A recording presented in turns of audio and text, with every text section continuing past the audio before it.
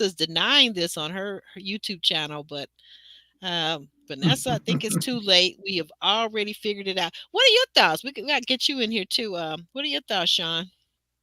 Any thoughts? Well, I'm going to say something that I know you and Jr. probably familiar with. You know what I'm saying? You feel me? You know what I'm saying? You know what I'm saying? You know what I feel me? I'm from Palm Beach. You know what I'm saying? But anyway, Oh, is that Will? Is that Will?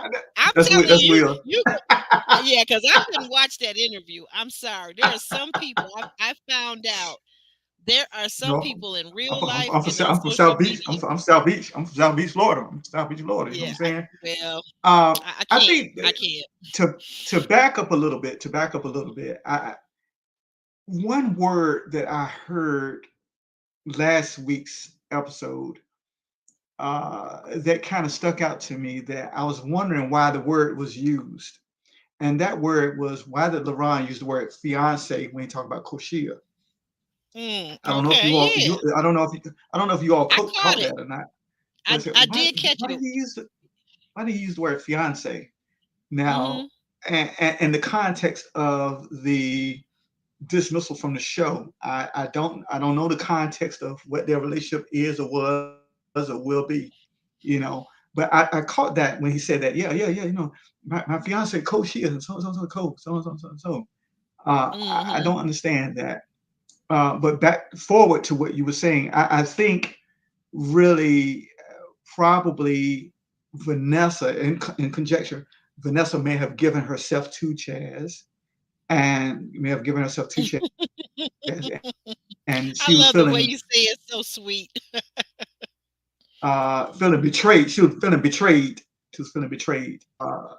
And so and because you know they say look you would as a matter of fact we should just sleep in separate rooms. You know we don't need to be in the same room. You know, and it was almost as if like okay I'll let you make the decision. You know because hey you know you don't seem to be too serious. Now of course Hmm. as we often say you know what we're doing is we are we are watching the edited version. We don't know the whole thing that went down. I don't know, but Okay. I don't know whether it was something forced to get him and what's her name Mika together or what have Hmm. you. You know just them holding hands, talking on the bed or what have you. You know it seemed mighty comfortable. It just seemed mighty comfortable. But anyway, we'll let the story speak for itself. Right. Yeah. It's a lot. It's a lot. So with that, what do you think, Jay? You think we're all caught up now from last week, pretty much? Yeah, pretty much. I mean, the events from last week definitely played a role in how this week panned Oh, out. So it was absolutely. very relevant to touch on them, right? Because we're Hmm. seeing the fallout from a lot of it now. Oh yeah. Well, Yeah. Right. you know, those women don't want to sleep in bed with each other. You know, they don't want to sleep in bed with each other. You know, they want to. They feel like by the time we get to this portion of the show, then hey, look, I think I feel comfortable enough with you laying in bed beside me. Mm, Wes, calm down, calm down. You are all. I can't put anything I can't put anything that you brought up on the screen. Well, as Jr. would say, them yams, those Them yams. Okay, yams, yams, yeah. yeah, those yams. So I mean, I don't know. Like I said, she's over on her channel, and married 10 years. Shout out to married 10 years. She's over there saying, leaving messages saying that apparently her son walked into the room as she was watching Married 10 Years review of last week, and her son was shocked to hear that his mother might have been having hot and heavy time with somebody. So, not his dad, but I mean, these people are divorced and she's single now. She's divorced and single, ready to It's mingle. So, trying to come back to the other side. Trying to come back to the other side now. Trying to come back. yeah, So that's a whole nother story. I think I would really love to interview her about that because I got my thoughts about coming back to the other side and why she went over to the other side and why she don't stay. You know what? I'm gonna say this, and I'm gonna leave it alone because it's a whole race issue thing. I'm gonna say this, Sean. I'm gonna say this. I'm yeah. gonna say this. This is my honest to God feeling when I think about the thing, because I think about these things as I'm walking and trying to get stronger and leaner and whatnot. I think about this. I think that like Mary 10 Years said, Vanessa could have stayed with her husband. Now, short of him being abusive, being an Mm, addict of drugs or alcohol or some mm, such thing like that, short of those type of serious situations, I think she probably could have stayed married to her husband. He had a job, he was working, he was loving on her, because this dating thing out here in 2024, it is no joke. It is no joke. She could have stayed married to him. At least that's mhm, your son's father. You know what it, that's the devil you do know, because it ain't nothing out here for you, sugar. I'm telling you, whether you looking in on the Caucasian side or the African American side, there's really not a lot out here for women. There's not, mm, Yeah, in but my opinion. unfortunately, social media has given the impression that there's certain things going on that may actually not be happening in real life. And also, Mm. you know, I'm going to tiptoe around this one because I realized that there's actually a large fan base for Vanessa out there, and they oh defend her yes. vehemently. So I don't think it's any coincidence that you know What I've what are had they defending? What are yeah, they defending? The fact that listen, she. they're defending their queen, Vanessa. So all I'll Oh. say is I don't think it's any coincidence that you have people like myself, married 10 years, um, Kamisha reviews, a few other people. It's no coincidence that when we have said certain things in commentary about what we've observed on the show, she has a fan base that's just started to come for people to try and defend or protect her, right, or her image or her or whatever it is they got going on. But like we all watch the same show and we all see things differently, um, and we're all watching the same thing. There's always different talking Right. points, different That's a opinions. good point. That's been happening every single season, and it happens not only on Ready to Love, but every other similar show, whether it's Love Is Blind or any of the other ones. Mm-hmm. But so people can make inferences or assumptions and things like that and give their opinions, and they may not necessarily be fact, or there may be other panelists or people that disagree. Mm-hmm. Unfortunately, that's the nature of the game. So, like, what I'll say is, if you were really concerned about what bloggers could potentially be saying about your connections, that's something that should have been looked into, like by watching some of the previous seasons, Yes. in some of the previous interviews. Then you would have been more prepared for what happens when the show's aired and then it's out there for everybody to view and critique or watch or analyze. Right. So if you didn't do that due diligence, then that's unfortunate. And then I'll Yeah. also say, just like Don't be a Mary, Clay. Don't be a Clay from Love Is Blind. But go yeah, ahead. listen, I'll also say, because you do still get people saying, I never watched the show before I came on. Well, that's really your fault because there's like 9 seasons at least, you know, Mm-hmm. to go back on. And if I'm sorry, but if somebody just said to you, you know what, we want you to appear on the show, or someone put you forward for the show, I'm sure you would want to know what the show's about before you go on it. So you would at least watch some of the previous episodes to see if it's something you could do. But evidently, there's still people that go into this blindly. But Yeah. yeah, I the other think. thing I want to say is, this isn't a kids' TV show. So if you Mm-mm. are watching it and you feel like it's gonna potentially have some commentary or some feedback on there that's gonna be for adult ears only, then you watch it in Mm-hmm. a setting where there's only adults around you, Yeah. because this Yeah. is a dating slash relationship show, and obviously there's not much profanity on the show itself, but we're dealing with adult topics. So there is a likelihood that if your child comes into the room, they're going to be hearing stuff that is far beyond their age grade already. And so Mm-hmm. you can't really be watching this around children now. So I just put that out there, um, because unfortunately, if there are things that we see that differ from what other people see, It's not being negative. It's actually pointing out things that we, from our perspectives and the way we see it. Right. And And you it may said not you align with people who are out there butt kissing or trying to defend certain things because mhm. they want to see someone in a certain light. They're entitled to do that as well. Yeah, But you said a mouthful. You said a mouthful, and I think you're right. Like you bring up a very good point. So between the three of us, we're all watching the same show. Sean may see something that I missed. He may see it a different way because his life experiences are certainly different from mine. We're different genders. We live in different parts of the country. You live in a different part of the world yourself, Jay, and I'm a woman. So we're gonna see and pick up on different nuances that the other person may miss or may just write off as not really being important. So I think my Geiger counter on the who's had the personal relations is hardly ever wrong. So I say she did. I said they did. That's what I say, and then she can come on the channel and interview with me and tell me differently or prove me differently. I may be wrong, but I'd be willing to bet. I'd be willing to bet $100 on it. I sure would. And then here's a thing that's so telling though is that it's a yes or no, or is it a he said she said out of her own mouth as recorded and shared out with other YouTubers such as Kamisha Reviews. Go over and check it out, the audio.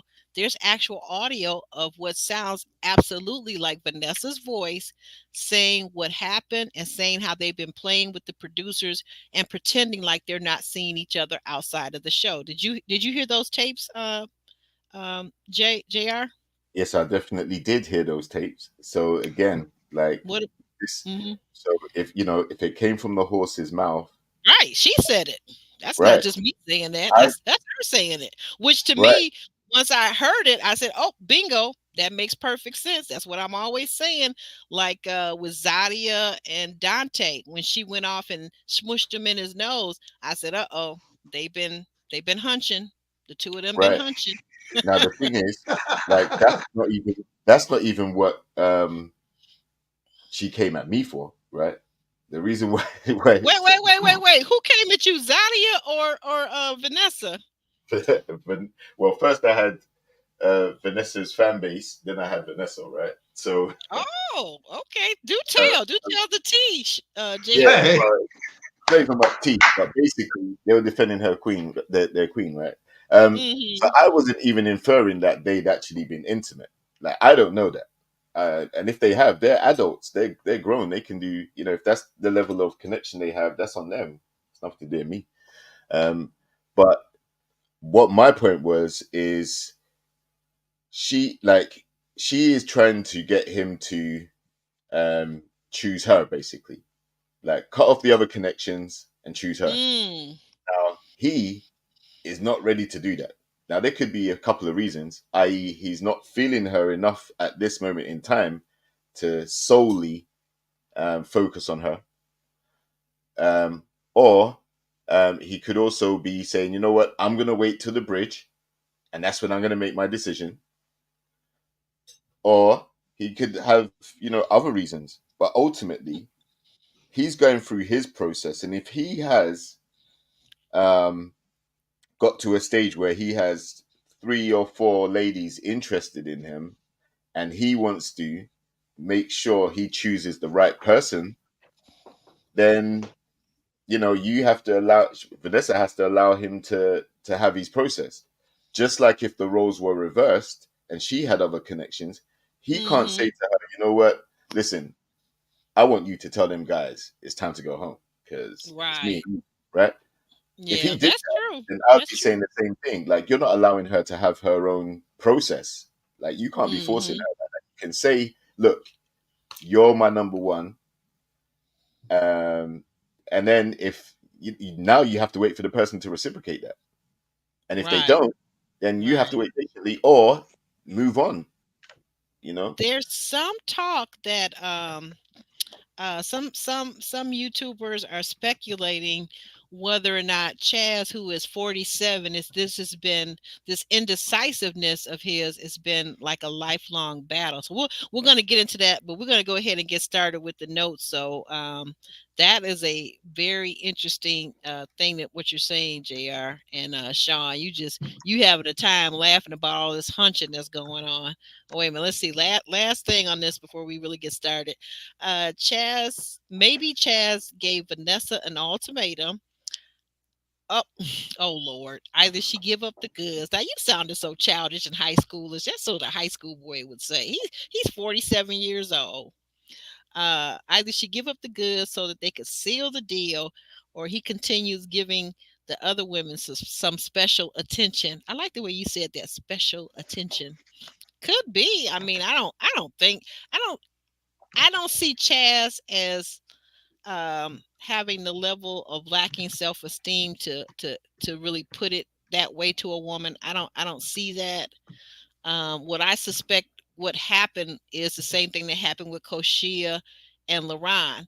Koshia and LaRon had relations too, right? They had it early on, and then he got rid of her, right? Because basically LaRon has already told us that he doesn't want a woman with kids. And what does Koshia have? She has two kids, right? And she's been married before. So for him, that was just, fun, hot and heavy time, maybe for her too. So you have these people that fizzle out because they run and they have relations really quick, don't even know each other. And then now they get back on the show and their feelings get hurt because the person they had hot and heavy time with is now eyeballing somebody else. So that could be the next person in the next notch on their belt. So that's what I'm thinking. Right? Uh, But that's that's that, that's what that's I'm called seeing. that's called well, that could have something to do with what they call post nut clarity, right? Uh, Hmm. you know, someone might find you attractive. That if a guy, sometimes it's the realization afterwards that okay, this connection isn't going where I want it to go, or it wasn't what I expected, or um, I don't want to pursue this anymore. But again, I don't know whether Laron and Koshia did that. I'll go with your theory, but I don't know, right? But Yeah, yeah. it wouldn't surprise me There you if that go, did Miss happen. Yuffie. Because, like I said, they're adults. Like if that's the nature of their connection, then that's cool. Like, then no one said you had to be celibate and be a virgin, and that's not a condition on the show. Mm-mm. So, No, it's not. right. So if your connection has a physical or sexual component to it, and you explore it, you're grown enough to. It's not your first ride on the rodeo, so to speak. Mm, so So to speak. yeah, like there's nothing wrong with it. But but I can understand why if you had done that, if you had taken your relationship or connection to that level, Hmm. then you've got LeRon orchestrating you being voted off. I can see why there would be some bad vibes about it, and I can also see why LeRon would have felt away when she stopped calling and messaging, right? Because now Yeah, because that you is one of the things right, that before Koshia got voted off, we found out from LeBron that she hadn't been calling him. And then, remember in the scene they showed him supposedly being upset that she was giving the other guys attention, right? exactly. Right. So And then yeah. you know what's crazy? It's crazy Hmm. because then he's gone on a warpath after she's been eliminated, trying to get rid of those that he felt contributed to her being eliminated.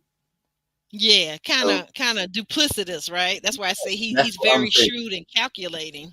Right. Or it's very snake-like behavior, right? Very. Mm.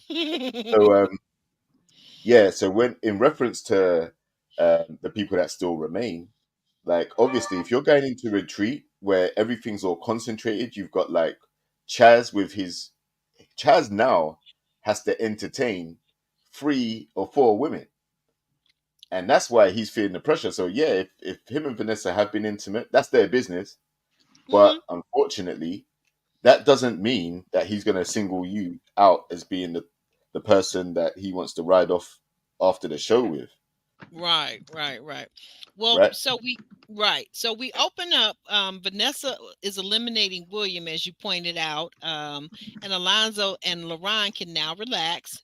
Chaz says to the guys that he was worried. And do you even understand what Chaz is talking about? Like, why was he worried when he's got 4 women that are into him? Can you explain that, Sean? Well, I really don't. I think my question was, why did Tommy tell him last week? I'm watching you. I don't know what was in between Oh last week yeah, and this week. Of course, there's no break in between. When he said, mm-hmm. "Woo," I thought I was gonna be on, and he said, "Well, I'm watching you, Chaz. I'm watching you." So I don't know Yeah, because I mean, but whether he it sounds crazy they had been though. to the Why would principal's you office on say? him. Yeah, I don't know if they had been to the principal's office on him or not. What have you. Oh, okay, But got you. so I mean, I don't know. I don't know. Yeah, But I don't know yeah, why he thought he would have been eliminated because know, if you look at it as a game, he's playing the game okay. yeah. If you look at it He's as a playing game, with real, what real have you, sportsmanship. Hmm. real sportsmanship, just like LeBron. I mean, LeBron, Yep. like I put in a comment earlier, you under promise and minimal deliver. You don't have to make any over promises, so therefore don't expect anything. I'm just going to under promise you, you know, and Hmm. minimal delivery. So I think that's what it is.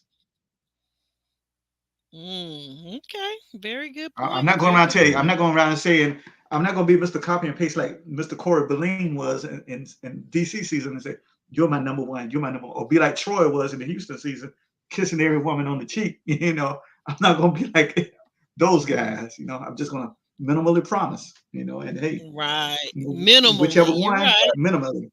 Yeah, But you know because Hmm. what? like when she asked him, she said, "How does it feel to be the man with the box?" You remember that? Mm. Yeah, I And he said, remember. "Well," he Yeah. said, he said, "I can see a connection with all my connections after this process." That was a safe, good Right. answer. Yeah. That was a safe, good answer. Yeah. He also said this week, Chaz also said that he was attracted to 10 out of the 11 women when there was only 10 women. So Chaz, Chaz, you're a mess. But I like Chaz. Chaz will come in, jump in your chat, and he'll chat you up, and he'll let you know that he wasn't the only one having hot and heavy time this season. He wanted us to know that a lot of them grown folks was doing what grown folks do, and you ain't got to remind me because, like I said, I can see it on the screen when somebody's getting all bent out of shape over the littlest thing. I'm like, yep, she in her feelings Hmm. because what she had relations with him, or he had relations with her, however you want to say it. So, Yeah. but anyway, Well, the oh, thing is, go ahead, Jeb. like, Mhm.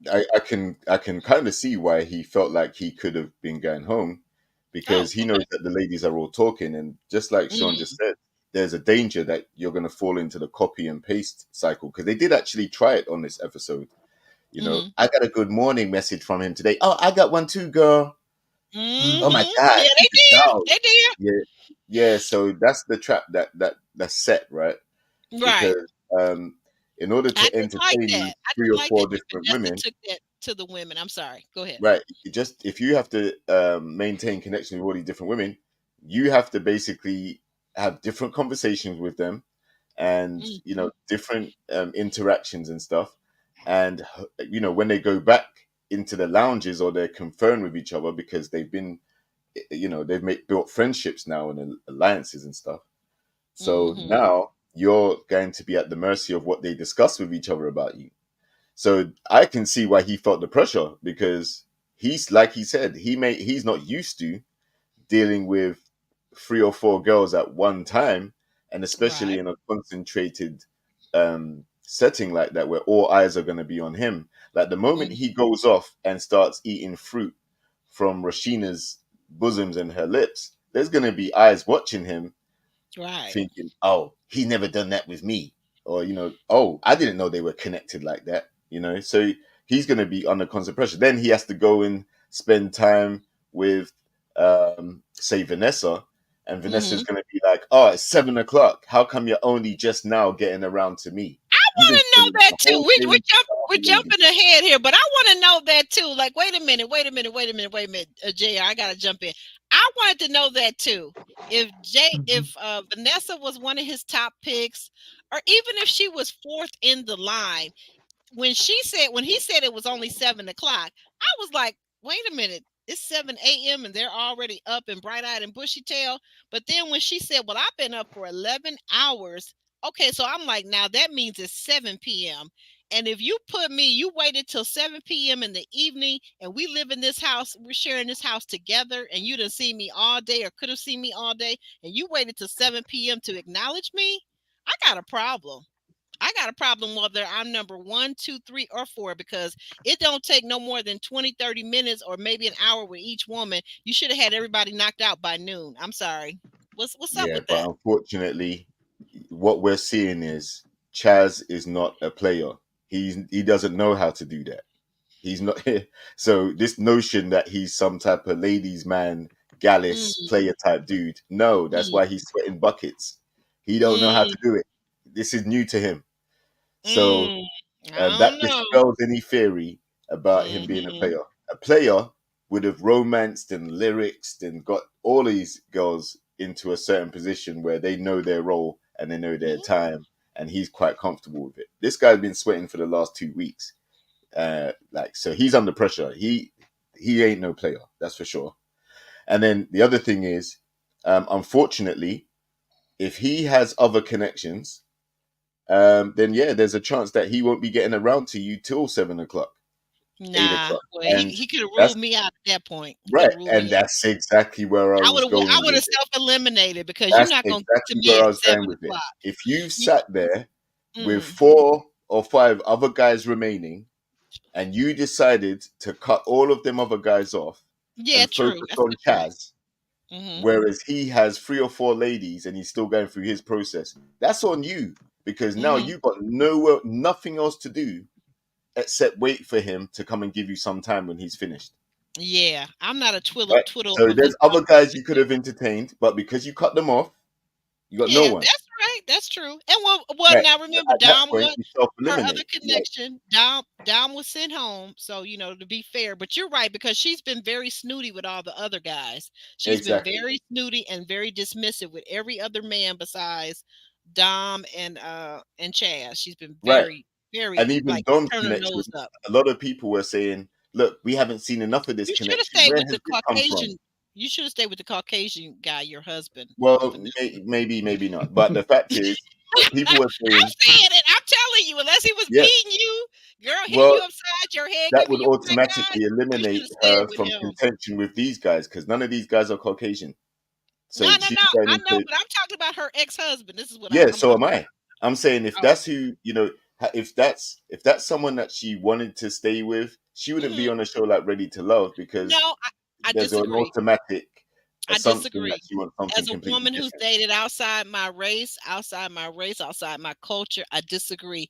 I think that there are some of us who are sapiosexuals that love people, and we don't look at this color of anybody's skin. Like Dr. Martin Luther King said, I don't judge people by the color of their skin, but by the content of their character.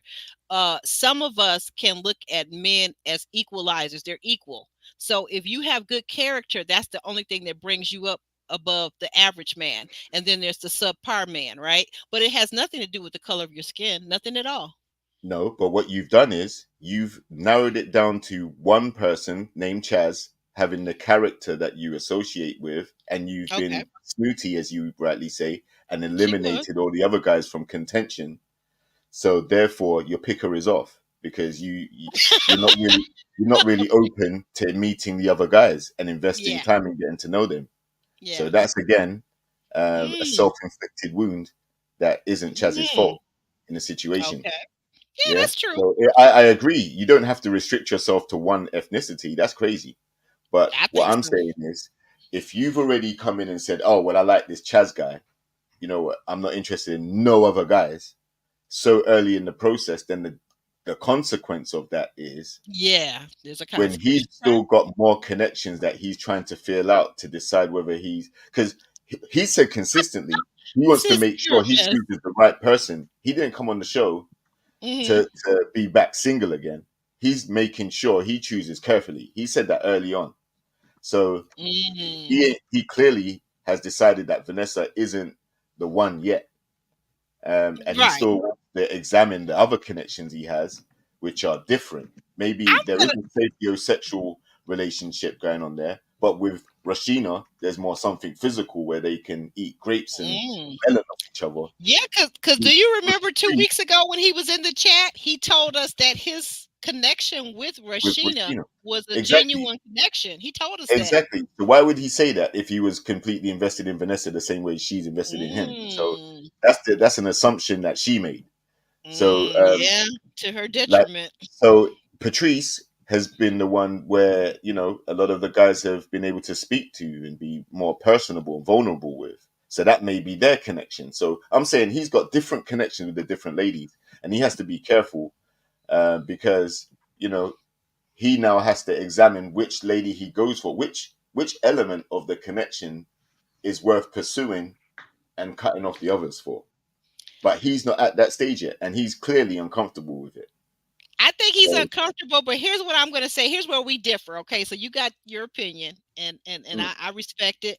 But here's where we differ. Here's where we diverge. A lot of what you're saying, I definitely agree with. But here's where we differ. I think that Chaz is this guy that doesn't make executive decisions as it relates to his dating life. I think that this guy at 47, never been married. Now I know he tells us the story of there was a woman in his life, I think maybe his ex-fiance or former fiance, who was carrying his child and unfortunately had a mishap, unfortunately. So mhm, and that's sad. I do you know give my yeah, condolences for that loss, because I think that's a very difficult thing. And every time I carried my children, I was always praying to the Lord that, please, Lord, don't let anything happen to them. Right. So that's mhm, very serious. But at the same time, I think that was over 20 years ago, too. 20, mhm, 15, 20 years ago. So my thing is, and I tell widowed people this, men particularly, that want to get out here and jump out here and start dating. Like, they're widowed, they've been widowed for 2, 3, 4, 5 years. They get out here and they want to start dating, but then they want to hold back their emotions, their feelings, their vulnerability. Because why? Because they want to lean on that crutch of, well, I'm a widowed man, I'm widowed. I say, well, who gives a damn? That's what I say. Really, who gives a damn? Because the moment you enter the dating market pool, that's the moment you should be available and know what you're getting into. Just like we always say about the people that go on this show, like you were saying so eloquently, JR, that these people that come on the show, they should have some idea of what they're getting into, right? I say that these men that come out here in the world, they've been widowed, they lost a wife to death. Sorry, my condolences.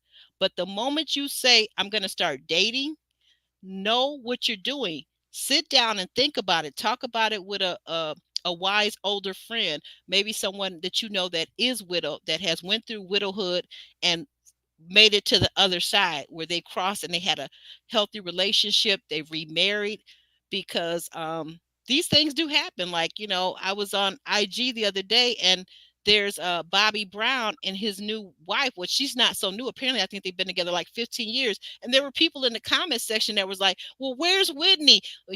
We only like you with Whitney. Well, guess what? You don't have the right to control somebody because their wife divorced them or passed away, and you're sitting up looking at 20 years ago when he was with Whitney Houston. This man is living and breathing, and unfortunately, Whitney is in another plane, on another, mhm, in heaven, wherever. She's not here on this plane of earth, right? So I'm yeah. very much a person that believes in living for today.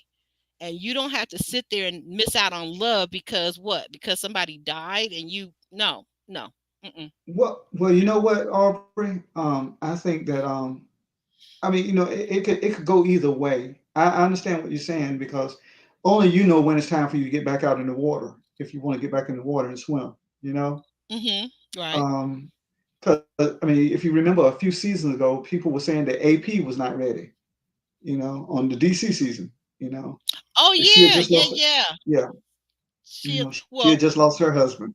You know, he had and been and she passed and I away talk for a every now and then. while. Yeah, yeah, she Mm-hmm. and I talk every now and then. But you Mm-hmm. still see that she's still in love with the memory of her husband. What have you? Now I Yes. don't know. Yes. I'm not going to pass judgment on her whether she's ready to No. love or whether the next guy will be in having big shoes to fill because her husband was so good to her. It's just that. when you love and lost either through death versus divorce, I think Mhm. divorce is a different type of quote unquote death than death is. Death is Mhm. finality, but I've known people to become better friends after divorce versus when the coffin is lowered into the ground, that's almost like the finale. I mean, there's no coming back from that. Right, So right. I mean, I agree. it's I understand that there's two different types of grief yeah, with the divorce and with the death. yeah. But Well, you'd be surprised, to your Hmm. point, you'd be surprised at people that have been divorced, men or women, that Hmm. sometimes maybe because of that they feel so grieved by that divorce, because they wanted to be married forever to this person, right? But for whatever reason, it Hmm. didn't work. So there's a lot of grief there where people, they don't want to ever marry again. They may go out and date, but they've determined that I'm never going to marry again because I never want to go through that experience of divorce. I'm right, divorced, and I'm going to tell you that when you go through a divorce, it is one of the most painful things next to death that you will ever experience. Because why? For us as believers, and you could probably maybe relate to this a little bit, Sean, being divorced from your spouse, it is the tearing of a spirit. So when you joined together as husband and wife, you became one, right? And God Hmm. blessed you and blessed your union for you to grow as one. And for whatever Hmm. reason uh, that you had to get a divorce, now there is a tearing of your whole entire spirit and psyche. It is very, very painful. Trust me, I know. It Okay. is. right. And you know what? It You is. brought up something very relevant. Vanessa stated that she doesn't want to get married again, and that's Hmm. because she went through a divorce. Yeah. Chaz is saying he wants to find his wife and kind of settle down, right? So that's who he's Right. looking for. That's his process. He's looking for a wife. Vanessa is looking for someone to be with, but without getting married. And that's Ah, you're because right. she's She did still say that a Yeah. couple episodes right. ago. She's You're still right. in that position where she's scarred by whatever marriage, whatever happened in their divorce or whatever, or the Hmm. reasons what Hmm. led up to the divorce, and she doesn't want to go through that type of experience or trauma again, Hmm. right? So that's another reason why they're not aligned. They're not even connected. They don't even have the same outlook on what they're expecting from a relationship, Hmm. right? So, Right. and then with Chaz as well, like unfortunately, him adding more connections was a very dumb move because you already can't cope with the three you have. And that to me shows that he has not decided on which lady he wants to be with at the end. Like, so he may be giving them a little bit, like giving them the carrot, but ultimately he has not got the tunnel vision or the attraction level to any one of these ladies to say, you know what, you're the one that I'm looking for. He's not like LaRon, where LaRon's seen Maya and said, you know what, me and you could do this. Me and you can be husband and wife. Me and you could, like, Chaz is not doing that. LaRon's talking that type of game, right? Chaz Hmm. is saying, look, like, I want to get to know these ladies. I want to all this other stuff. Now it's the show. It's the process. There is no reason technically where at this point he has to have one connection only.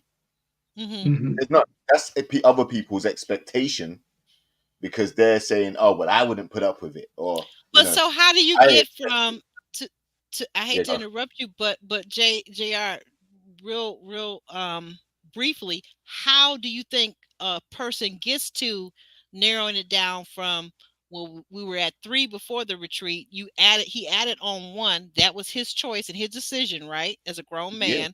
Hmm. Okay, so how does he, if he says he wants to be married, how does he reconcile that, and how does he get down to the one?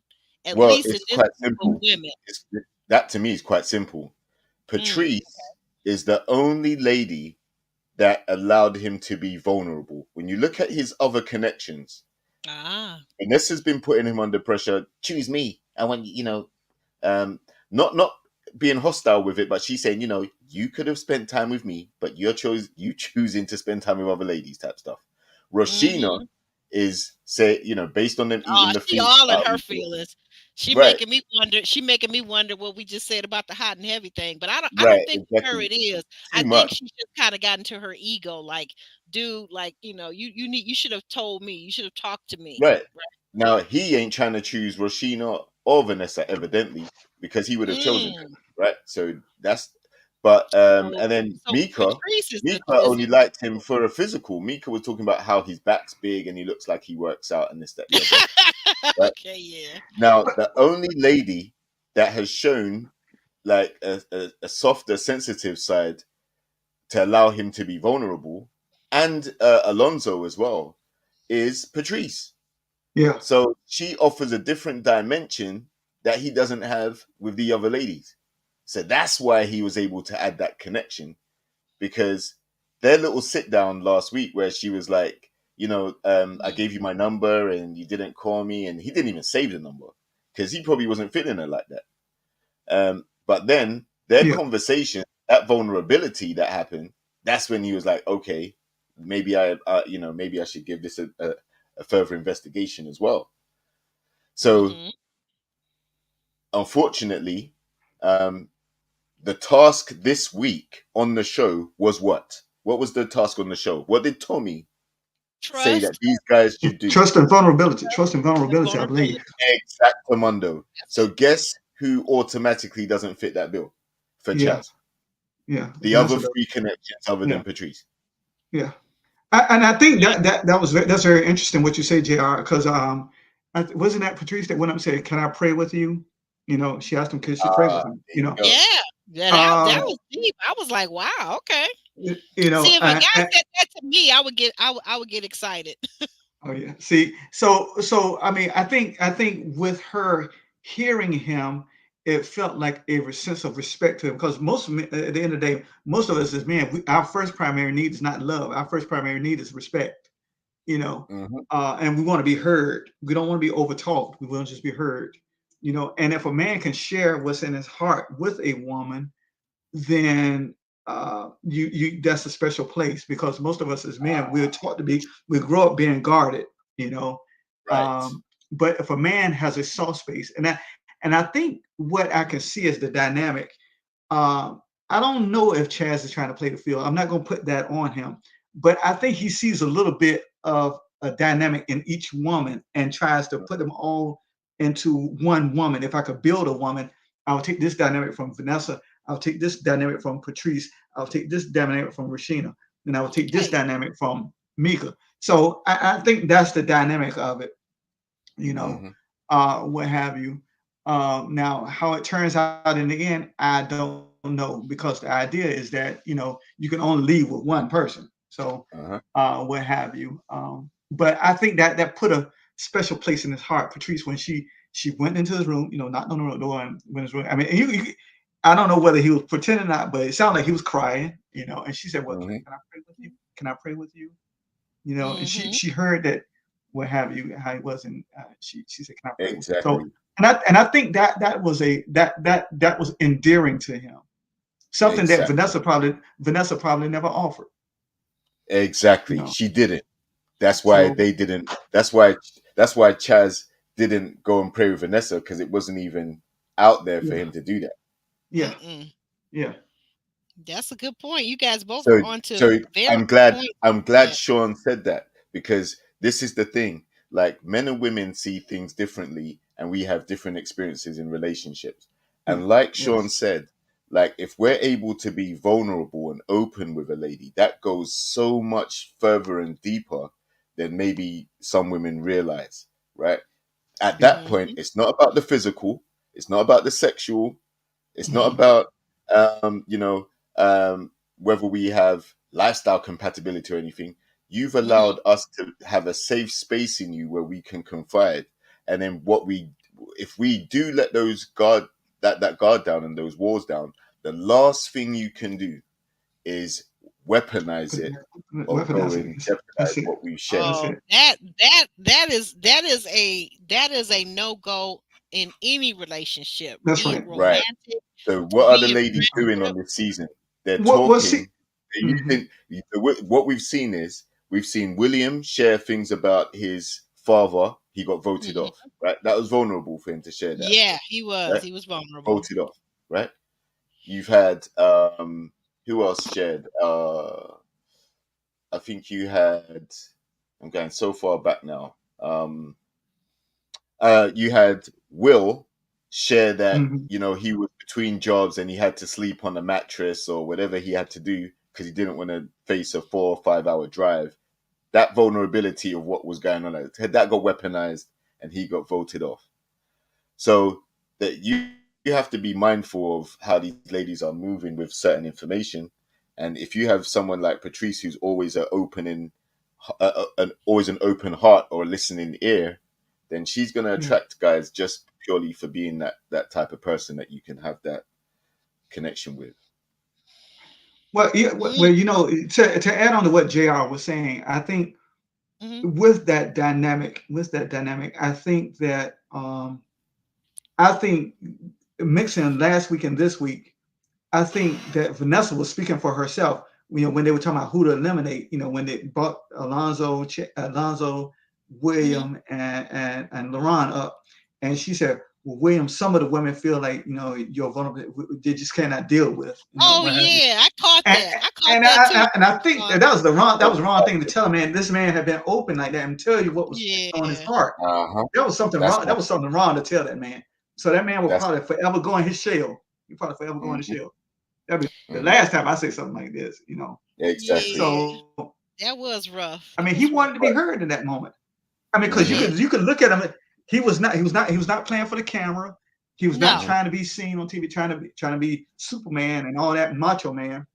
But No. he was talking about how it was literally breaking him down, trying to be there for his father Exactly. and his family. So, especially when you have a man, I mean, I can understand, most women can understand a man's affinity towards his mother, but a man's affinity toward his father, Mhm. this is something, a Mhm. different dynamic, you know, Right. That's true.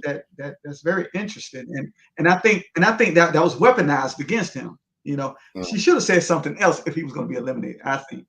I don't know if they Oh, give them a he got prepared in the speech, what to say. came out the Oh, bushes oh, or there's. he got okay, I'm gonna tell you. Okay, so next to me at the Um, top and to my right is Sean A. Stokes. hey, Um, that's my brother. That's my brother there. Hey, Chaz, how you doing, man? yeah, Yeah, okay, that's go Sean, ahead. and he's there in Dallas with you guys. And then over Yeah, here down at the underneath me is JR. He's from the UK. And I think you yeah. heard him talking the last time you were in our chat a couple of weeks ago. So Mhm. which part did they nail? Because Chaz is saying you guys just nailed it regarding something. Are you saying the sensitivity or the being vulnerable part? Because that was Being this vulnerable. I week's mean, praying with the discussion. man. Just praying with the man. Offering to pray with the man, probably. Right, right. But I'm Yeah. saying, but that was a part of her being sensitive, showing that she's trustworthy, possibly, and that she is okay with the man being vulnerable. And this is something like JR and I talked about this earlier in the week. We talked about this. I was saying to him that I do respect that we as women, I'm seeing it in a lot of the different reality shows like Love is Blind, Married at First Sight, particularly with Married at First Sight, for example. Let's talk about that real briefly. This season, the women have on this season of Denver, the women have weaponized the men's when they're vulnerable, they weaponize that against these guys. And I don't think that's right. And I think that as a woman, I feel like I can see myself sometimes in some of the things that I do because you're conditioned as a woman sometimes growing up in society. Okay, so you have certain social norms. And one of the things that I grew up with at the time I was growing up is that, men don't cry. But men do cry, Yeah. right? It took me a minute. I'm not saying that Mm-hmm. like I didn't realize that, but how I caught that was like when my son was young, I don't know, 7 or 8, something happened and he's crying. And I told him something that I had heard other people say, other mothers say to their sons, boys don't cry. And as soon as I Mm-hmm. said it, I knew I said the wrong thing. And I sat down and I told him, I said, you know what? Mommy's wrong. Mommy's wrong because boys and men do cry because you guys have feelings too. And so we as women, we have to create a safe space for our man. If we're not going to have a safe space for our man, then we can't really expect how will we expect a man to fully fall in love with us? Because that's what love is being able to trust your partner. They got your back. They don't take the things that you say, weaponize it, use it, and hit you upside the head with it. Go tell other people what you said, your most intimate personal secrets. That's a problem. That's a real problem. Guys, It would you sure agree? is. It sure Okay. is, because unfortunately, um, this is a very important thing to acknowledge. Like, men have feelings too, and what we've seen is and I'll just break it down. When I'm watching these last two episodes in particular, where I'm seeing Chaz say, "You know what? I can't take this no more," or "I'm struggling," or "I'm under pressure," right? Um, you know, that's not him. I don't think he's faking that. I think he literally is a fish out of water in this situation. And this notion that men must be strong and silent, you Right. know, men don't cry, like men aren't emotional. No, we are, but we have to do it in a different way, right? Mhm. And the thing is, if we are too emotional or too vulnerable, then that can also be a sign of weakness that repels the women that were attracted to us initially, because they see us as soft, or we're not able to deal with pressure and things like that. So there's a balance that we have to have. And then again, like I said, if the person that says they care about you weaponizes your moments of vulnerability, then that person is not meant to be with you. They've automatically eliminated themselves from contention, in my opinion, because part of being in a relationship is you share and confide in each other, and you're supposed to build each other up, and console each other and try and be each other's strength. At the end of the day, when you come home from work and all of that stuff, you're supposed to be trying to create memories, not weaponizing things that the person shared with you last week, or how trying to score cheap points and things like that.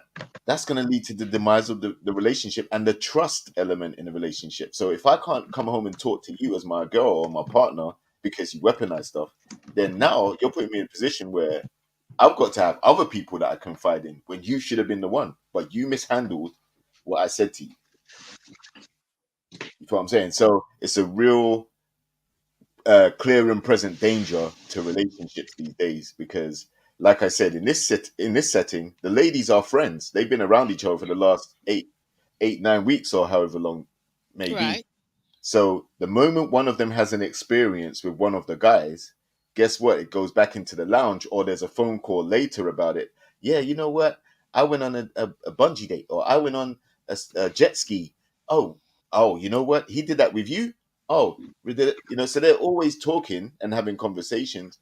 But Yeah. if you're This is a sharing problem. stuff like with what William said, about his father being poorly, and you know what? Well, that's just too much for me. No, like he volunteered that information because it's something he was Yeah. struggling with. He didn't have to share it. To be honest, it's nothing to do with the process, to be honest. But he felt like, Mhm. he could open up to Patrice about what was happening. And the other ladies were like, yeah, you know what? Well, combined with everything else you got going on, yeah, I ain't dealing with all of that. So you got to go home now. So, like, unfortunately, you have to be a Well, safe space for each other. mhm. That's what I'm trying to get, because that builds your connection.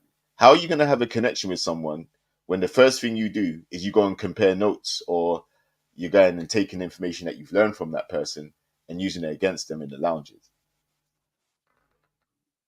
Right. Well, Aubrey. Well, Aubrey. I think that I mean, just to gently, I believe, correct a remark that was just made, Miss Iffy. I don't think Chaz had baggages. I think when we see a man who has vulnerability, that it is not expected of us as men to expose that vulnerability. Um, because we are sometimes men seen as having to always have an answer, having to always have it together, having to always be Johnny on the spot for everyone and everything else. And when we see a man who, and we feel like men don't have the word overwhelm in our vocabulary, we think that's the quote unquote punk way out. Hey, what you need you a man, you should be able to handle this. You should be able to handle this. And a lot of stuff gets thrown at a man.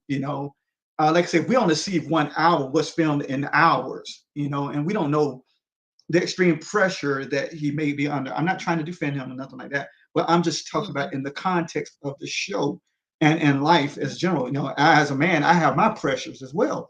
I'm sure Right. JR is a man. He has his pressures. So there's a lot of pressure of being manhood. Because we're up against this whole culture of things, what we call quote unquote toxic masculinity nowadays. And what that looks like. Okay.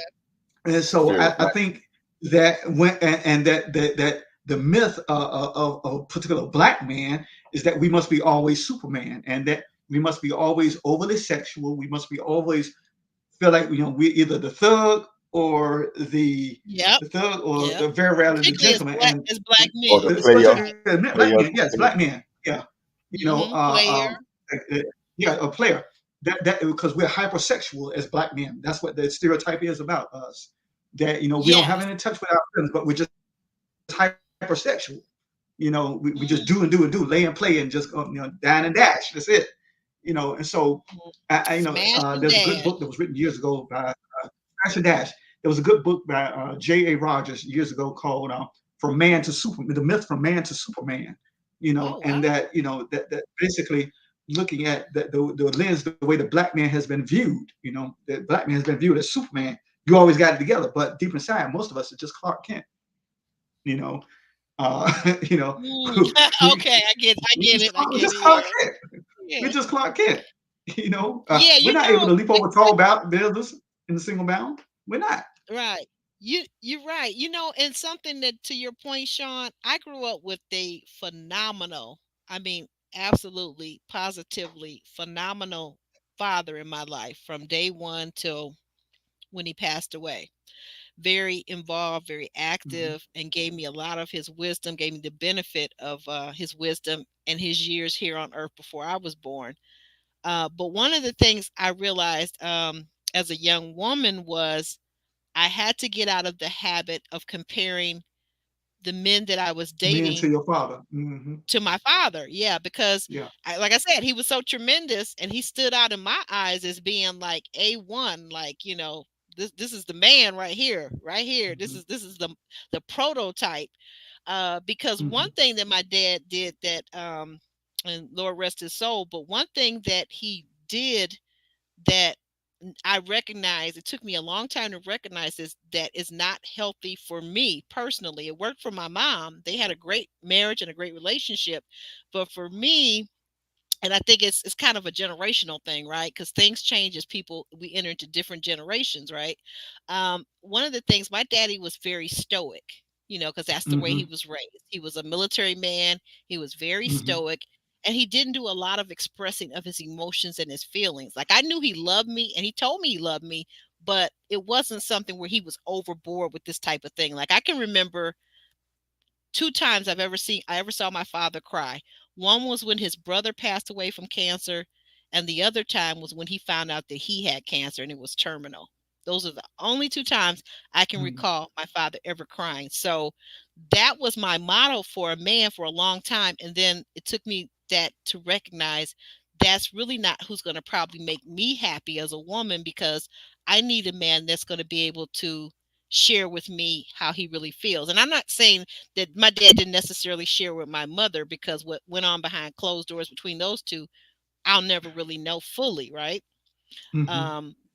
But I needed something different. So I think for us as we move forward as men and women, a lot of times we have to recognize what is our faulty thinking in relationships that gets us into trouble, where things don't work out. Like, are we What? thinking of this person should Yeah. be like my mother or my father? Yeah. Go ahead, Sean. Go ahead. We do feel those dynamics that they should be like one of our parents, and we use that as a benchmark.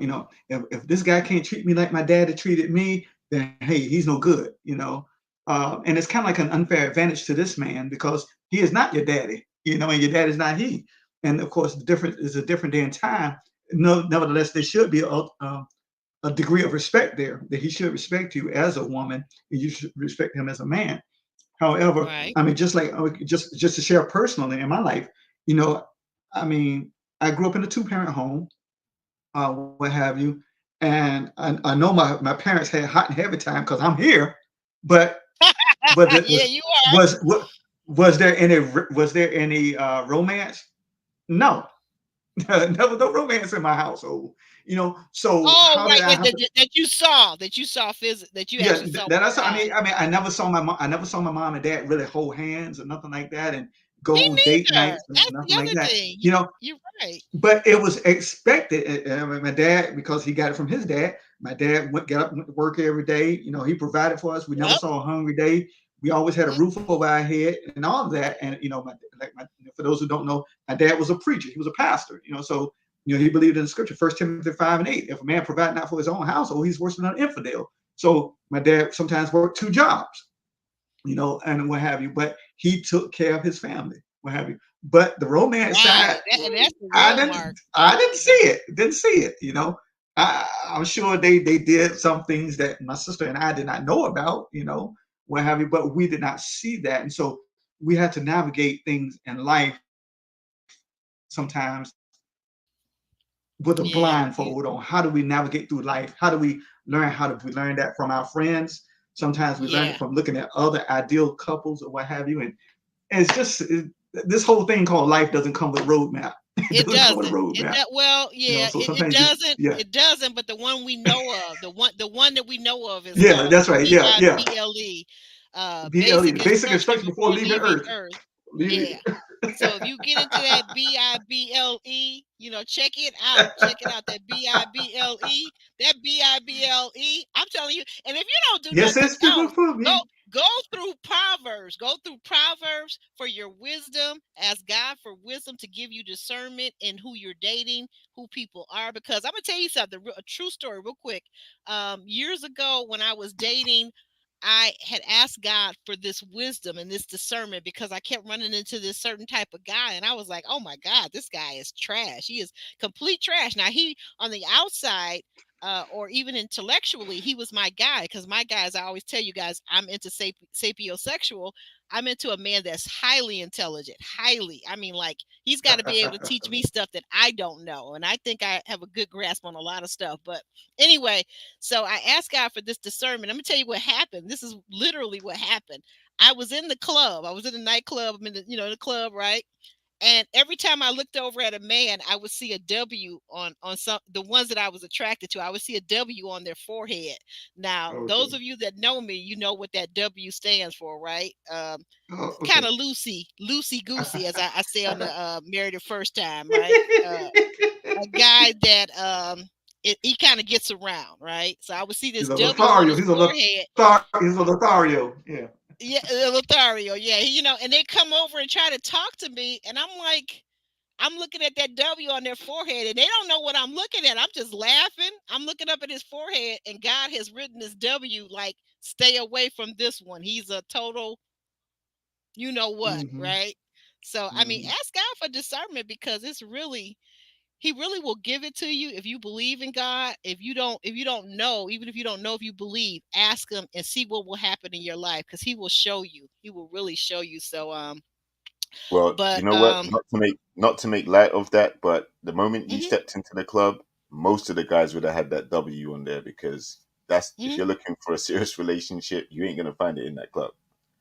You yes and no. I agree with you to an extent because you're right. Like we think of and see that's a kind of a stereotype. You think of certain types in a nightclub, right? Yep. But when I was younger, okay, so we're going back some years now. When I was younger, that was your place. So like you guys now, you have social media, right? You got Tinder, you got plenty of fish and all the other online virtual look around and swipe right, swipe left, or whatever that thing is, right? But when I was a young woman, you had the nightclubs, you had church, and you had work and school. This is how you meet people, right? But my Tinder. point Bump. is, I could see that. I'm Yeah. using an example of the club, but I would also see it in my everyday life. I just use the club because you're right. Maybe they're actually more is more compressed. There are more singles in a club, or maybe hopefully singles. Because I literally would run into guys sometimes at the nightclub, sitting at going to the bar to get my drink, and a guy would offer to buy me a drink, and I'm looking at his hand. He's got his wedding band on, and he would tell me, he's like, "Oh yeah, I'm married, but I'm just looking for a situationship, basically." Good I'm time. like, You're looking for a "What? good time only. That's what that Yeah, is. now, hey, I'm not here for a long time. I'm just here for a good time." I'm like, "What? Exactly. Are you serious?" Like, so you run into, but my point is that to really have that discernment, is a whole nother level. And then the other thing is that I would just say to young women, middle-aged women, older women like myself, mature women, seasoned women, as I like to call myself, is that it's really not necessary to be out here giving your body away to every Tom, Dick, and Harry, because, as JR pointed out, everything comes with consequences. And I feel like when we've, as a society, made hot and heavy time so casual, the consequences that come with that is a broken world that we're living in right now, where you have a lot of children born out of wedlock, where you Mhm. have people that have permanent diseases that they can't even get rid of. It's a lot that comes with that casual. It's not so casual after all. So just something to think about. Yeah, Sissy says what? Clubs were much different back then. Exactly, Sissy. Like, I have several friends, a few friends, I won't say several. I have a few friends that have met their husbands in clubs, married them, still happily married. So clubs back then weren't, I mean, you had all types. You're just as likely to see, like, I can remember being in a club, and I would see my high school teachers in the club.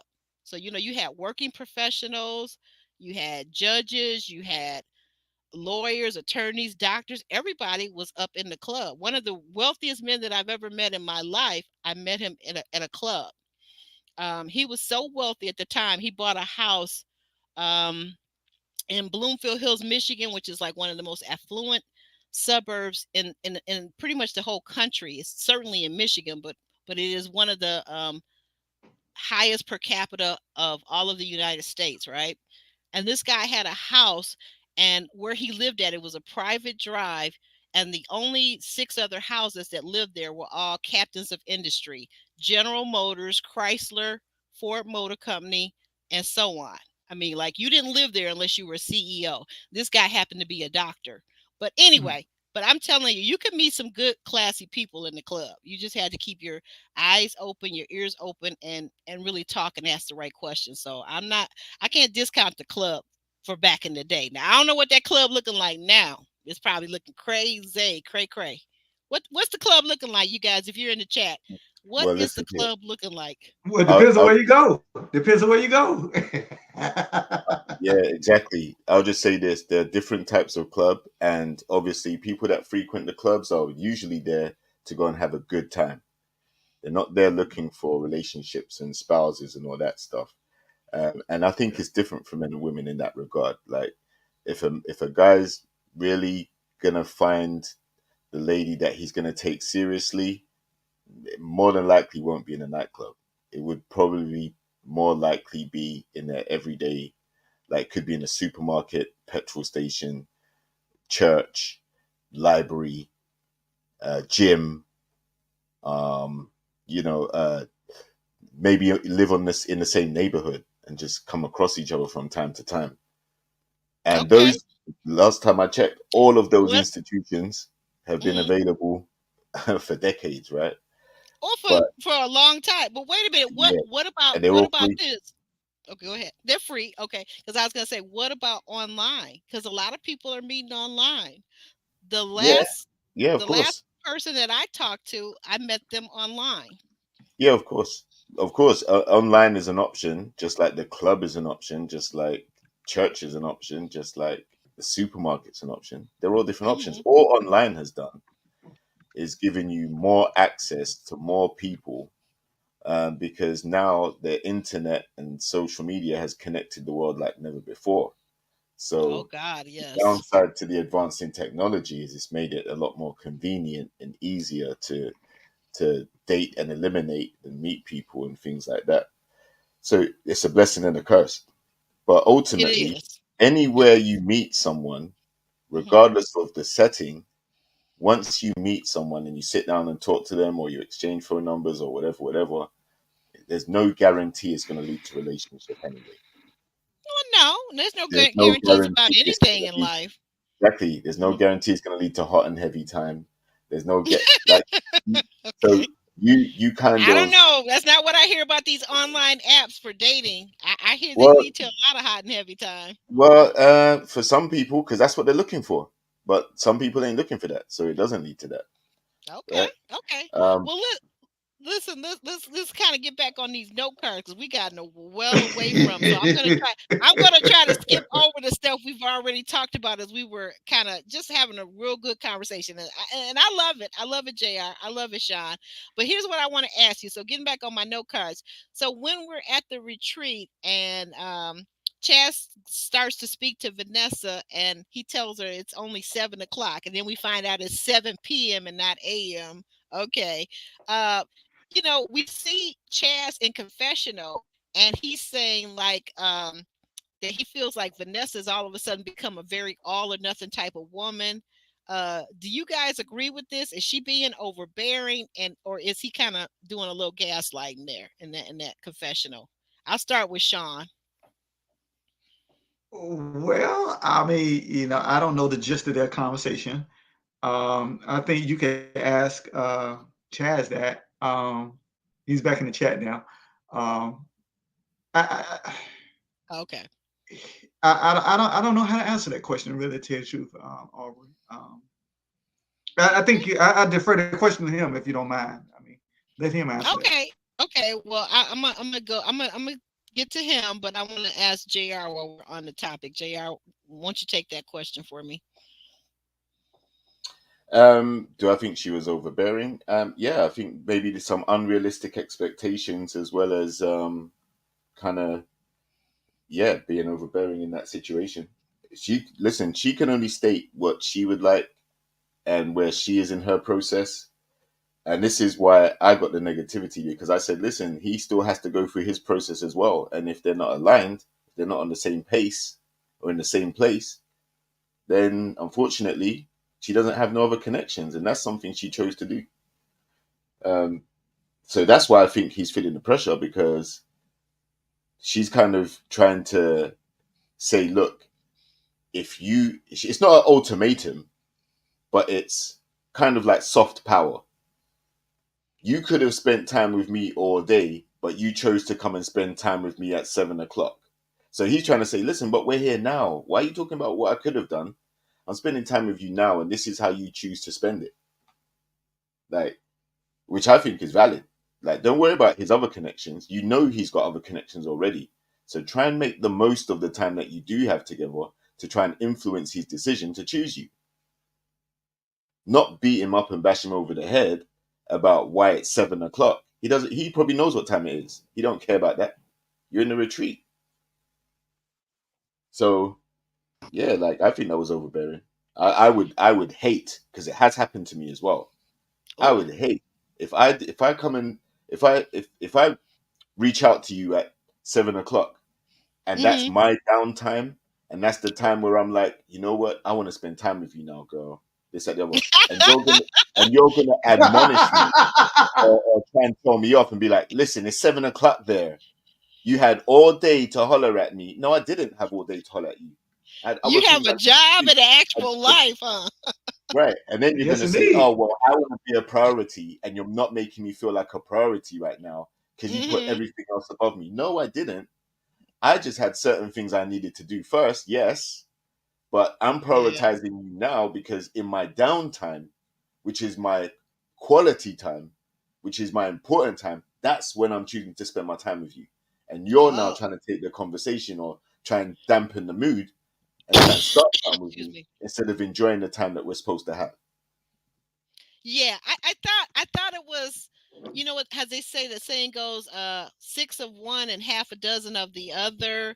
I felt like I could understand and relate to both sides of it. So as Vanessa, as a woman, I could see Vanessa was trying to hold Chaz's feet to the fire. That's the way I looked at it anyway. I took it Hmm. as, he came to her and he was talking to her, he was holding her hand, so he was making an effort to kind of woo her and make her feel better and talk to her. And she comes out the gate with, well, I want to know what your decision is, or that was kind of, I'm paraphrasing it because she didn't say that exactly, but we knew that was what she was really trying to get at. And then she kind of admonished him for adding another woman onto the roster, going from 3 to 4, which again, I kind of understand that because Chaz, you're looking kind of wild out here. Like, you wilding out. What is it? Kojo always says you moving mad. You moving mad, man. Like, Baby, what? move man, What? baby. Why you gonna add on one new girl to the roster? You already up to 3, and then you gonna add another one on? I'm like, man, oh man, that was just like, that was a lot. But at the point where she said maybe the first line or two, like I would have questioned you about it had I been her. And then I feel like, because I don't know, me, I got this sense of composure that was put into me by my mom and my dad, who were very proper type people. um I would have left it at that. You could have answered, you could have said woo woo woo, whoop de whoop de woo, whoa whoa whoa, or whatever, as Come as on, Will Will. would say, Come on, as Will. Come on, Will would Will. say. But I mean, he got me saying his blood, you know. But you get what I'm saying. But then I would have left it alone because my pride would not allow me to sit there and quiz you. You're not my man. You're not my husband.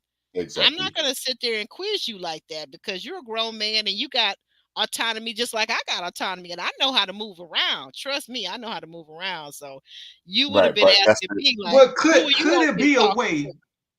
Hmm? Could it be a way of marking her territory?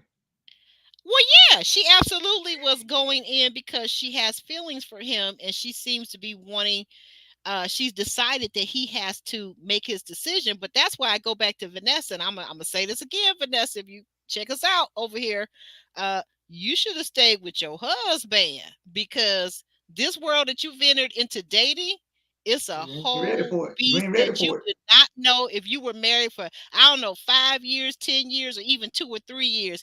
It has changed so drastically that if your man wasn't beating you and he wasn't on drugs, he wasn't strung out on drugs, you should have stayed with him. You should have got into therapy, counseling, and you should have worked that crap out, because you're not going to find a whole lot out here. You really aren't. well, Okay. you know, you know what? Aubrey is just like, our buddy Ron. The same thing happened to him. Who's your number one, Yeah. Ron? Who am I your number one? I mean, Oh I yeah, mean, with Alexis, when she was asking, yeah. was she his number one? Was Exactly. was she? But she What? would And then the it difference go. was, oh, go ahead. I'm sorry. My I bad. mean, it goes from Ron to Phil in DC. When Phil did not Hmm. tell Sydney when Phil did Oh not tell Sydney what she yeah. wanted to hear, then she Uh-huh. accused him of this. When Ron didn't tell April what she wanted to hear, and then that went off left. And now, You're right. so it seemed to be like you want to pigeonhole me, And look, we haven't Mhm, gotten to that point yet. We have not. I have not decided. mhm. Hey, Hmm. we're all in this house together.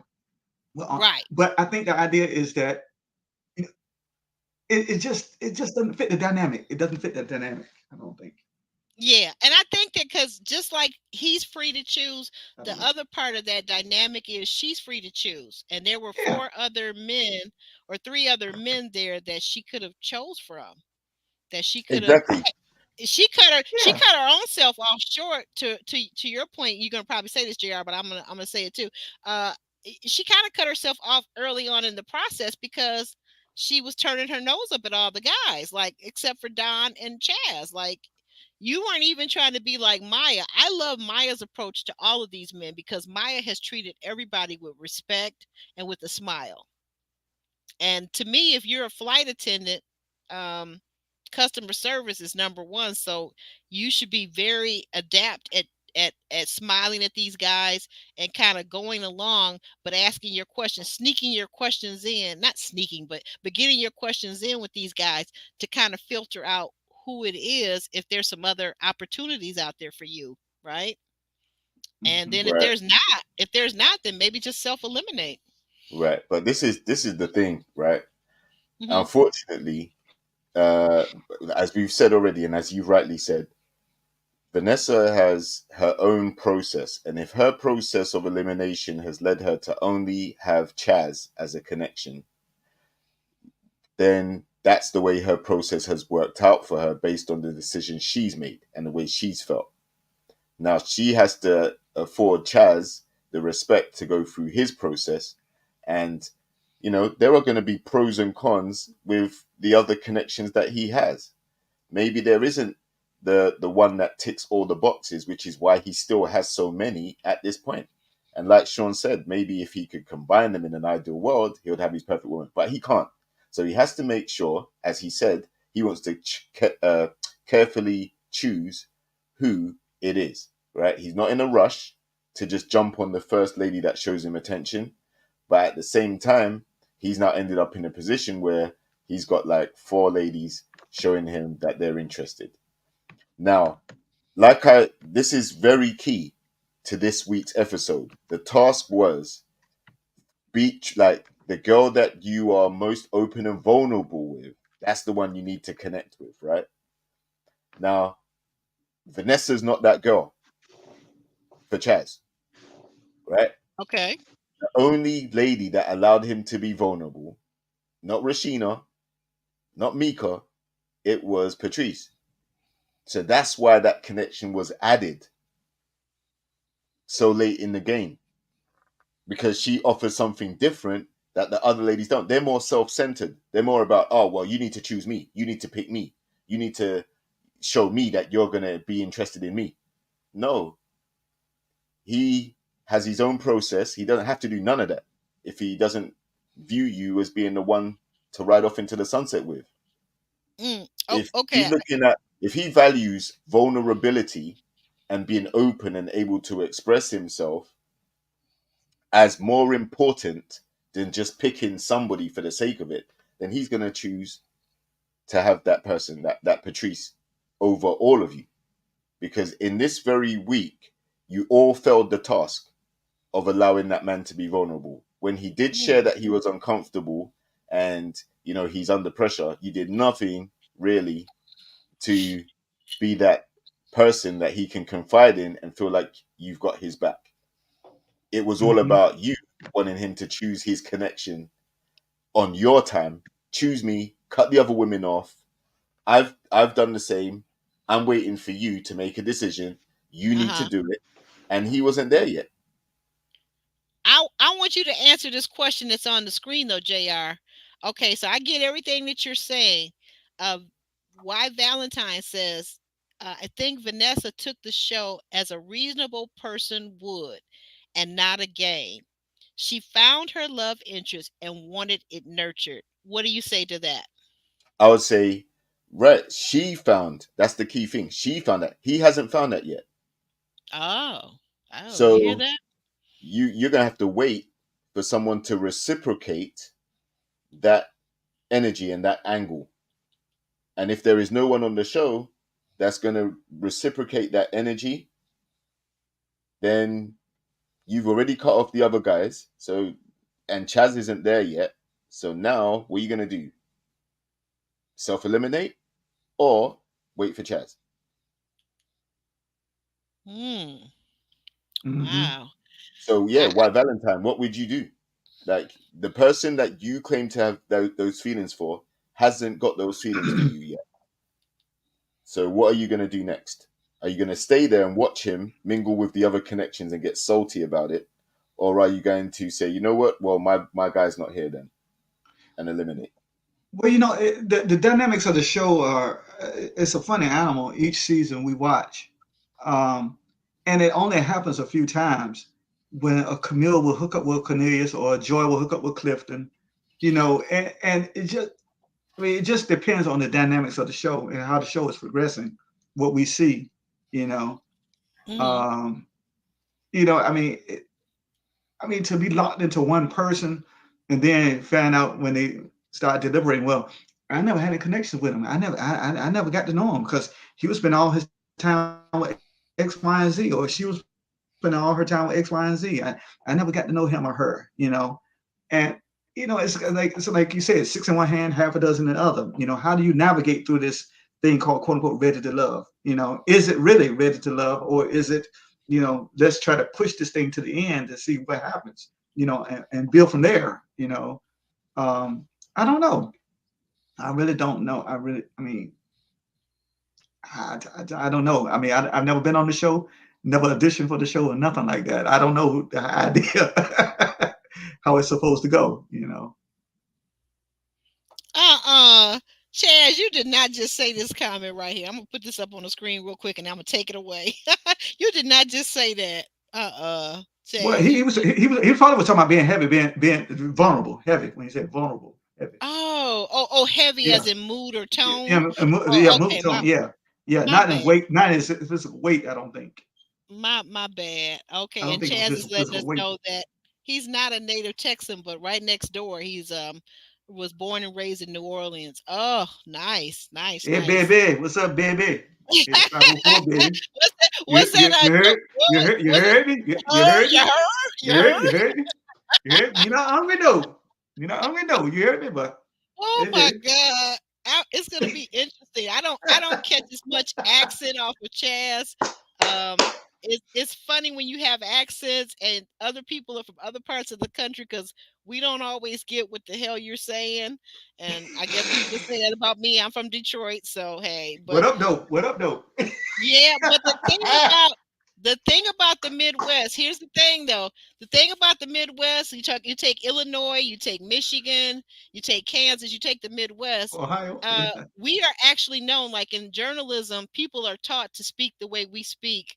Those of us that didn't grow up with particularly Southern parents that had that real heavy Southern accent. So, you we speak normally, I guess is what I call it, like normally, like there's no drawl and there's no East Coast the way they can't pronounce their T's or their R's or something like that, and they say wah, like Baba wah to us, wah wah, so Water. we don't really have an Water. accent. So when I hear some accents, I'm like, Will was that guy. When I heard him on Kojo, I tip my hat to you. You got the patience of a saint because there's no way I could have sat through 2 hours You of feel me, him cuz? You and feel me? You feel me? You feel me? You feel me? Whoop, whoop. You feel me? mm-mm. Whoop, whoop, whoop. And every other sentence is I'm a freaking millionaire. Every other I'm a sentence is millionaire. You feel me? You feel me? I'm from South Beach. You know what I feel? You feel me? You feel me? I'm from I'm a Palmetto. I'm freaking from Palmetto. millionaire. I'm I'm a freaking a freaking millionaire. You know what I'm saying? millionaire.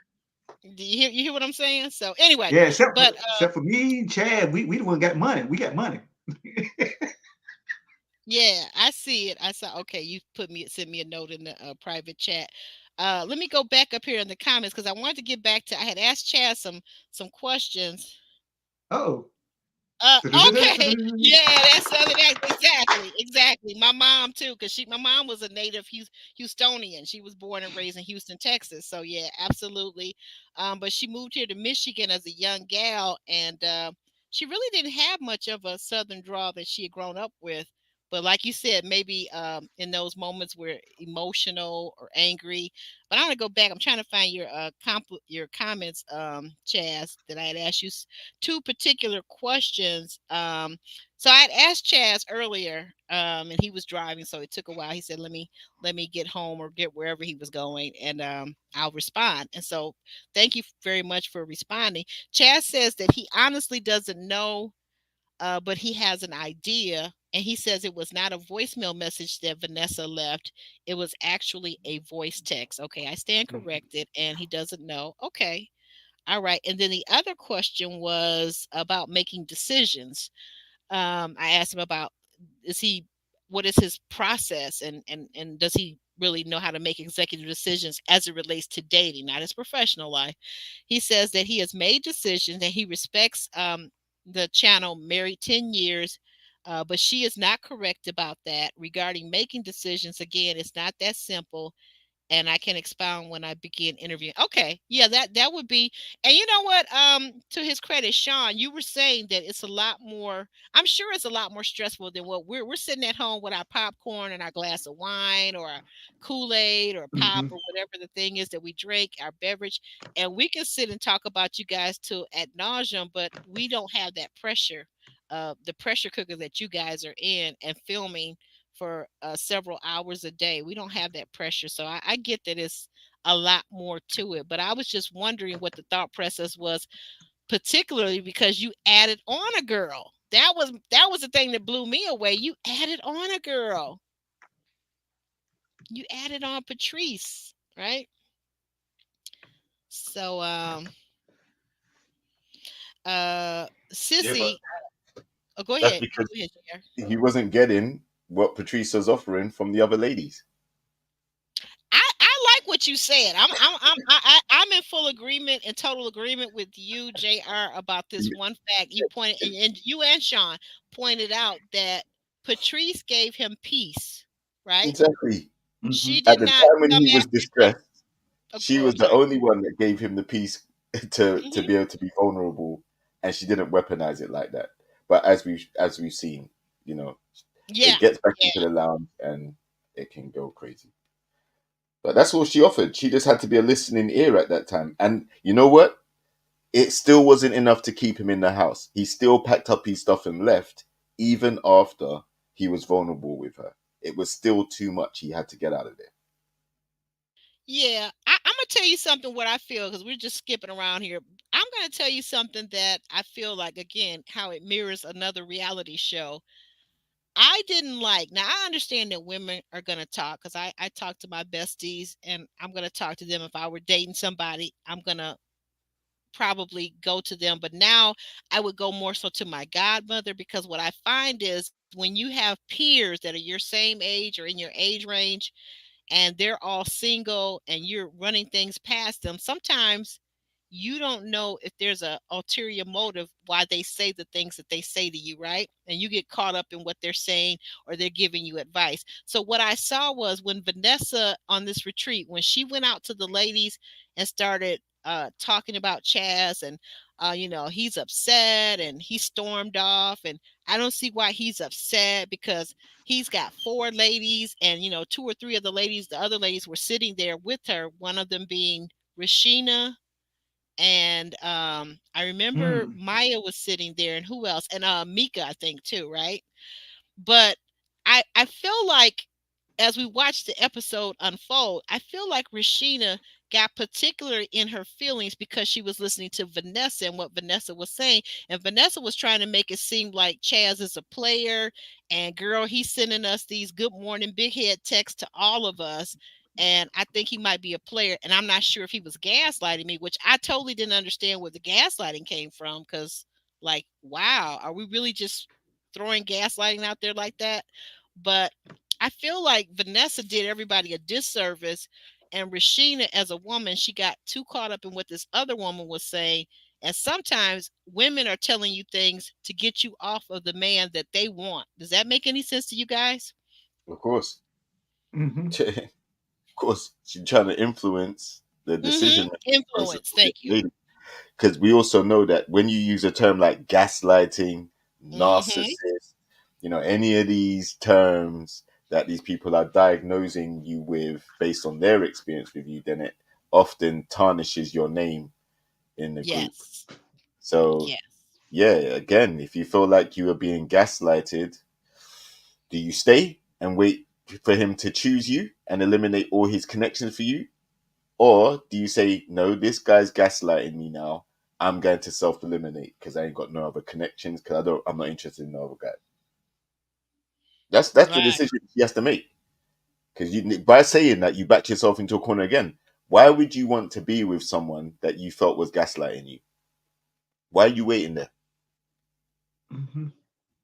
Very So true. if you genuinely feel that way, and now all of a sudden he's a bad dude and he's wasting your time and he's a player and he's gaslighting, these are all reasons that you should be either exploring the other guys there, the other options, and if they're not good enough and up to your standard, then there's nobody there for you on the show. Oh, oh, Chaz, you're making me blush over here. What is this you're saying, Chaz? As JR mentioned, Patrice touched me in a way I felt inclined to explore. Oh my. Oh, whew. Somebody pass me a cold drink of water here. means the vulnerability. I know, but it's just the way he phrased it. I'm sorry. It's also overwhelming for me in this moment. Overwhelming. Yeah, I'm joking. I'm teasing. Okay, so we talked about Vanessa and that whole thing with her playing on the women's emotions, and it really kind of rang true for Rashina. But I kind of get to Rashina like what we were saying about Vanessa or any of the women. If the guy that you want, if you only had one guy that you were attached to, connected to, and that thing isn't working out for you, and you start feeling bad because you let Vanessa get inside your head with her influence, then maybe the thing is to self eliminate. Um, Guys, do we want to skip because we got a lot of stuff? I got a lot of notes, but we've talked about a lot. We've been on Chaz for the longest. So let me kind of go through these ones that weren't about Chaz. So we He's our see that MVP. LaRon and Maya are starting to get cozy. Um, what do you think about LaRon and Maya's connection as we see them at this retreat, Sean? Well, Oh, oh, let Go, me I let bet- me let me get Sean here, and then we'll come back to you.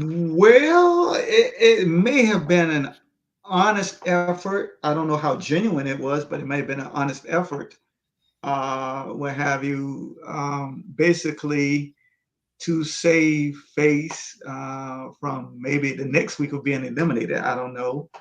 Um, that's as far as I can see it. I don't know how genuine the connection is between the two. I'm not going to disparage his person or character or nothing like that, but I don't know how genuine it was or is or will be on both ends, or what have you. Okay.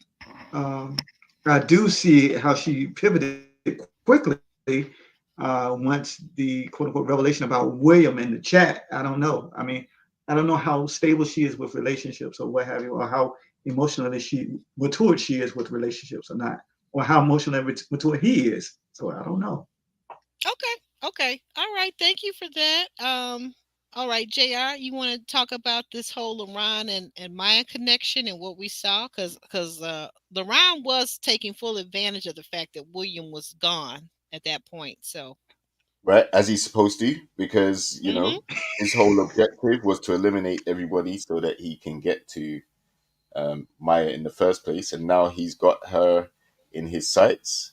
Now it's time to spit game and you know again be vulnerable. Tell her how he feels, where he sees where he sees their connection potentially going.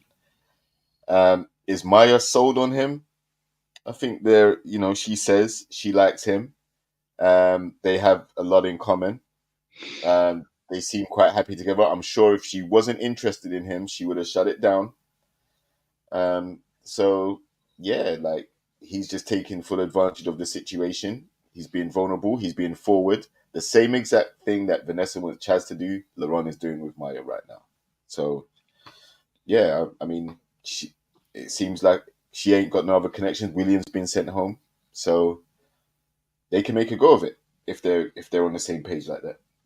right. Now Um, Aubrey, yes. Aubrey. hmm Can I be a man for a moment? Which I'm always a man, but can I be a man? I mean, I just got caught up looking at Maya's thighs when she was walking. That's all. I mean, I was just lusting after her thighs. I saw the thighs. Oh, she is gorgeous. Good Lord, Maya is Jesus, yes, Jesus. Maya's gore. All the women are lovely. I hate that Lei Ling left early because I thought she was Mm, particularly beautiful in a way that really resonated with me personally. Not, I'm straight.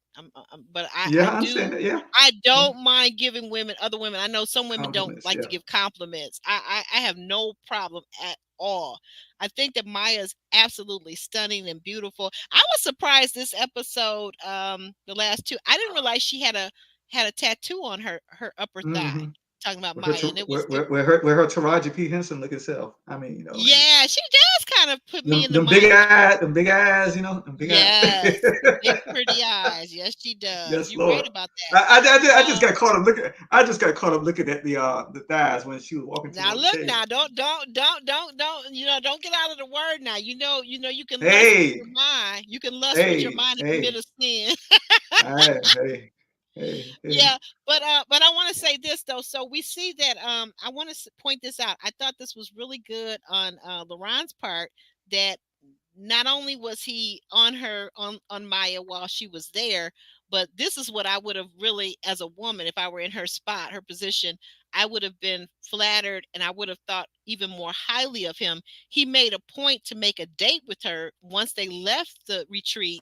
The next day, it looked like they went on a date, and he took her to a restaurant where they served these oysters, which of course is an aphrodisiac.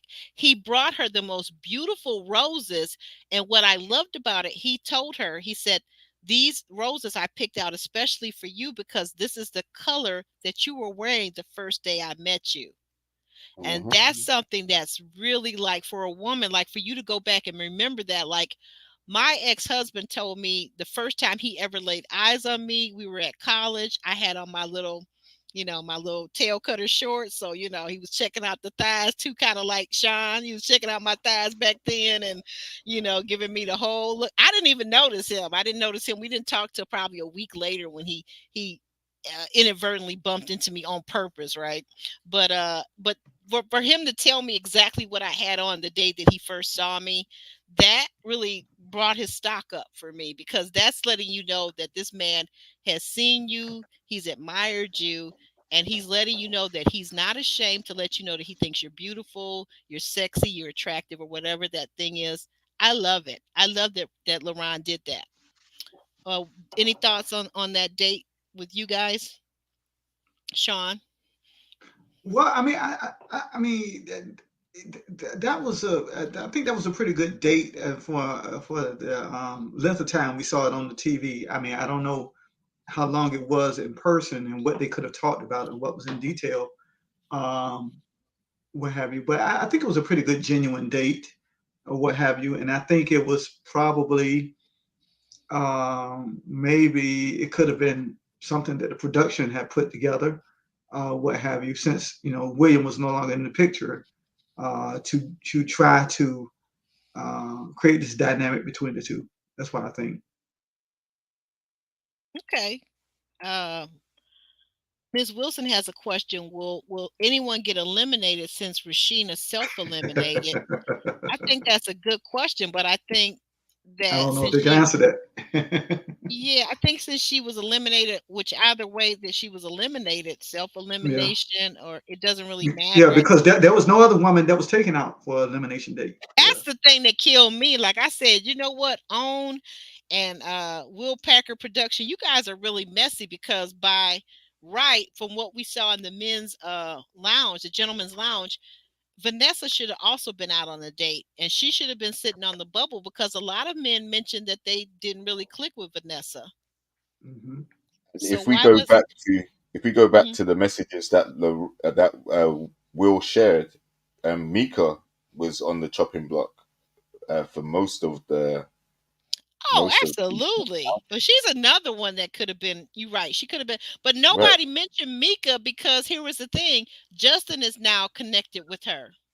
Yeah, I know. So that's, I mean, my point is, she's been what someone with the fewest connections for a longest time, and they've kept her around. Vanessa has only Golly. really had Dominique and, if you want to call it Sure. a connection, and now Chaz, and she's still on there. Um, so I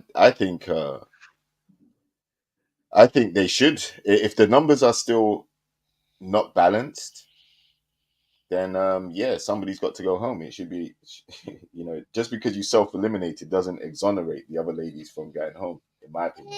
Well, we gotta have the bridge scene, so we're down to what, four ladies now, Well, three ladies? it comes down to a man being eliminated this week, I think. So Yeah, Yeah. after they meet the family, we will have a man eliminated, and that's going to Hmm. be interesting to see who that'll be. Chaz is saying no. Maya looks like yeah, I can see that too. Layla Rashawn, I can see both of those, Layla Rashawn or Taraji P Henson. She's definitely super super gorgeous. That's all I can say. That lady is stunning. Like a couple of seasons ago, who was the lady? Morgan. I felt like mhm. Morgan was like she was like a work of art. Just looking at her, she was just that gorgeous. Like her face, her body, like she was gorgeous, but she was also very toxic too, unfortunately. Yeah, that's exactly why I didn't see Morgan anything like that. I sort of toxicity more than anything. Yeah, Beautifully yeah. skinned. I get it. I get it because I'm like that with men. So when the moment a man starts showing these toxic traits, like it doesn't matter if he is like the most handsome man. He's already dropped down so far. Or if he's unintelligent, an unintelligent man, he is not attractive. No, nope, never. Um, but okay, so moving along, we got the next day we got Alonzo and Patrice. What did you guys think? They went out on a bungee date, and I kind of skipped around a little bit, but at the retreat before we get to this date, or no, I'm sorry, it's on this date. I'm sorry, on this date, Alonzo is asking Patrice after they've done the bungee jumping around. They're sitting down, and he's asking her, what is she afraid of? Is she afraid of falling in love? And she tells him she's absolutely not afraid. And then he shares with her about losing his dad early in life. So he was being very vulnerable, and he was also seeing if he could trust her. So I like that he really did participate fully in this week's assignment from Tommy. What did you think about that, JR? Again, Patrice passes the vulnerability test because that was the task this week, and he was able to share something quite important to him about his father and his relationship. And yeah, so Patrice is clearly the person that they feel the most comfortable speaking to. Maybe it's her personality or the fact that she listens instead of trying to take whatever they say and turn it into what she would like them to do, right? Or chastise or tell them off. She doesn't seem to be doing that. So yeah, yeah, definitely brought them closer together. Uh, I mean, that's Mhm. where you want to be at this stage, right? Right, right. Oh, who is this in the chat? They're over in your chat, and they're thanks for dropping by and for subscribing and following and liking the video, Kyle. I think that's how you pronounce your name. I hope I'm not mispronouncing it. Sorry if I am. Kyle B says, I don't like Maya. Who is she?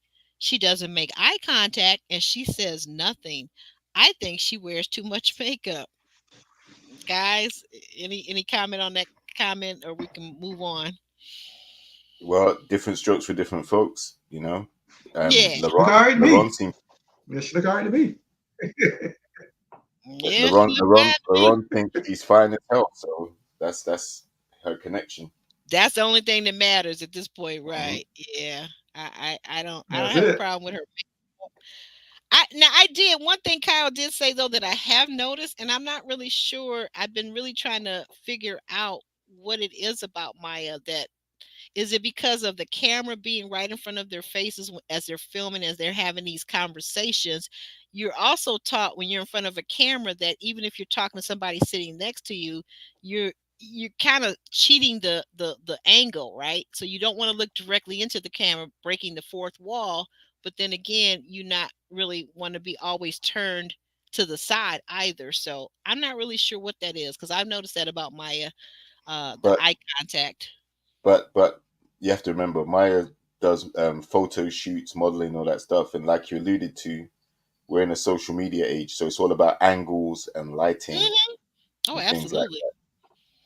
So if you're professional, at being in front of the camera, then you're very trained on how to present yourself to look as attractive as possible. Okay, that's another option too, Kyle. So there's something to consider why she's doing that. But I don't know. I actually like Maya. No, have I seen her or heard her get into any deep conversations that we've seen on the air? No, Mm. I haven't. But the thing I like about Maya is that she's kind. She's respectful of every man that approaches her. And even too, like I think going early on when Lamar was acting a total butthole to all the women, she gently checked him. And I think there's an art to that. I know as a woman, when I was young and out in the clubs and being pursued by many different men in many different ways, there is an art to putting men in check when they disrespect you without cursing them out, without throwing a drink in their face. There is an art to it. And if you can do that, I think that is the height of femininity and sophistication. And so I do like that about Maya. That's what I see in Maya. But we all gonna see different things, right? Based on our experience. So we'll push on to the next thing. Oh, what happened here? Um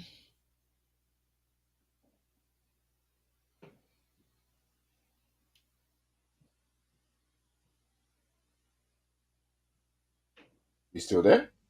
Yeah, I'm kind of lost my place on my notes, and I'm thinking that some notes are actually leftovers from. Okay. Well, Le- what I got Go ahead. something. No, What go ahead. about Justin and Mika? What about their connection? Oh yeah. They're Thank you for that. together. Mike, again, What? another What? vulnerable moment. Yeah. You know, Oh, like he was feeling poorly, feeling sick, and she came. She yes. was the only person that came in to check on him and kind of nurse him back to. It could have been staged, but I'll run with it because that's can Right, only right. see what I It's see. what they gave us this week. So right. That dog Exactly. will hunt. That dog will hunt. Yeah. Right. So he had man flu or whatever it was, and she came Man, in and gave him some bedside manner, and that instantly turned it around. And yes, then it did. they ended Even up though Yes, spending indeed. time together in the bed, right?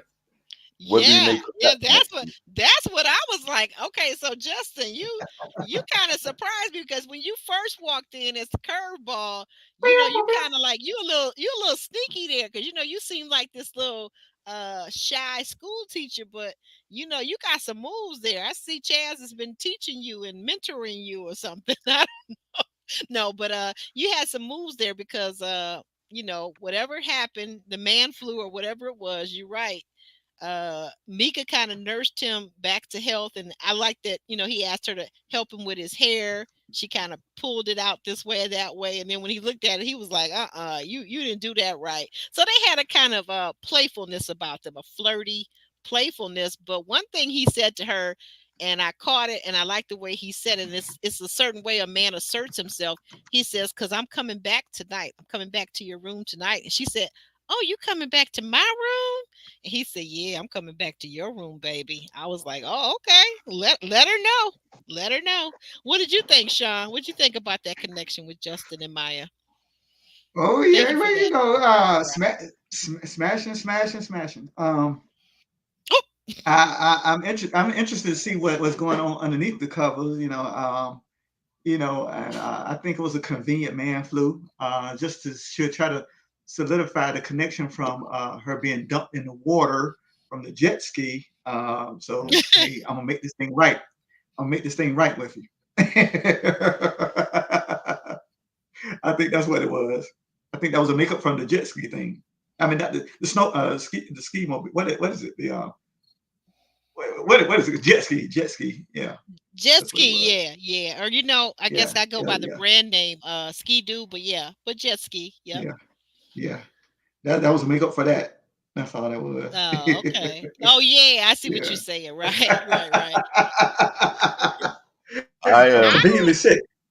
I was I'm surprised that she actually this is the warmest I think I've seen Mika so far this season. This is the warmest and the most smiling and the friendliest she's ever been to any of the guys because she's another one that she's kind of been dismissive with the guys too. Like, I ain't really into you. And she told us early on that LaRon was friend zone, right? She told us that. Well, that's her home. That's a homeboy. That's a homeboy for her. but LaRon's lifestyle doesn't align with what she's looking for. She's not looking for that party guy. She's looking for someone that she can plug into her current situation with her children and what she got going on. Yeah, that's true because So, she's got the so two kids. You're LaRon right. definitely eliminated from that. But yeah, he was uh, Justin was feeling poorly, and she came in and potentially gave him some sexual healing. if that's the situation. Oh Lord. But but All right, Marvin We Gaye. don't know. We listen, don't know for sometimes a fact. no, we don't know for a fact, but a night nurse can often, um, Yeah. that could be Ah, the remedy. That could be the remedy to the sickness. Maybe he was having withdrawal symptoms and he was feeling a bit low. ah. You know. I'm gonna say this. Look, JR, if we see next week Justin trying to talk to one of the other ladies and she Oh, starts having a conniption about it, then we'll know. We'll know. We of will have course. our answer. If she gets all emotional and caught up in the dramatics of it all, we will have our answer. So with that, let's move on to the gentleman's lounge. I think we got everything that we need to get out of that. Oh, I see Well, what happened. well, Go you ahead. see, you Aubrey, you saw the setup. I mean, to tie into what Jr. was saying, Hmm. that the camera angles tell everything, and you see, last week after the fall off the jet ski, and when she was getting back on the jet ski, you Yeah. see where the cameraman was focused, the camera person was focused on Oh, that's enough. the Thank you for thank you. Go ahead. Complete your. the gluteus maximus there. They Yeah. got a interesting cameraman, and I'm assuming it's a camera man and not a camera woman. Because I want this to be fair and square. If we're gonna get all Yeah. the women's backside and we're gonna get the curves, that's one thing. I, But I, can we zoom in on the men's crouch? Can we get a listen, crotch shot? listen. I gotta be real. I gotta be real with you. I don't pay attention to me because I haven't seen Mika's figure, to be honest. I'm not looking at the show for that, and I haven't seen Okay. Maya's tattoo. I haven't seen none of that stuff. I'm Are not you interested in none of that. serious? Yeah, Wait I'm a being minute. real. Are you I'm not real? even. Are you serious? Yeah, I'm being real. I'm not even interested in none of that, to be honest. Like, Okay, so nah. let me just ask you a question since you brought it up. You started this down. You started me down this road of thinking. Okay, so out of the 9 seasons, and I don't know, you've been reviewing this for a good 3-4 seasons. I'm thinking because I know you were three, here four for the years. last couple of seasons here on our channel, and then also with Kojo on his channel. So, are you trying to tell me there has not been one woman that you have seen on this show, including Liz, that you weren't physically attracted to? Um, no, because I was in a relationship for most of the time I was reviewing. So no, I only had tunnel vision for the lady I was with while I was with her. Okay, okay, that's And fair. then That's fair. and then and no, and unfortunately, I chose a lady who was very, very beautiful. So it would be to Oh my! uh, hard to top her physically, in my opinion. Um, Right, right. Of but course. no, I can seriously say I'm not looking at the show for eye candy. I want to actually see relationships pan Okay. out at the end and the success rate. That's what I'm watching it for. That's what inspired me to start reviewing and blogging and all that stuff. And that's where my interest still remains. It's never for just the eye candy aspect. I know. Maybe it's not for that. I understand that, but I mean, I'm just saying, in your watching of it, as a man, you don't ever look at any of these women and think, "Wow, she's really pretty." Whether you have a woman or not, I think I've seen Yeah, I guys that say, mean, "Well, she's pretty, she's yeah, I mean, beautiful." It's I not like can you're definitely. lusting after No, her. no, no, no, no. Yeah, exactly. So I can definitely see the aesthetics of it and say, yeah, okay, she's attractive. But again, like I said, there are other components that in my at my stage and my age, like there's other components other than the physical. Chaz Because is I'm sorry, JR is a grown man. Go yeah, ahead, JR. listen, you can be fine and everything appealing to the eye, but like you said earlier, the moment there's some toxicity or there's some hostility or there's any, if that can easily just make me be like, okay, well, you know, you're nice to look at, but not nice to talk to. So you fall down, right? And that may be a bit harsh, but I don't really mess around like that. I'm really just looking at the show for connections to see who's on the show and who they end up with. I don't ever look at it as, wow, Rashina's thighs, man, or Maya's eyes, man. Oh my goodness, no, no, no. I don't get invested like that. Okay, okay. A man after my own heart. A man that knows how to stay single-minded and focused and intentional. I like that. I like that. Guys, what do we think about the men? And I think we can get over to the gentleman's lounge now because we've been all over the place. But we're going to wrap it up with the gentleman's lounge. The guys are talking.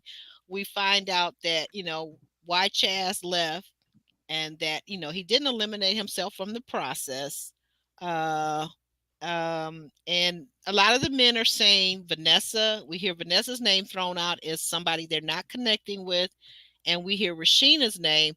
And Tommy asked Chaz to take Rasheena out on a date, and it's up to him. Now, this is to me, I felt like this was highly unusual. Why Chaz got to make the determination of whether Rasheena stayed or not. Did you feel any kind of way about that, Sean? Well, it was interesting. I don't know why why the ball was thrown to him. Probably because of I guess the way that they may have been paired at the retreat, and I guess it was kind of like some kind of bringing closure to that, what have you. I don't know how much time it was told in the meantime, in between time, and that was he was given the ball to do that. I don't know, but I think that's the reason why Chaz was told to do that. Kind of like bring a closure to, hey, look, just left the compound and didn't say bye. That's my thought on it. Okay. All right. Any thoughts on it, JR, before we move on to the final scene? It's something that they've done at different points in this season and other times as well. Take the person out before decisions actually made, and she pretty much talked herself out of out of any type of conversation because she wanted to basically self-eliminate, and she wanted to overtalk and not even give him the chance to say what he was going to say anyway. So she had a lot of stuff to get off of her chest, and yeah, like that's probably why she was not going to be a top connection for him, like in terms of riding off into the sunset together at the end of the day, because that type of energy, no, we're not really. Most sensible guys are not looking to come home to that every day. I'm sorry. So it may be cute for you ladies, you may champion it. Yeah, man, you tell him, you let him know, girl. Yeah, you can do that. That's cool. But you didn't give him the opportunity to say what he was there to say or give his perspective or his opinion. So it was a one-sided exchange, and yeah, like you see yourself out after that. But you know what, Aubrey? You know what I thought about? You know what I thought about, Aubrey? Yes. What's that? My mind immediately at that quote unquote eliminate bubble date, if you want to call it, with Rasheena. My mind immediately went to Houston when the young lady said, "Hey, look, you can say that to the chair. I'm going. I'm leaving." And the guy said, he told to the chair, "So you're not ready to love." You remember that season? The guy said, she said, "Look, no, you ain't got to tell me. No, you can say that to the chair. I'm gone." Oh, was that David and no, not David. Not David and Liz, but I think it was the first Houston season. She told the guy because the guy said, "Well, I brought you here because the guys were deliberating," and she said, "Well, I know what you're gonna say." Remember her. I can't think of her name. I know who you're talking about. Yeah. She said, "I already got me a man at home anyway. I got me a man." That was you can the say that to the chair. Hey, wait a minute, Sean. Was that the young lady that was like a track star in college? She was. Yeah, Denise. Yeah, that's it. Denise. Yep. Yeah. Okay. She said, "Well, you can say that to the chair because I'm going home. I mean, you ain't got to tell me. I'm going home." Denise was not having it. You're not going to eliminate her. I don't want none of you guys. And then she got to go and tell us that she already had a man at home. Well, what were you doing on the show then? My God. Hey, look, strange things have happened on Ready to Love, especially like when the young lady came up pregnant at the reunion, Well, no, she didn't come up pregnant at the reunion. She was She already was pregnant already. when she came She on was the already. show. She was. Yeah. That was the problem with that. I mean, like, I guess we would have had our first Ready to Love baby, but now we got Magic Mike and Brandy. They got a baby now. So Yeah, they got a okay, baby out here. they got Yeah. they got a baby now. So congratulations to you guys. Yeah. Okay, And like, so in the scene, okay, we're in the final scene. So now Chaz is sitting. He's greeting Rashina, stands up, gives her a hug. Uh, and the two of them to me already are defensive. Like she's especially defensive. She's saying, "Well, what's up with you?" And he's saying, "Well, what's up? What's up?" But they going back and forth, and I'm like, "Oh my god, this energy already is highly volatile." She's defensive. She knows she probably has an idea that she's there for the bubble date, right? The elimination. And she sits down though, and and they're talking, and she's like, the first thing out her mouth, this is what I don't like when women do this. The first thing out her mouth is, well, why didn't you call and tell me blah blah blah blah blah blah blah? And I'm like, oh my God, here we go again. Like she is getting so possessive and so territorial. She's asking this grown man who she A is not married to, B, she's not in a serious committed exclusive relationship with. Why didn't you call me and tell me blah blah blah blah blah? What in the world? What are your thoughts about that, Sean? yeah, I mean that did come off a little bit, brash. I think. You know, I mean, maybe it was self-preservation. I'm gonna hit you before you hit me, what have you. And maybe I guess she felt like she had made that far to the show that she did not deserve to be eliminated. It's not like being the first one to be eliminated in the first week, but now we got to this point, and it's kind of like I guess Yeah, we're she was almost feeling at the somewhat end at this embarrassed. point. Yeah, she was feeling embarrassed, I guess. Why? You If at this was shot the end. in order, yeah, yeah, Oh, okay. Yeah. yeah, Oh, well, yeah. Well, this is the thing. What? Okay, let me ask you this question before we get Jr. Get him in here. What do you think about the fact that she kept talking and then Chaz jumped in? He was trying to get his little word in and say, "Well, the fellas and I, we just had a meeting in the gentleman's lounge," and then she's jumping in and she's saying, "Well, you know what? I have already decided." She pulls a David on us, basically from Houston season. yeah, I yeah. have already decided I don't like the way things are going. I'm done. This is a wrap. I'm self-eliminating. Like, do you I think guess that? I guess Yeah. when you hear when you hear those words, the fellow, we had a meeting in the ladies' lounge and we had a meeting in the men's lounge. I guess you already know why you're there at that moment. And it could either go one or two ways: either you're staying, or B, you're being eliminated. So, um, and maybe looking at her effort, maybe she put a whole lot of effort into it, and she did not deserve to be eliminated. That's probably what it was. I don't know. Okay. She might. Somebody said she was Okay. just too masculine. Well, you know what? She didn't want to take her lump, and I No, she don't get want to it. take the lump. I Yeah. get it. I get it. Like our ego is saying for us ladies, because this is the thing I'm seeing a lot of now in this new generation, this younger generation, is that women have the egos the size of what I would traditionally say was a man's ego. Now women are Mhm. kind of brashy and bold and have all this ego, and they don't ever want to be rejected. And the thing about it is, I almost felt as I was watching the scene there was a point in the scene where it felt like he was about to say he was going to let her stay. But at the end of the day, if she doesn't have a connection with anybody else, maybe she did do the right thing by self eliminating. But I didn't like the fact that she kept cutting him off. I thought that was just darn rude. Well, Hmm. Jr. Hop in yeah, there. well, it was rude, and unfortunately, there are some people that don't see an issue with that. But I also think, you're trying to take away the power of the guy to eliminate you in that situation. And if the Mhm. roles were reversed, I'd say the same thing. If a guy basically just didn't allow the lady to get it out and you know, tell give him the feedback, then that means you don't want to hear what other people have learned about you and even take it in a constructive way so that you can go about the dating Right. process any different. You know, you're gonna go out there and be like, well, take me as I am. I'm not gonna change. That type of Mhm. mentality.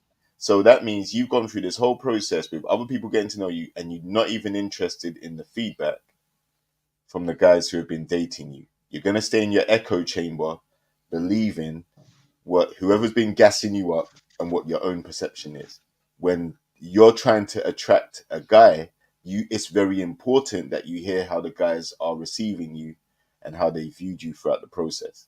So the fact that she didn't want to hear that means she ain't gonna change because she feels like what she's doing is right. So the guy's opinions don't matter. And the other thing I'll say is maybe she thought it was coming from Chaz himself and not the rest of Mm. the guys. So she might have been defensive and said, "Nah, you know what? I don't want to give this guy time." When he could have spoken to me about how he was feeling, he didn't see me as a safe space. He decided to pack his bags and leave. I felt a way about that. So now I'm not going to give him no opportunity to talk. I'm going to tell him how it is, and then I'm bouncing. Mhm. That seems to be the attitude that she had. But it was Yeah. rude Yeah, I thought she was because rude. yeah, a conversation is two-way. Yep. you Yep. know and but what I learned from this particular episode is, you know unfortunately, the guy's feelings, or the guy's feedback, is not always appreciated by the ladies that claim that they want to be around in your life, right? Yeah, Yeah. he could have given her some constructive feedback. He didn't seem like he came there with an agenda to shame her or blast her or do anything derogatory or insensitive, right? We never even got to Oh. hear it, but by his demeanor, he didn't seem like he was coming in to attack her. But she just wasn't interested in listening at all. So I mean, it after kind of that, reminds. Oh, boy, I apologize. Go go ahead. ahead. Sean. Oh, it kind of puts me in mind of the elimination date with Samson and Sharice. Oh, So, God, that was Mhm. horrible. Yep. yeah, Samson and Sharice. I mean, I mean, I've studied well, not studied, but I've looked at the way some women have handled being eliminated. Some of them look like they're cool on the surface, but I think inside they're infuriated. Like say for instance, when Alexis got booted off, shit, Hmm. okay, fine, cool. I mean, everything. I learned when a woman sometimes says those one word sentences, it's the opposite of what she really means. Cool. It ain't really cool. Like okay. Mhm. Mm. Yeah, but It- we're You not know, mind readers. So if you we're don't not say, mind readers. yeah, if you don't And say what you mean, we'll never know because we're not supposed to guess. But at the same time, there's a way of articulating your feelings and yeah. letting people know how you feel without being derogatory Mhm. emotionally charged to the point Yeah. where you're disrespectful, I right? mean, the man can get like that too. I mean, just like Chris was last season. Of course. And Even Alonso from a few Alonso, seasons, yeah, yeah, $35 million portfolio or whatever he had. yeah. There are some people that do not handle rejection or criticism well at all. So their first Mhm. defense mechanism is to get hostile and angry and aggressive about it. Yeah. And that's a problem. That's a flaw that they need to work on because in Oh life, yeah. you are going to face, rejections and ups and downs and highs and lows all the way throughout your life. And Yeah. if your Right. instinct is to react in a hostile or disrespectful way every time it happens, then you're going to spend a lot of time in that mindset. And that's going to deter a lot of people from wanting to be around you or have relationships with you, etc. And that energy is contagious. It will spread onto Mhm. other people, and then the people around you will become negative, and and it will become an echo chamber. So yeah, it's some people are just not able to handle it, and I don't think she wanted. I don't think she respected Chaz enough in that moment to even hear what he had to say. She wanted to give him no time of day at all.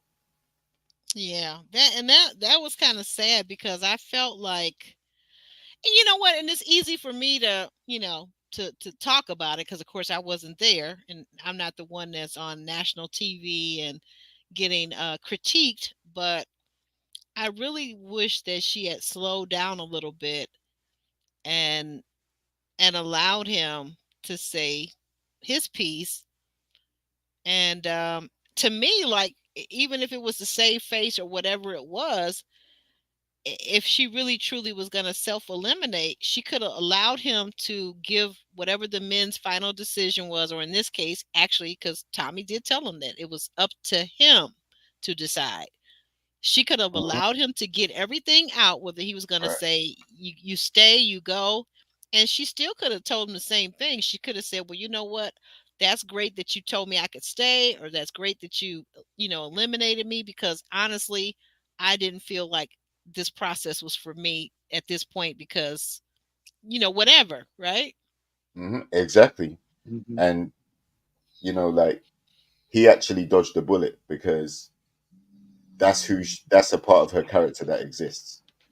And Mhm. you don't want to have gone through this process and eliminated all these other ladies, got to the bridge, started a relationship with her off camera, and then this comes Mm, out where she's dismissive Mhm. of your opinion, she's disrespectful, she doesn't even want to hear what you have to say, and she's going to right. put you on blast and get some crazy thrill from talking down to you or demeaning you or putting you in your place.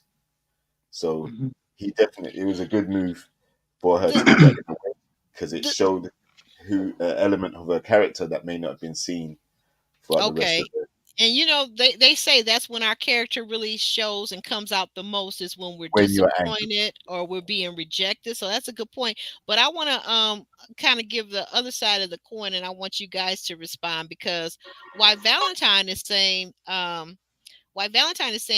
Rashina was disrespectful, however, his audacity delivering feedback when he cowardly left the retreat. What do you think about that, JR?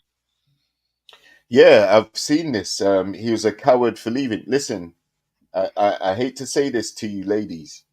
If you stress us out more than the stresses we already have to deal with every day, we are out. Yeah, we're going. We're going to go and find peace and quiet somewhere else. Yeah. Is this So this resonating with notion, anybody? yeah, this Right. notion that he should have just stayed there and stuck it out. Listen, he's not going to choose one woman yet. He's not ready to. So that is the underlying point. Okay. If he had said to Vanessa, okay, I choose you now, right? Then yeah, fine. If he had chosen Rashina, yeah, fine. He's not ready to. That's why he still has so many connections. He hasn't decided Mm-hmm. which lady has most of the plus points for him to go off and have a relationship with. This guy, as people keep pointing out, is in his mid 40s. He's had relationships before. So, and I'll break it. I'll give you some tea as well. Mm. All When right. guys genuinely like a lady, right, for whatever quality she has that we're attracted to, we get Mm. tunnel vision. We kind of know who we like and how much we like them. And he hasn't reached that point with Rashina or Vanessa. So despite them being fan favorites and I would have done this, and none of that matters because he's not choosing her yet. He's not ready. She hasn't shown him that he can be who he needs to be comfortably in her presence enough for him to choose her and have a long-term relationship. That's what it comes down to. So yeah, it ain't your attitude that's gonna win the guy. I'll tell you that now. You can run him down to the ground, run your mouth and diss him and disrespect him as much as you like. You might feel better while you're doing it, but just know you're severing your connection or your chances of being with that guy long term when you do that. So yeah, Rashina, yeah, I get it. She may feel like it was a cowardly move, but ultimately, if he had stayed, he would have been in a place where he felt under pressure and all the back and forth and all the eyes on him and all the conspiring in the ladies' lounge and comparing notes and all the rest of it. I don't think he's comfortable with that. I definitely don't think Chaz is a player. I don't think he, even though he may be charming to the point Mhm. where you can sit down and have a conversation and he can be complimentary, I don't Mhm. think he's the type of guy that can do that to 3 or 4 women at one time and get away with it. Mhm. I don't get that. A player in True. that situation would be more calm, composed, and be True. able to give you the silver tongue, the flirtatious banter, Mhm. and not even sweat, not even blink an eyelid. No matter which one of the 4 ladies is there, he'll be turning on that charm in front of Mhm. your faces, behind your back. Like, he'll be comfortable with it. Chaz is not that dude. I'm So, more of the mindset that he's a late bloomer, like most people are saying. I think like mm, he's just been either too into work or just wasn't attractive to certain points until he got money.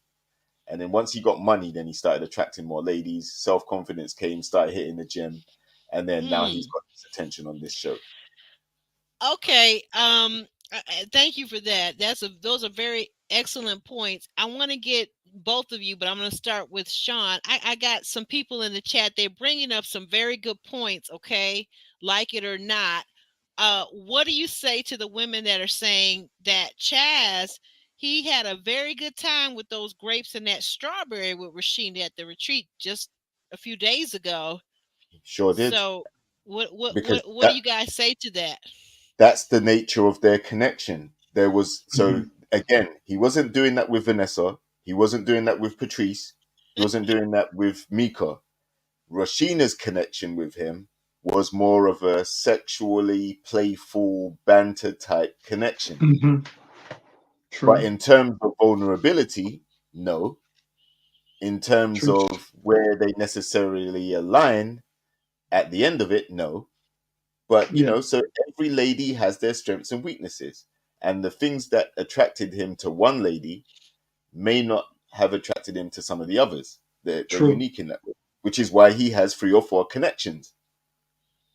I hope the math makes sense, right? Yeah. He Well, wasn't doing the well, strawberry pineapple bosom things mhm. with all the ladies. It was just strictly with Rashina.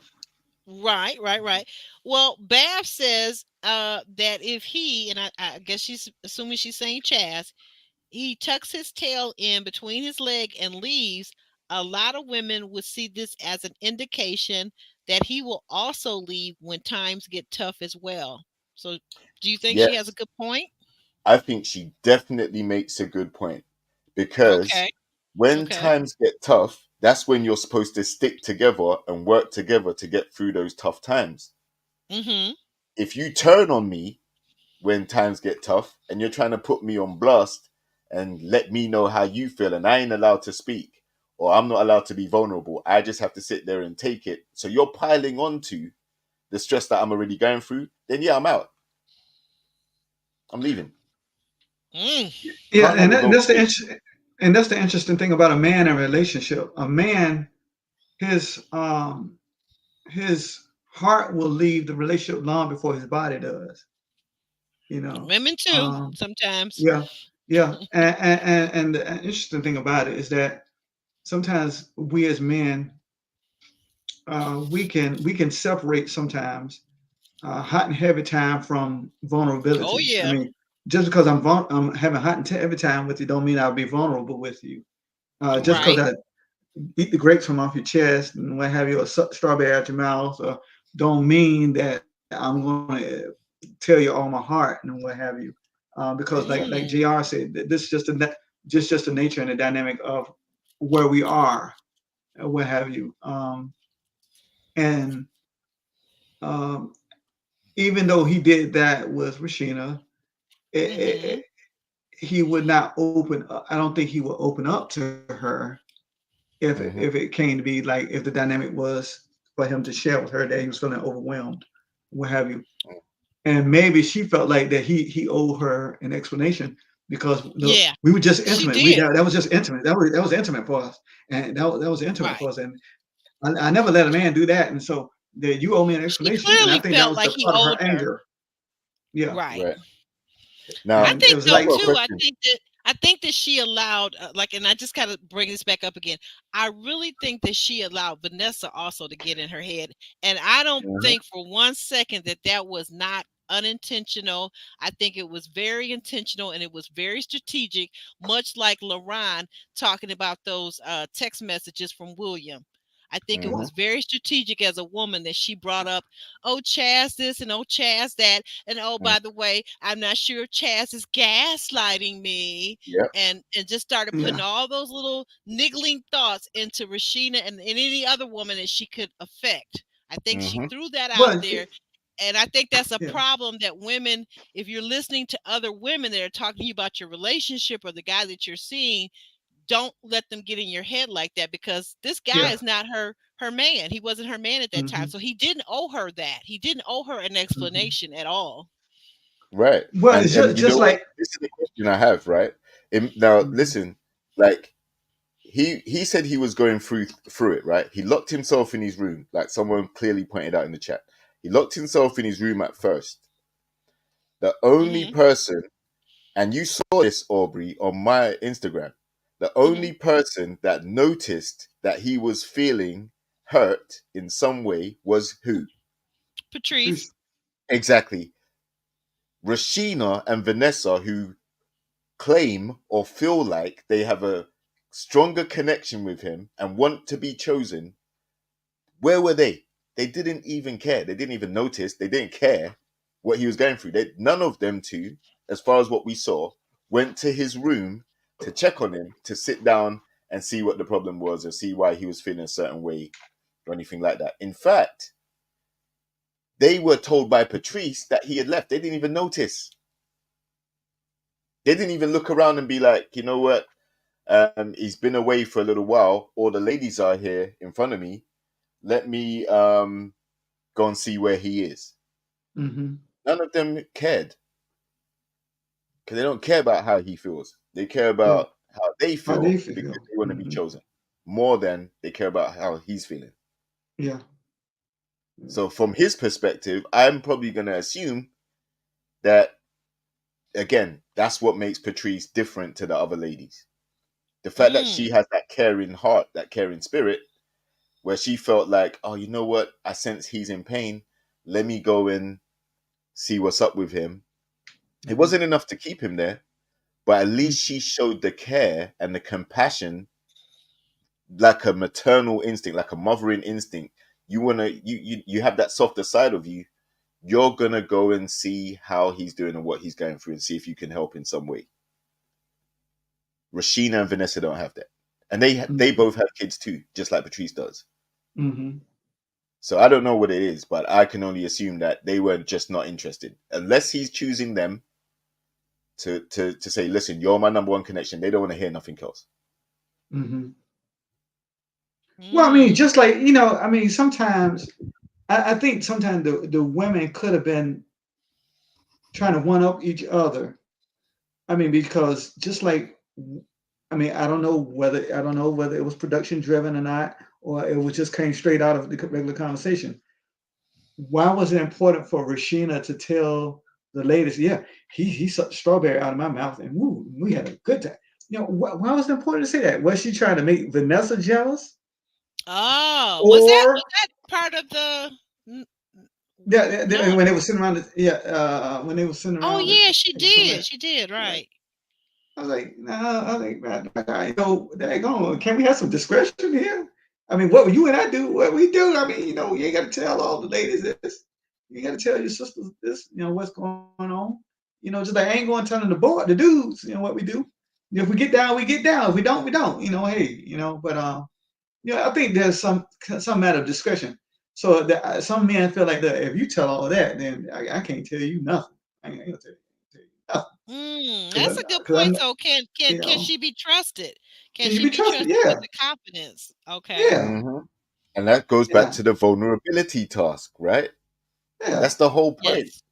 yeah. That's the whole point of this week's task. If you really cared about your connection, then they should be Mhm, able to be vulnerable with you and feel comfortable knowing that you know that's something that you can share. If you look at mhm, Alonso and Patrice, That's one Mhm. of the main reasons why they've connected this week, because Mm, Alonzo shared something about his dad, right?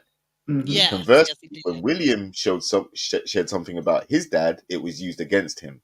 So clearly, that respect and that connection wasn't going to go anywhere. Hmm. But with Alonzo, There he was is able to again. do that, right? Well, see, When you I look think, at Chaz, yeah, like Chaz was able to be vulnerable with Patrice. That doesn't necessarily mean their connection is going to go somewhere, but that's the reason why she's been added as one of his connections in his opinion, probably in his dating process on the show. She's been the one that he's been able to be vulnerable with, where the other ladies who he's probably spent more time with on the phone, or if we are to go by the voice note and the other things, there's been some hot and heavy time, but the vulnerability was never there. Okay. So you're saying, at least according, if I'm hearing you correctly, Jr. Correct me if I'm wrong. You're saying that in your opinion, the vulnerability, the trust factor, the nurturing that Patrice gave, you seem to see that as being above and beyond the other ladies, and this is a characteristic that you as a man respect and admire. Is that Absolutely, okay? because we every week they're set a challenge to try and yeah. break down a barrier or get closer, right? Tommy sets them a challenge weekly, and this particular week focused on vulnerability. So the only one that really checked for Chaz You, in that moment you, you, was Patrice. So that automatically, to me, shows why she's a connection now, whereas she wasn't before, right? She only start. It was only yeah. the last episode when Hmm. they really established they didn't even have each other's phone number, like they weren't even Right. talking, They weren't talking. Mhm. Correct. right? But she Well, already in the space of 1 week has been able to allow him to be vulnerable, whereas Vanessa and Rashina have had longer time with him, getting to know him, and he wasn't able to share that with mhm. them two ladies without being judged. Well, think about it like this. Think about it like this. Chaz is the senior of the men. He's the senior of the men. He's the oldest of the men. The brother, the brother's very well established compared to the other brethren, on the show. If we would look at it, quote unquote, the most, what word am I looking for? The most, if there's a word, unestablished man would be probably Alonzo at this moment. What have you? So it'd probably be Chaz, LaRon, and then Alonzo. William, then Alonzo, if William was still on. But I mean, Chaz is the ideal guy for these women. He's a brother that's got it going on. This brother's late 40s. He's got this nice crib, what have you. The brother got it going on. I mean, this is why I want to take home to mama. And I think a lot of the women are quote unquote urinating and trying to mark the territory for this man and Oh trying to my! check for Not this the man. not the urination of it all. Yeah, urination of it all. Urination of it all. The And, and, marking of the and territory. but the idea is that all those things mean nothing because I hear a lot of chatter now among some sisters and that's why it's incredibly stressful on us, a lot of us as men, that like especially it goes back to the Houston conversation when Chris was asked about bills. He said, well, look, we can split the house note. No, what do you mean split the house note? You gonna pay the whole thing? I mean, I ain't going to work just to pay bills. I feel like, hey, if we're in this together, we both live here, we can both, contribute. It's not like, Yeah, yeah. you know, and this incredible pressure for a man just to go to work, just to pay all the bills and what have you. Well, what are you going to contribute? You're not just an added fixture to the house, just sit there and look pretty, and I'm going out to work, bust my Oh hump from nine my! to five every day, you know. But the idea, I, as much as as much as it takes to live nowadays, when we look at steady inflation and wages are not going up with the inflation, it becomes a lot of pressure. It becomes a lot of pressure, or what have you. And so I think the idea is that when you have a man that can have that soft spot to land and to put down the cape and not have to be Superman, but to show you this is who I am. I'm Clark Kent. This is my kryptonite. This is what helps me overwhelm. This is what I'm Oh. going through. This is where I am in life. You know, Mm. you see me, you see me. And that to me was last week's lesson, intimacy, because I look at intimacy as the play on words of into me see. Mhm. Into me see. So you see into me. You don't see the facade, you don't see all the trappings I have, the trappings of success, the nice car, the nice house, and all that, but you see into me, you see my soul, you see who I am. That's what I think. Yes. Wow. Okay, I'm getting teary eyed, Chaz. You are really causing my eyes to get blurry. It's like I've been cutting onions. Okay, I gotta stop you guys. Chaz is saying in the chat, and I didn't realize. Sorry, Chaz. I didn't realize you were still there. I guess you were allowing us to chat and not say anything until we got to some points that you wanted to clarify. But Chaz has put in the chat that I have only had 3 women to ever pray with me and for me. And then in the Mm-hmm. next one, Patrice became the fourth. That is so powerful for where I come from. And I don't know about anybody else, it's just me. Prayer is so vital to living and to having prayers answered and to healing and to recovery, Mm-hmm. that for you, when you say that you've only had 3 women and then Patrice became the fourth, Mm-hmm. that is so validating. Because and then Chaz goes on to answer a question that Kiki had asked him about whether the other women reached out to check on him, just to check on him and say, not to nag him and not to say, well, why didn't you tell me you was leaving? You should have told me. You owe me. You owe me. You owe me. But instead to just check and say, hey, Chaz, are you okay? Are you all right? I noticed you left, and I just want to make sure, check in on you. Are you Mm-hmm. okay? Is Drum everything roll. okay with your mental health, with your emotions? Um, I'm not even No, gonna worry they about did who you not. picking, but just a person, just a person. Like, look, sometimes some things got to be person to person. Like, everything in life can't be what am I getting out of it? What's in it for me? If you're always looking at what's in it for you, that's Mm-hmm. problematic. Exactly. That's very problematic. So, no, they did not, is the answer. And those 3 women that prayed for Chaz previously, I doubt that they were Rashina, Vanessa, and Mika. So, there you go. That's why Patrice is up there in his estimation, because she showed a level of care, love, compassion, enough to be vulnerable, enough to allow him to be vulnerable. And that is major for a lot of guys. We deal with stuff every day. And um, now that ladies are out there doing a lot of the things that we as men do out in the workforce and, getting educated, money, and all these other different things, you go through it too. So, it's already stressful. It's stressful for us as well. So when we do get the chance to sit down with you and have that vulnerable time, that Clark Kent time, as Sean says, that shouldn't be taken for granted, because if we've chosen you, if we've said, you know what, I've got tunnel vision for you, I want to be with you, I want to have a relationship with you, spend my life with you, you are our kryptonite.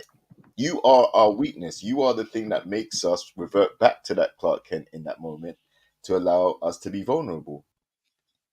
But if you weaponize it, or you use it against us, or you deliberately turn up your aggression and intensity and It'll hostility never open again. while we're vulnerable, you're going to Mm. push us away. So you need to It'll snap out never of open that. up again.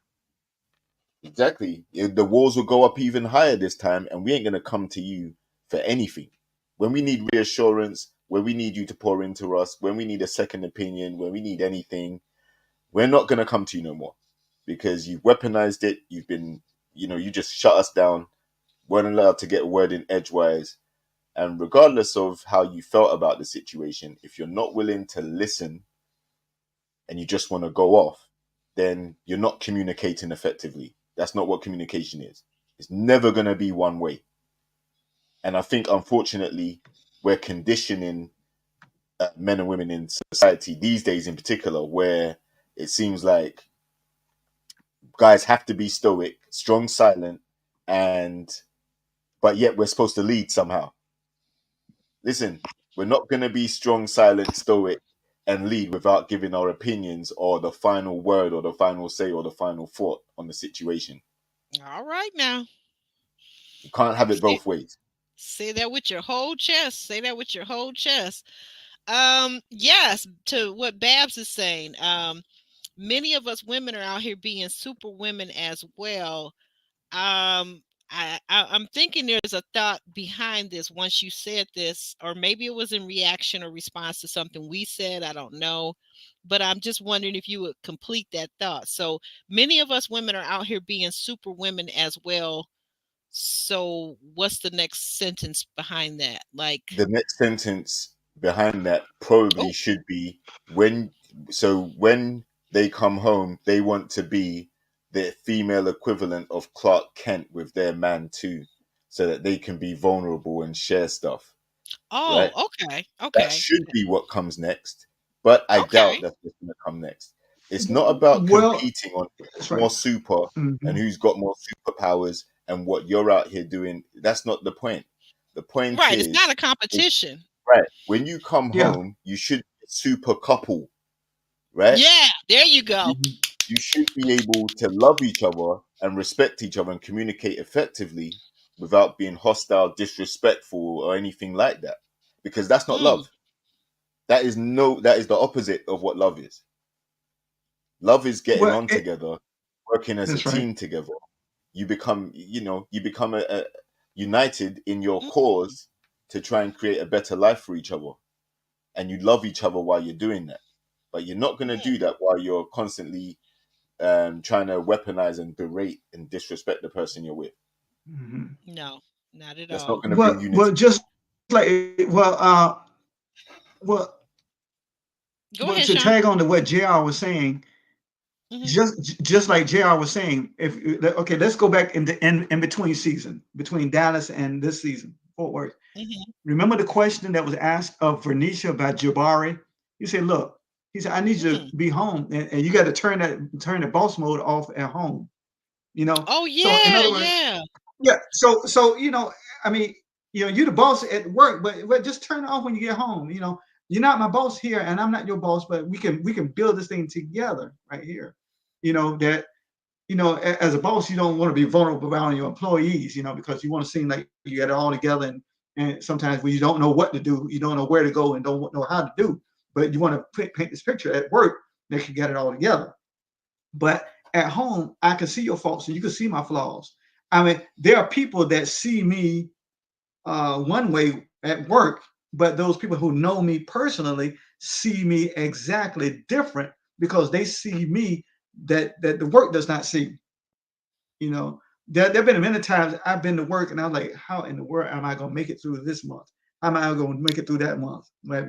But those Wow. people that know me saw that vulnerability in me. Just because I got this doctorate degree, don't mean I got it all together all the time. You know what I'm saying? So the idea is that when a man or a woman uh, is allowed to have that safe space where I can put down the cape, I can put down, I can put down the superhuman strength and be just plain Clark Kent or Lois Lane or what have you. Then Okay. you got a treasure there. You got a treasure there. You know, and interesting thing about it, and if you made a good segue, Aubrey. One of my favorite verses in the Bible is Hebrews 11 about the hall of faith, and no need to go through all that. And the Bible said, by faith, Abel offered unto God. By faith, Noah built an ark.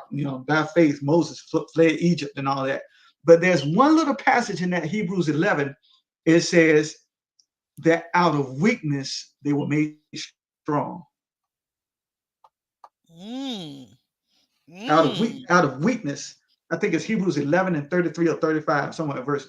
But it says, out of weakness, they were made strong. And many times we Mm. praise Samson for the strength that he had, but it says, out of weakness, they were made strong. That's And what he meant. and that's that point right, there, understanding that point, that dynamic, that we can be strong out of our weakness, Hmm. that we can be strong Mm. out of our vulnerability. Hmm. We can Mm. be strong, Vulnerability is out of a those moments. Yeah. I'm Yeah, sorry, JR. I was saying Thank vulnerability is actually a strength because it yes, it allows is. It is. It to, is. 'cause you can't be firm, hard, uh, you know, That's uh, why thugs don't live long. aggressive. Yeah, you can't do that all the time. That's draining. Sean, you are about to make us go off the air because I swear to goodness, I almost spit this water out on my laptop. We would have been off the air. My computer would have been fried, okay? Thugs don't live long. You You are can't be hard all the time. You can't. Thugs that's don't why live thugs long. don't live long. Thugs don't live long. You are so wrong for that. Guys, if you're still listening to this great, really, really awesome, very organic conversation, I just said the heck with my notes. We're just talking, real talk, men and women. He Well, says, no, no, she the says. hell with it. The hell with it. Yeah, the hell with it. Yeah, just hit that like button. You here, and if you're in the bushes and you haven't subscribed yet, but you're one of those 66% of the people who are in my analytics who are watching weekly, go ahead and subscribe. Help a sister out. I got It's goals this free, year. free I got 99. goals Free in 99. 2024. It's free 99. Like my boy Sean said, it's free 99. Definitely go over and also subscribe and like the video on JR's channel too. Go over there Mhm. to JRXTV. Show your boy some love. He's out here every Sunday. He is giving us the real. He's letting us know what a young man thinks. We got a more seasoned gentleman. Sean is representing the seasoned man side. I'm over here representing the seasoned woman who has been through life experiences, been married, been divorced, has dated, and really has a lot of experience, guys. Definitely like the video. I actually had a couple more things, and we're going to wrap this up because we were already 3 hours into this. I'm starting to feel like Kojo here, and I don't have any Adderall or anything to keep me going, like okay, because I'm going to have to crash in a minute. But there was a couple of things that came up. Let me go back over to my other side here. There were a couple things that came up in the comment that I wanted to ask you gentlemen about. um, we got Miss Wilson, but I'll save that for later. We're going to stick on. I think we're talking about Patrice. Someone said it. If I can find it, I don't know if I can't find it. Oh, here it is. Kyle B said that I bet Patrice probably checked on William also. She seems to show a lot of empathy. She's a sweetheart, and she's been my favorite since episode 2. Best overall personality. What are your Uh-huh. thoughts on that, Sean? Just that statement alone. What are your thoughts on that?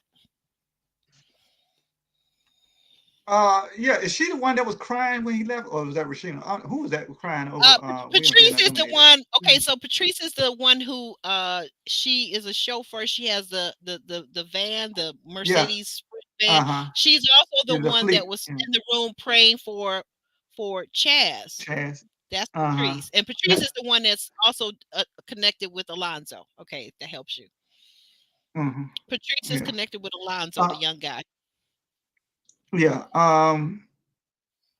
Yeah, so you said, yeah, what was the question you asked about this right Okay, here? my She's question supposed to sleep is, with someone. with Patrice, what do you think of this comment that's on the screen that I think she's a this very woman? genuine. She seemed to be a very genuine person. She seems to be the Yeah. more matured out of the group. She seemed to be the Okay. more matured out of the group. Okay. She seemed to be very, very forward thinking. She's not a woman of she's not a shallow woman. She's a woman with excuse my expression. She's a woman with deep wells. She's deep well. She has deep wells, and Mm, she has deep wells, and I believe she has calm waters. And if you can find a woman, if a man can find a woman with calm waters, then he's mm. got a treasure right there. Mhm. Wow. Not saying that Mhm. nothing rocks takes her off her center, but if she's a woman that does not freak out over a lot of things, but she's a very woman that's very thought provoking and has very calm waters, she's a treasure. Wow. Well, there you have it, guys.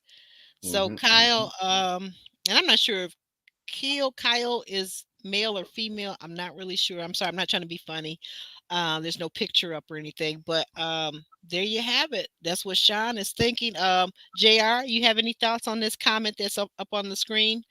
Uh, Mm, yeah, what? I think It's very valid, and like I said, it's very important for some guys that when they are going through things, if the lady they're interested in or has a connection with or in a relationship with, if she cares about what you're going through, then she's gonna ask if there's any way she can help, or she's gonna be a sympathetic ear.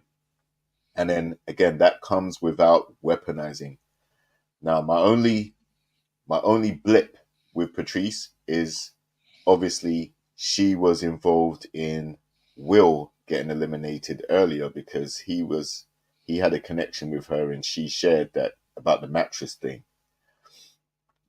But other than that blip, that episode, yeah, she's been pretty solid. She comes across as a very warm, bubbly, personable lady, right? And I can see why some guys would gravitate towards that personality. Whereas, like I said, there are some other ladies who tend to be more self-centered or more about themselves to the point where, they've kind of cut off their connections. Patrice at least still seems to have Alonso and Chaz around, so that speaks volumes as well. When you look at the ladies who have no other connections other than Chaz, there's probably two, Rashina and Vanessa. And Mika has Justin, Patrice has Alonso, and Maya has Laurent. So again, by process of elimination, you would have to say Patrice is up there as well. Alice the Great, why does she say that? You got me questioning. I see what's up on the screen. Why does she say that? Could you say? Well, Alice the Great is saying that over on the Married 10 Years page, Deborah thinks that Patrice just likes a project. So in other words, it sounds like she's saying that Patrice is one of those women that likes to build a man. Like I don't see Patrice, but then I don't know, maybe she's referring to the connection with Alonso.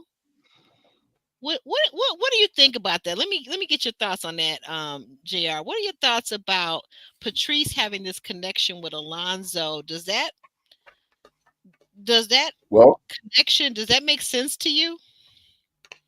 Well, if the assumption is that Alonso needs building before he becomes a man, then I haven't seen evidence of that. Okay. He just seems younger and probably a little bit more immature because he doesn't have. I don't think he has kids yet either. No So children. they're at different stages in life. She's got 3 and is probably more mature. I think she's older than him as well. Yes, she is. But again, different strokes for different folks. For some women, it probably they don't want a guy who's necessarily been there, done that, seen everything. And sometimes they, it helps them to get to a guy who before he's got there. And then for the guy's perspective, we already know a lot of women in the community might want a finished article, the guy that's got it all already, and then you're going to come into his life and take from him. But no, a lot of guys are wise to that now, so they're not. Oh Lord, no, he didn't say take from the. Hey, he spent all his time building himself up. You gonna light some fires up under some of these Yeah, people. yeah, and I intend to, because that is that mindset. What you intend to do? Yeah, that mindset is detrimental to the progress of a relationship, right? Listen, there are some guys that do have it all, and they've worked hard to get it to where they're now attractive in your eyes.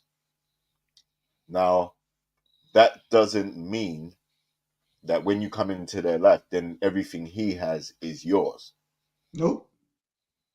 Right? They're two different things. So, and again, when that guy does come into your life, if he has accomplished everything he needs to accomplish and is where he wants to be, etc., then that's even more reason why you make yourself a safe space and you show him the loving, caring, stuff that he's looking for in a partner, because that's what's going to keep you around him. Otherwise, he's going to move on to someone else and take his well-built self to another lady. Yeah. Well, I mean, with men who have a lot invested in life, like JR was saying, you don't automatically assume that what he has achieved that is yours, or what she has achieved is yours. If you're a man going after a woman that's achieved. I think I told you that, Aubrey, that one of my former presidents I've worked under said, he said, if you're gonna F up, don't F down. Right. You told me, yeah, you sure did. Yeah, always will mess with somebody got more to lose than you do. Makes sense to me. Because the idea is that because you can ruin your career. I mean, think about it like this. Bill Clinton almost gave up the presidency behind Monica Lewinsky. So I mean, the intern, he definitely tainted his legacy. He definitely tainted his legacy. He tainted the legacy.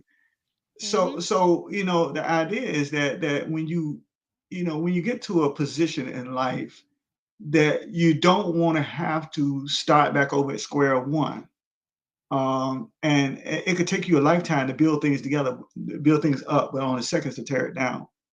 One of my favorite proverbs is, the Bible says that a wise woman buildeth her house with her hands, but a foolish woman tears it down with her mouth. With her tongue. That's interesting. Her tongue. A wise woman buildeth a house with her hands, but a foolish woman teareth it down with her tongue. Now break that down for the younger folks and the non-Bible reading folks. Haven't been to church in a while, but they gonna get there. Easter is days away. So no, break. I'm not trying to. Yeah. Break that down into generic terms that our audience, our younger, followers. And thank you for being here, guys. We got a wide range of people from my analytics, from all the way from 15 to 65 plus. So break that down. No, seriously, break that down. Okay. Well, the thing is that you're either a wise woman or a foolish woman. You're either a wise man or a foolish man. But I think in this particular, but the part about the hands, I mean, specifically, what is the Bible saying? A wise woman building her house with her hands is a woman who's industrious, a woman who's very industrious. If you look at, and I get so sick and tired of when I hear people quote unquote preach that famous sermon on Mother's Day about the virtuous woman. Every woman ain't the virtuous woman. Just because she's a mother don't mean she's the virtuous woman. But if you really read that Proverbs 31, 10 through 31, the industrious woman, her husband was well respected in the gates. But the most important thing about the virtuous woman is that one little passage. The Bible says, the heart of her husband doth safely trust in her, that she would do him good and not harm all the days of his life. Mm-hmm. The heart of her husband trusts in her, that she would safely trust in her, that she will do him good and not harm all the days of his life. That, like JR was saying, that if a man can be vulnerable and give his heart to his wife, a woman, then he's got a jewel, because if he knows that she would not do him harm all the days of his life, he's got something. He's got a gold mine right there, And we talk about the woman building the house with her hands. She's industrious. She's not lazy. She's always forward thinking. She's proactive and not reactive. Right. She's industrious and not lazy. She doesn't sit around and watch things happen. She makes things happen. Ooh. And then what about the part with her mouth or her tongue, tearing down her house with her mouth? When a woman or a man, but in this case a woman, when she has no discretion, when everything that goes on in her house, she got to tell everything that goes on in her house to somebody else. This is it. Weaponize it. His vulnerability against him. Because I mean, just a vulnerable moment for you. Just a vulnerable moment with me. Okay, I'm a divorced man. The worst thing in my life was when I hated to go home. What? When I hated to go home. Because when I hated it, working overtime. I'd rather be working overtime. When I hated to go home, because I did not know what I was going to be greeted with when I got home. Oh my goodness. exactly. If you Mm. got a And that's man the that yeah, when he wanted like with this work day, and it's not like, oh, I just can't wait to get home to see her. I just get, but no, when he's hmm got it, like, Lord, I got it. Oh God, it's time to get off. Hmm. hmm When he's dreading that moment to get off, time to get off. Yep. I've been That's there. something. I've been there. I've Yeah, been the woman yeah, that worked 7 days a week. And, yeah, and my ex was saying, he was saying things like, I know you're not really working. You are lying. He just called me all things out my yeah. name. He thought I was lying so bad. And I swear to God, the people I work with, they said, my God, you're here day and night and day. You're Hmm. here. You're here on the Yeah, holidays. yeah. And I just thought to myself, you don't understand what You I've just got don't to deal understand with at it. home. You don't Yeah. understand. You do not It's, understand. When your home becomes a war zone, right? hmm When your home literally becomes a war zone, and the very person that is entrusted to love, nurture, care for you, and at the very least, if you can't even do those things, at least do no harm. Like, like a hmm doctor's oath, do no harm. If you can't nurture me, you can't uplift me, you can't encourage me, you can't be my friend, just go in the other room and just do no harm so I can come home and have some peace. But when you've got a home that is a war zone, that is the most asinine thing in the world. Yep. And it's all about, and I know we got to wrap this thing up in a little bit, but it's all about learning to speak your partner's love language. Okay, we talk Mm, about love language. We talk about love language. See, and what I might be going through, my love language might be physical touch. Hey, baby, mhm. a hug would just do. Oh I my don't want to hear God. this broke down, that broke down, this happened, I want to decompress. And some of us men, we just want to be held. We just want to be held. What have you. Our love language might be physical touch, or her love language might be acts of service. You know, well, she's been with the children all day long, and an act of service will help. Not just more than just, we can be both be speaking English, but when we can be talking the same language, but we're not necessarily communicating. Because Oh, right, if your love language is acts of service, and I'm just giving you quality time, hmm we're not speaking the same language.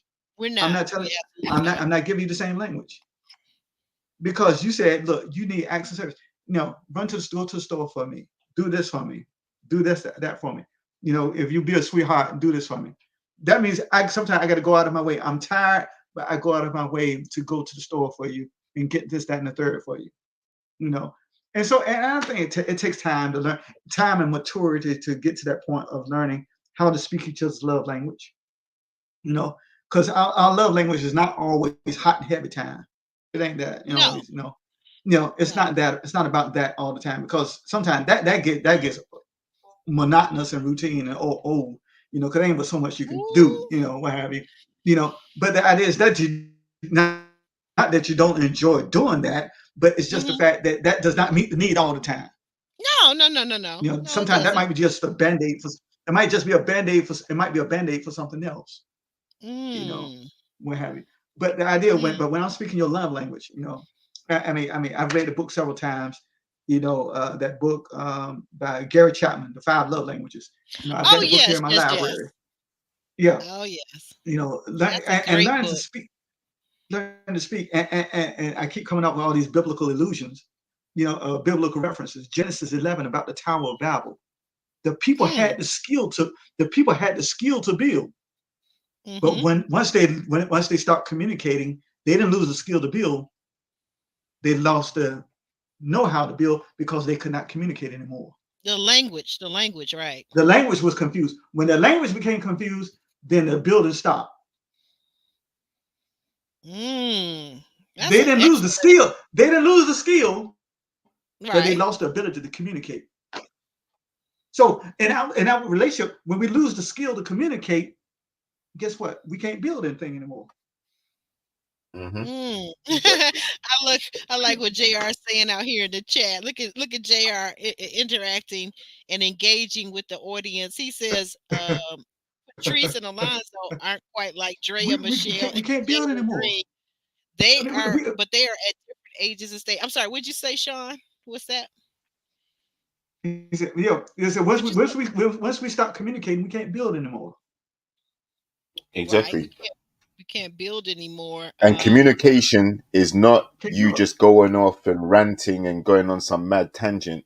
That's correct. Communication That's it. is a conversation. It's both of you being able to communicate effectively without getting heated, without being disrespectful, without raising voices.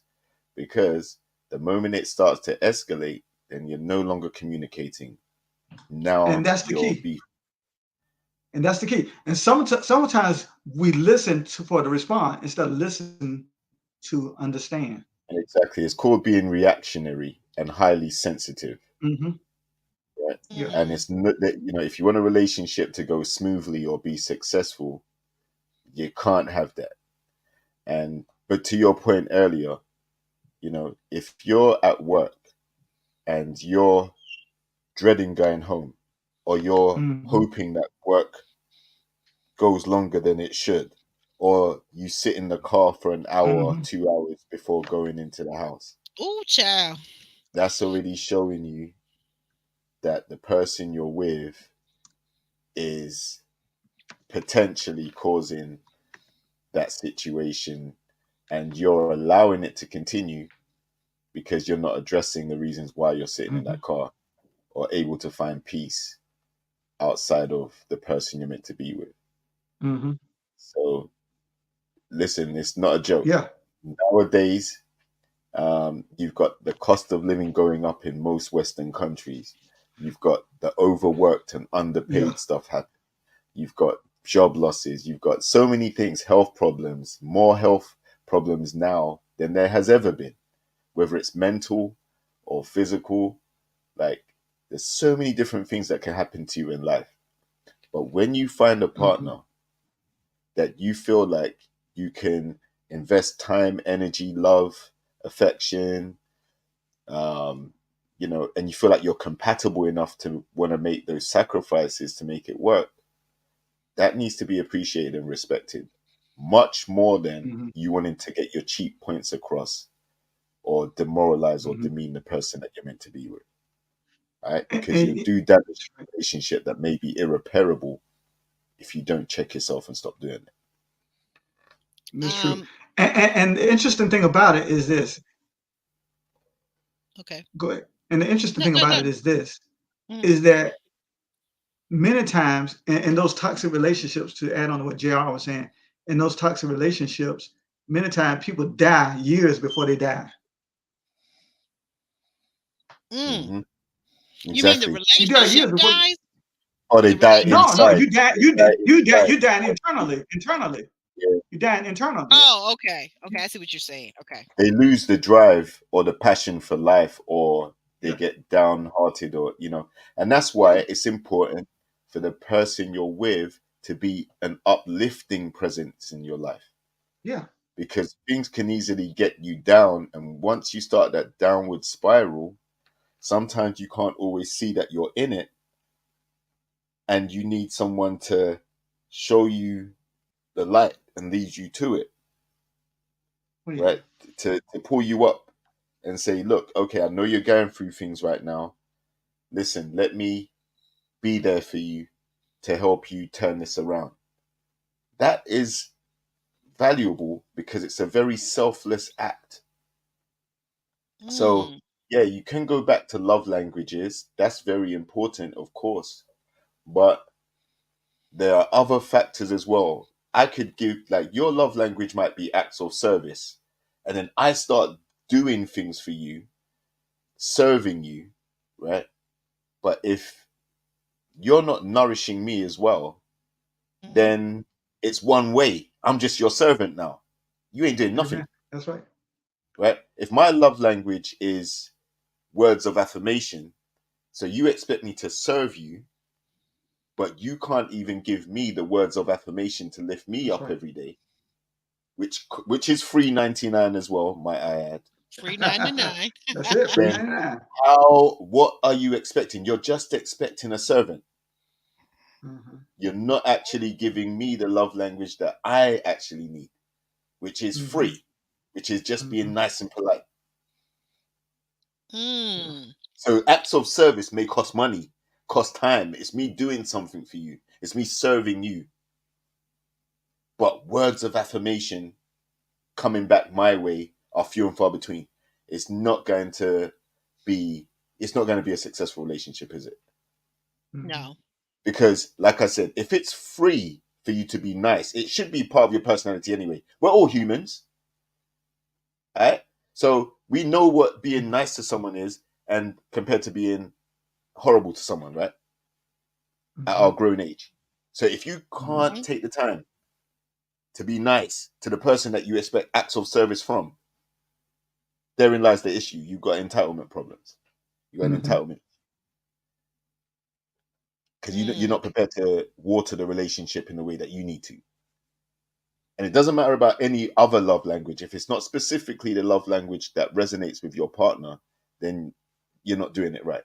Because it should be specifically relative to the person you're with.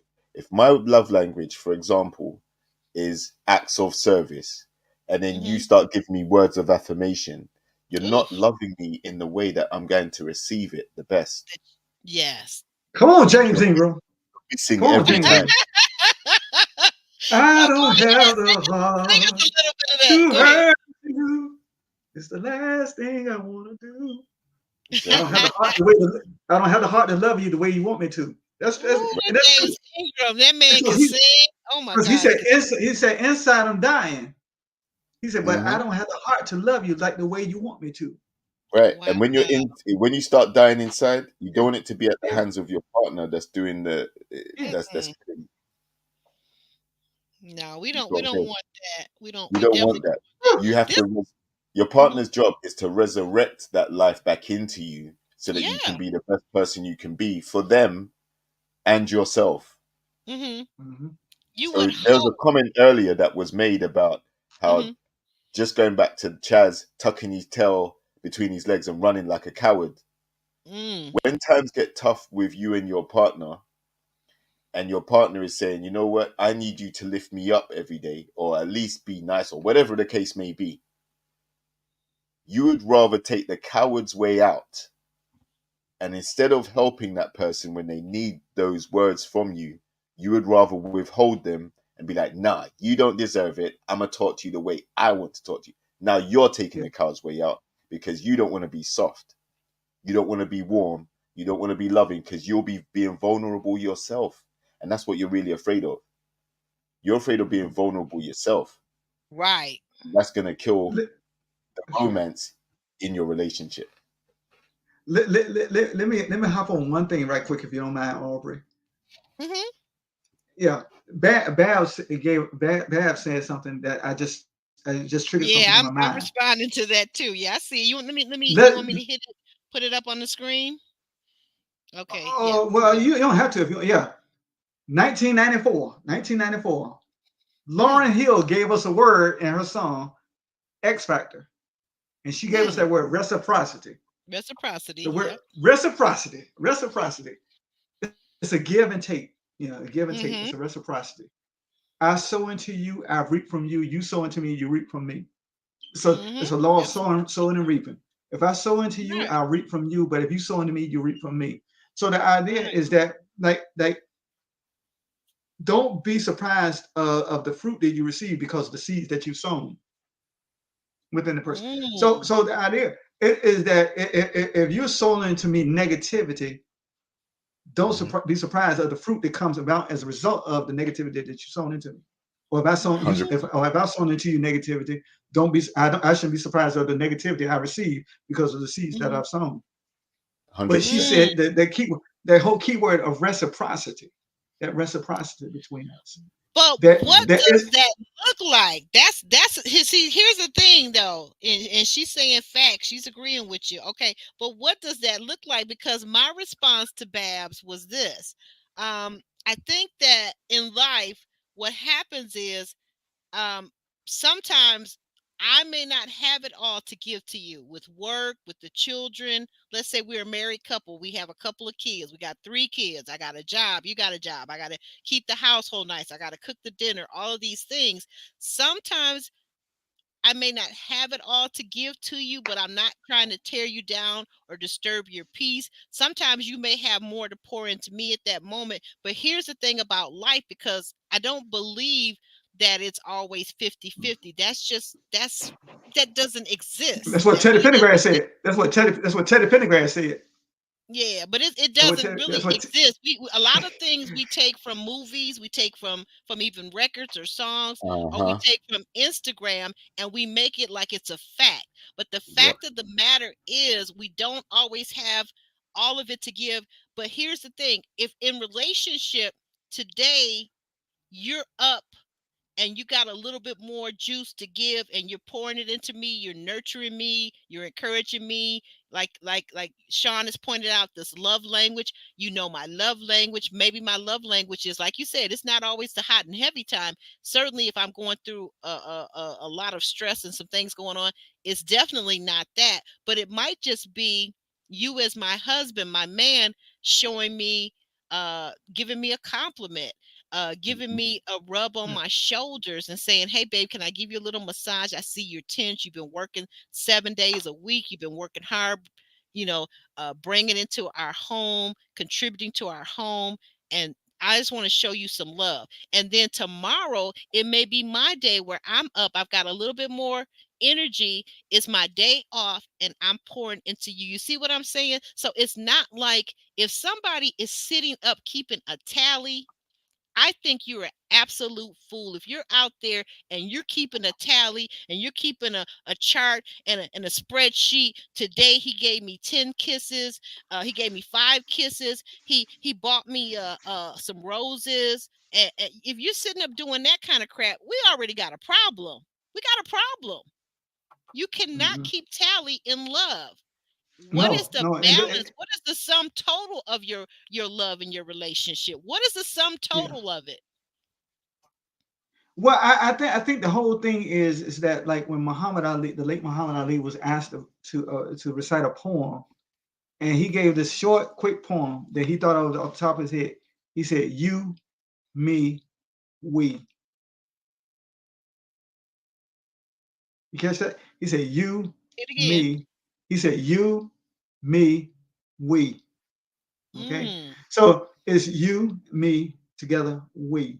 So it's no longer just I. It's you, Right. me, Yes. Okay. we. I see what you're So saying. You, me, so we. so so so so the idea is that I should be so in tune with you that I know when you're not at your 100, your best, because Right. none of Mhm. us are going to be at 100% every day. Nope. No, But the not at idea is all. that when I see that you're not at the 100%, that I Mhm. must help shoulder the load, help shoulder Mhm. the load. Once again, here is Ecclesiastes 4:9-11. He said, "How can one be warm alone? For if he falls, he has another to pick him up. For two are better than one, and a threefold cord is not easily broken." So the idea is that, you know, as a lot of people say, I can do bad all by myself. I mean, I don't need you to help me do bad, because I can do bad all by myself. But the idea is that, every day is not going to be sunshine and roses. But in the days when it's raining, I need you to be an umbrella for me. I need to be an Mhm. umbrella for you. You need to be an umbrella for me when it's Exactly. raining.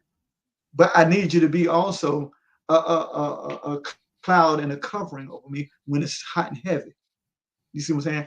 So the idea is that learning to discern the weather in the relationship.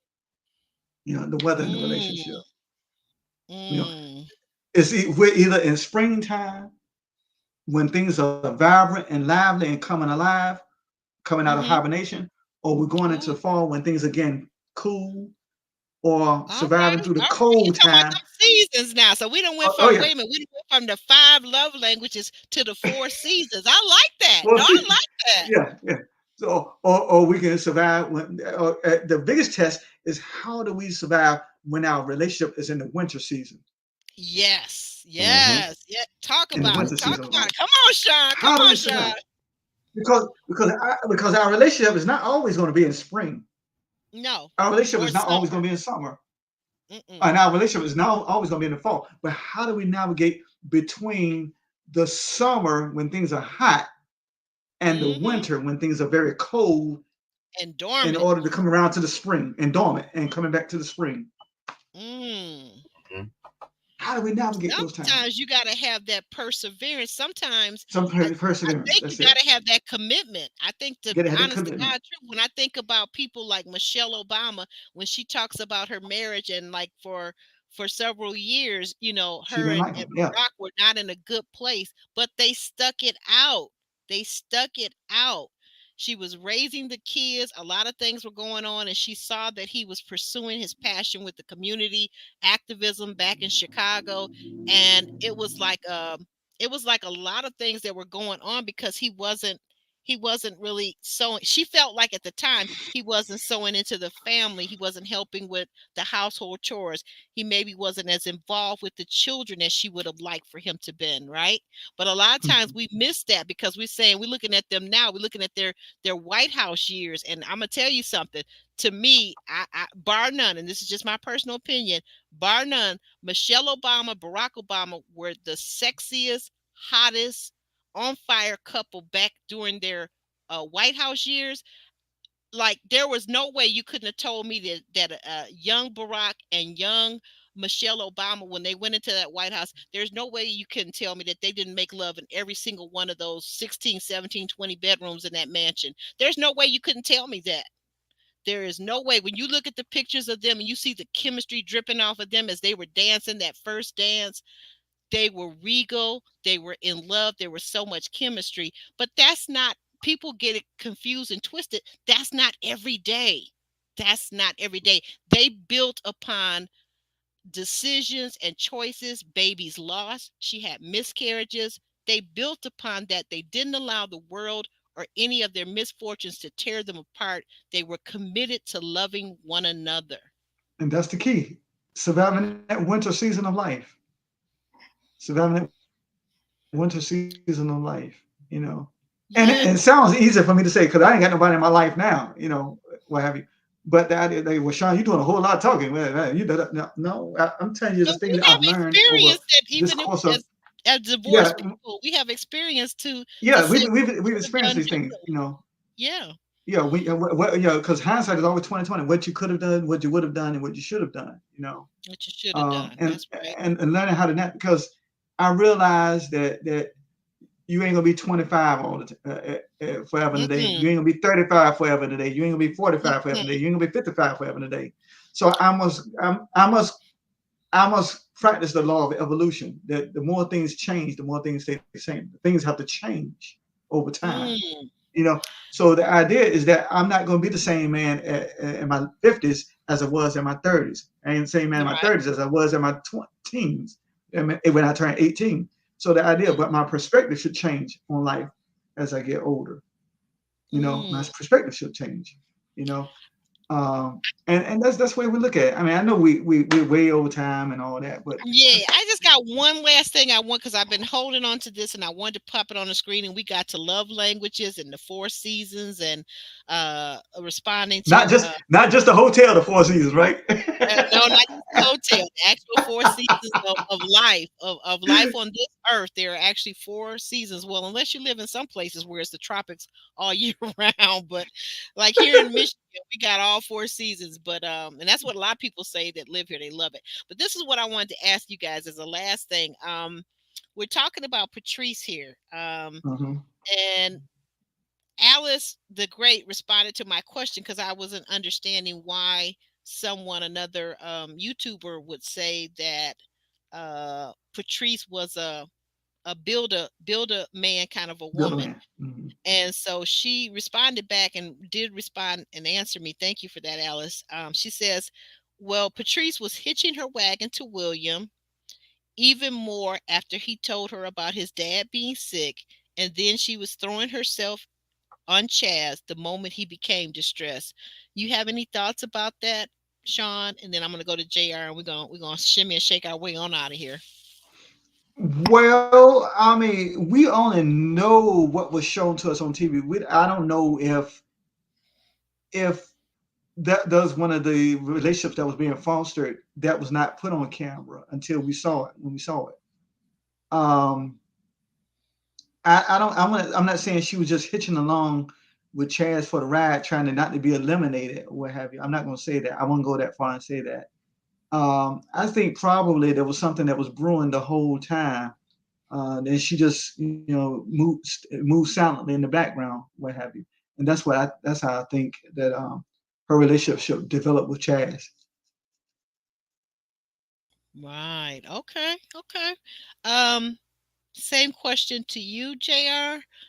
What do you think about what do you see going on with Patrice? Is she trying to build a man? Why is she over here into William? And then on the other side, then she's over here into Chaz as he's falling apart. What do you see in that? Because I see something different, but I'm gonna wait to hear what you have to say. Listen, all I see is Patrice is what we call exercising her option. She meant to have more than one connection at this point, and she's got connections with William and Chaz. I don't see anything about building up nobody. These guys already got jobs and careers and doing whatever they need to do. Chaz has, from what we've seen, a big house, a career, and everything else got going on. Um, William has multiple different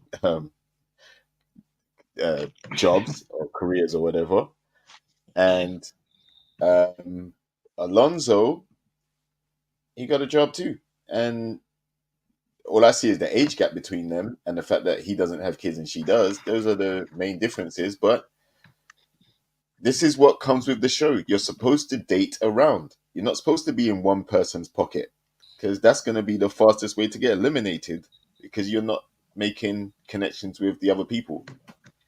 So I don't see anything wrong with it. Like, at the end of the day, they're not at the bridge yet. Nope, not at the So, bridge. right. So yeah, I don't. If she's gonna have So a it's connection me with Chaz, that sometime. means one thing, and then she may have a completely different connection with uh, William or Alonso. Completely different Mm, connections, and then eventually, What? as it gets closer to the end, then you're gonna see which connection is the strongest with whoever it is.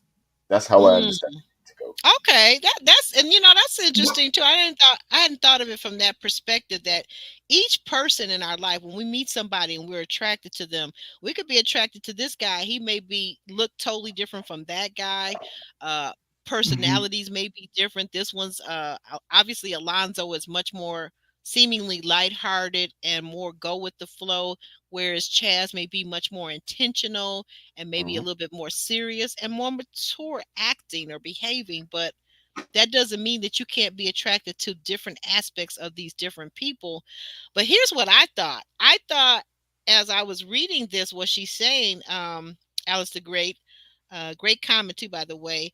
I was thinking that for me, I felt like Patrice, like some of us are empaths, right? So I'm an empath.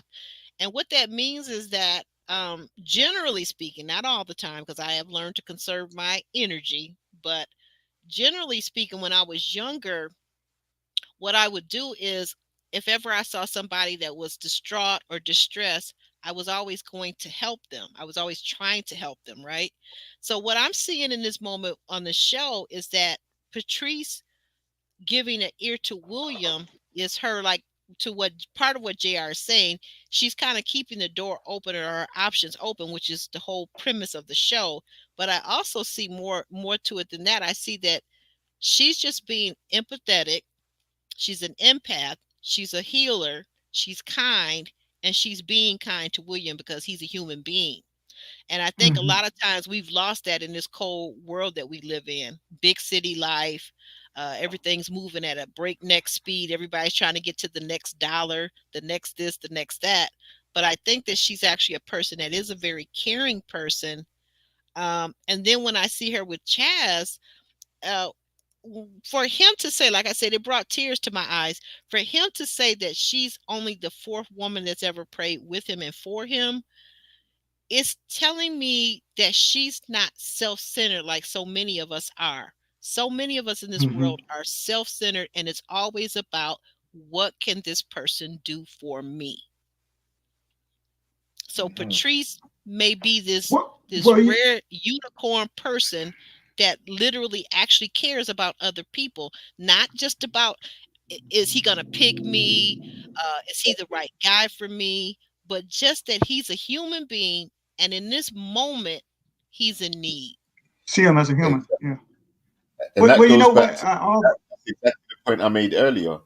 Like that's what kind of separates her from the other ladies from what we've Mhm. seen on the show, right? She's able to have that, um, and then that empathy or whatever, and be caring, whereas the other ladies have been more about, well, listen, are you going to pick me or not?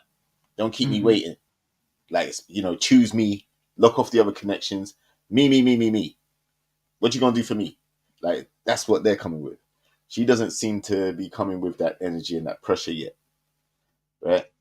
Um, and then when someone's an empath, What like it's great that you show empathy and all of that. It's amazing to have someone do that because it's a selfless act as well. But Hmm. that doesn't necessarily mean she's building these guys.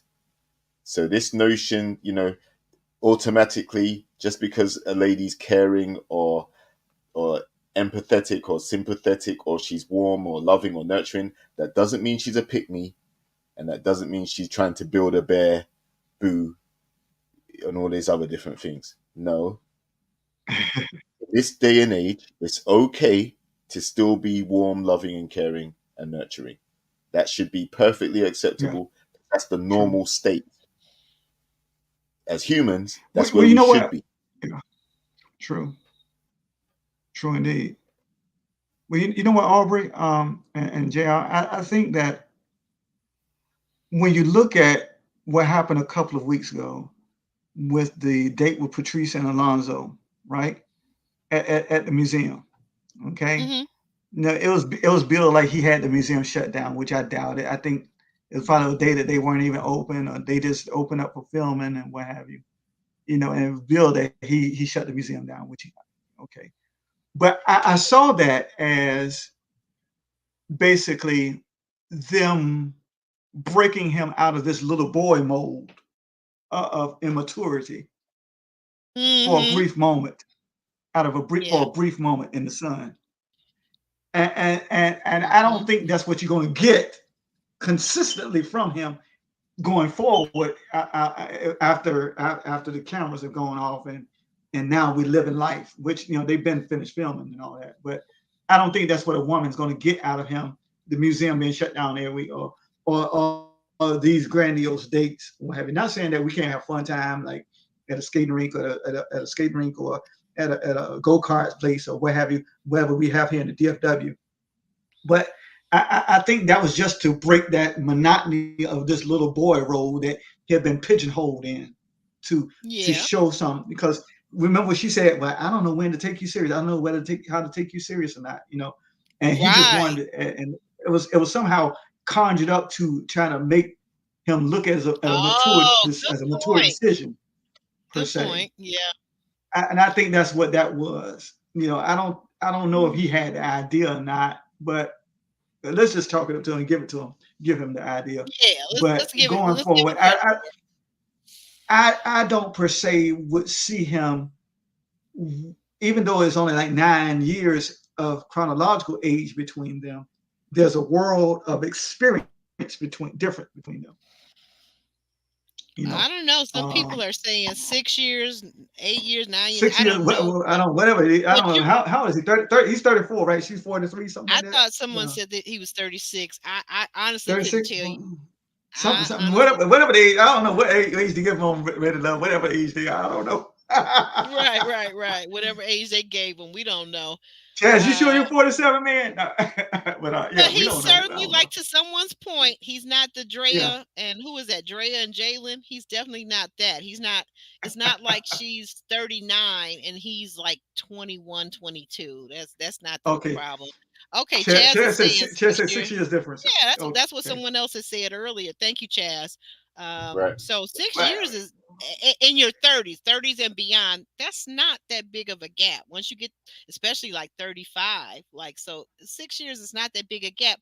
But here's the thing: everybody matures at their own rate and time. So somebody that's could be Exactly. true. 40 years and they could have the maturity of a 15-year-old, and somebody could be 20 and have the maturity that you would expect of a 40-year-old. So it's Yeah. all relative. It's all very relative.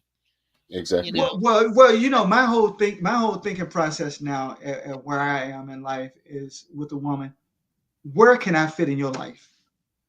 Where is the void in your life where I can feel? Mm. Because if you have no need of Mm-hmm. me, then there's no need for me to pursue you. There you go. Ooh, ooh, what? 100 Ooh, percentile. ooh, So when ooh. when they Toes, be coming watch with out! Some toes gonna be stepped on out there in the chat land.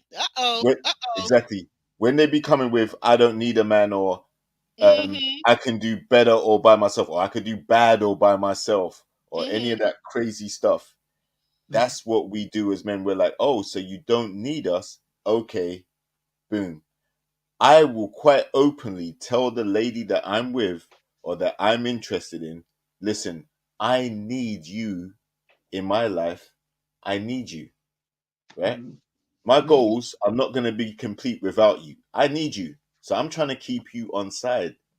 But the moment I start hearing, I don't I need don't you, or need what do I need you for, or anything like that, yo, you're that's severely going to derail my hopes and aspirations of where we can go. Right. Right? Right. And then further to add on, yeah, I think you're more than likely with Alonso and Patrice, you're more than likely going to get more of the bungee date type of experience than the shutdown museum experience, right? Mm-hmm. Yeah. That date at the museum was a one off. It was romantic and whatever, but don't get your aspirations up thinking that's going to be a regular occurrence.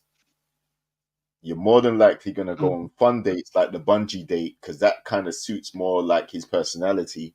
And like he said, he wanted to get a level of trust from her because she has to trust the bungee rope, right? And Mm. then that also allows them to have broken down that barrier, and now they can both be vulnerable with each other, which can lead to more closeness.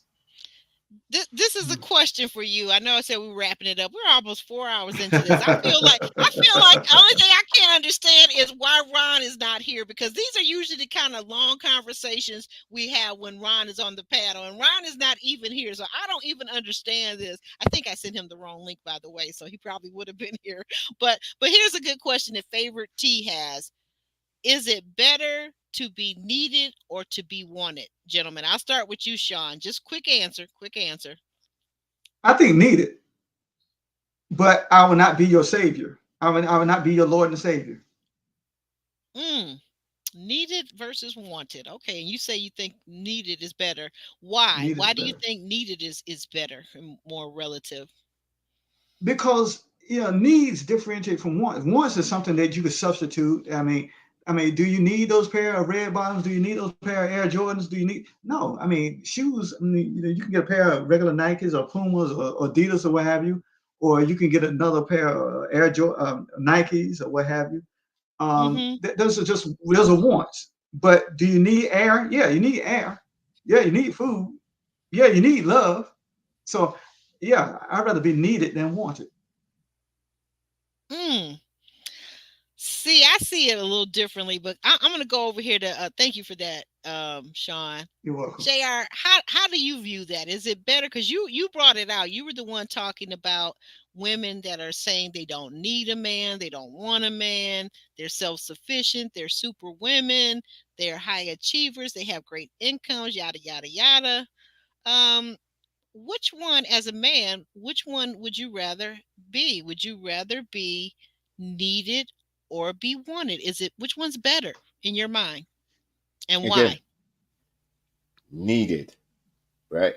Because for me, like I could be wanted by many, but if I'm needed by one, then I'm focusing on that one. Wants Mm. can change. You might want Oh, I to, see. I see. I'm gonna change my answer. Okay, yeah. go ahead. Continue. So once, you might want to eat some chocolate. You might want to go and do something, but There you but the go. bottom line, you need to eat, right? So it That's doesn't it. matter what you eat or what you feel like eating. The fact is, the need is you're hungry.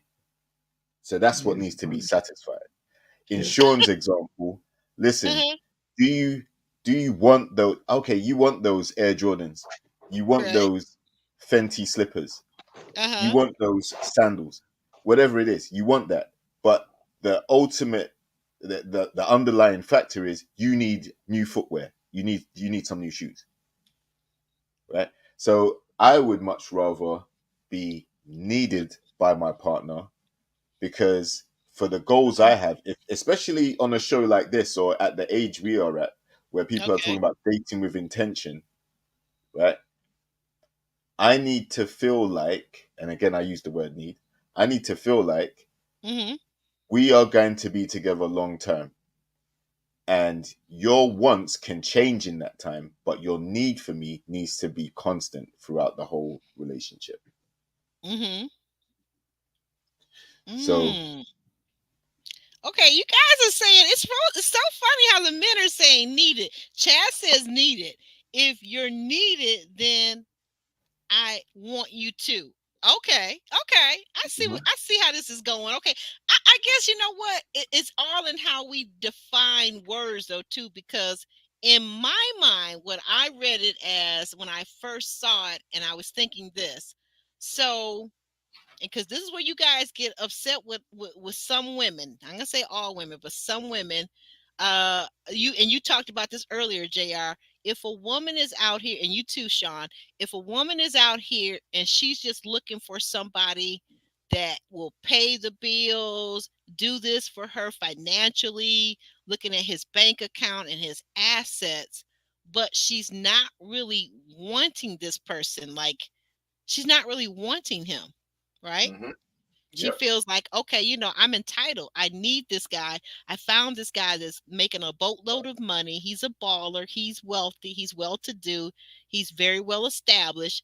I'll go with him because I need him to do these things for me because I like to live a certain lifestyle versus her actually wanting him. See, that's the way I took it. So Okay, I but saw it.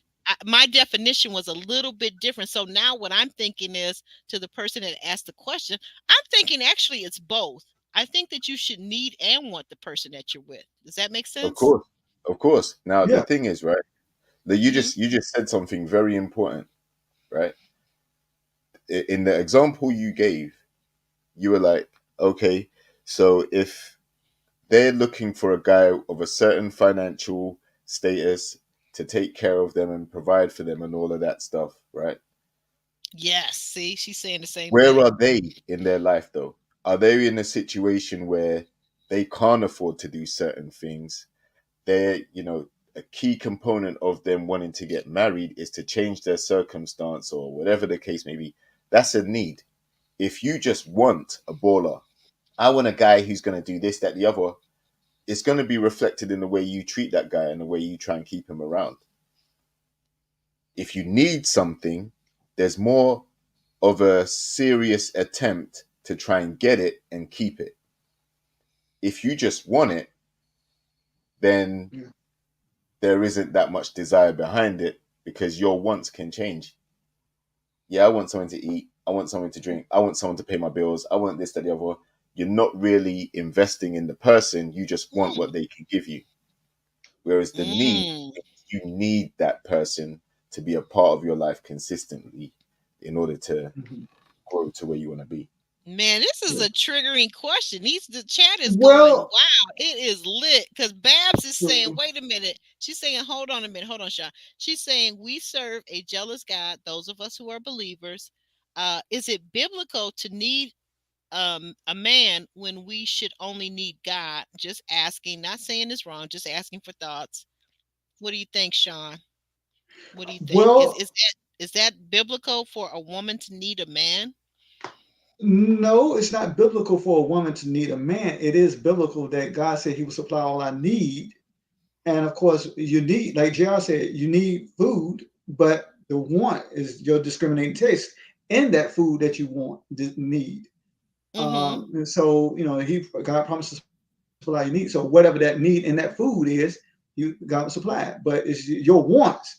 whatever you want type of food, now the need, like I said, I'd rather for you to need me and me need you, but not to be dependent upon you as my savior or my Lord, what have you. Mhm. I don't worship you out of that need.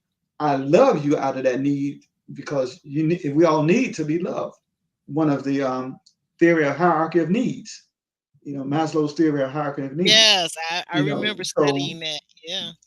and as we go to as the pyramid goes up, the needs get lesser and lesser. From the broad base, we all need love, we all need food, we all need shelter, we all need acceptance, we all need air. But then as we go up, our needs make from primary needs to secondary needs to tertiary needs to quaternary needs, where our needs may vary, what have you. But the idea is that we all have the same base needs. Hmm. So yeah, and of course, do we all need? No, I believe like this. None of us is an island, so we all need some degree of companionship. Does that Oh mean that we yeah. all have to get into a relationship with somebody? No, but we are, because we were not meant to live life alone. No, Because not at all. there, There you it go. is it is impossible to live a it is impossible to live a whole life and not come into contact with anybody. Mm-hmm. Well, and There not you only go. that, you're going to need somebody for something, because even if you're out You're gonna here need in the somebody world for making something. the Yes. most money, you're still going to need somebody. Maybe if it's just simply to help you make a decision. Do I buy this car or do I buy this SUV? Oh, my SUV has a flat tire now. I need my man to come over and fix my tire because I don't know how to do it, and I don't have the strength, or whatever it is. But what I was thinking, to what you were saying earlier, Sean, to your point, I think the need for a man actually is biblical, and the need for a Mhm. woman, because the Bible states that a man that findeth a wife findeth a good thing, right? Mhm. And the Mhm. fact that we cannot, none of us, male or female, can we procreate without the other. Mm-hmm. So Cannot. if God wants us to procreate and have children and Mm-hmm. grow and blossom as a part of our service here on earth, is to provide the next generation. How the Uh-huh. heck are we going to do that by ourselves? That doesn't make sense. Well, 100%. since you went biblical on that, Genesis 2, 18, it says, God said, Lord God said, it's not good for man to be alone, Mm-hmm. right?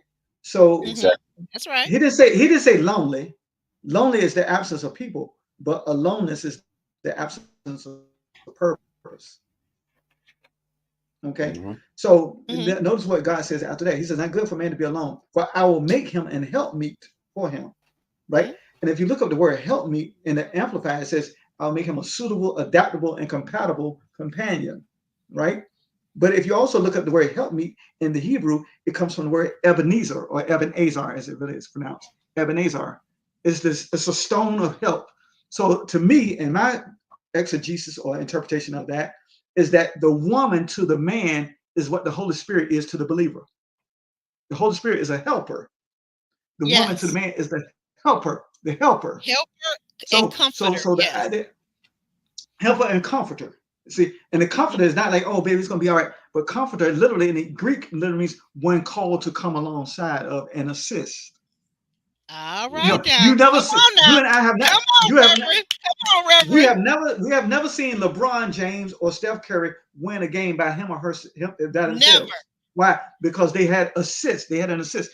They didn't They score had all the points, so they assist. They threw the ball to somebody and they shot the ball. An Yep. assist.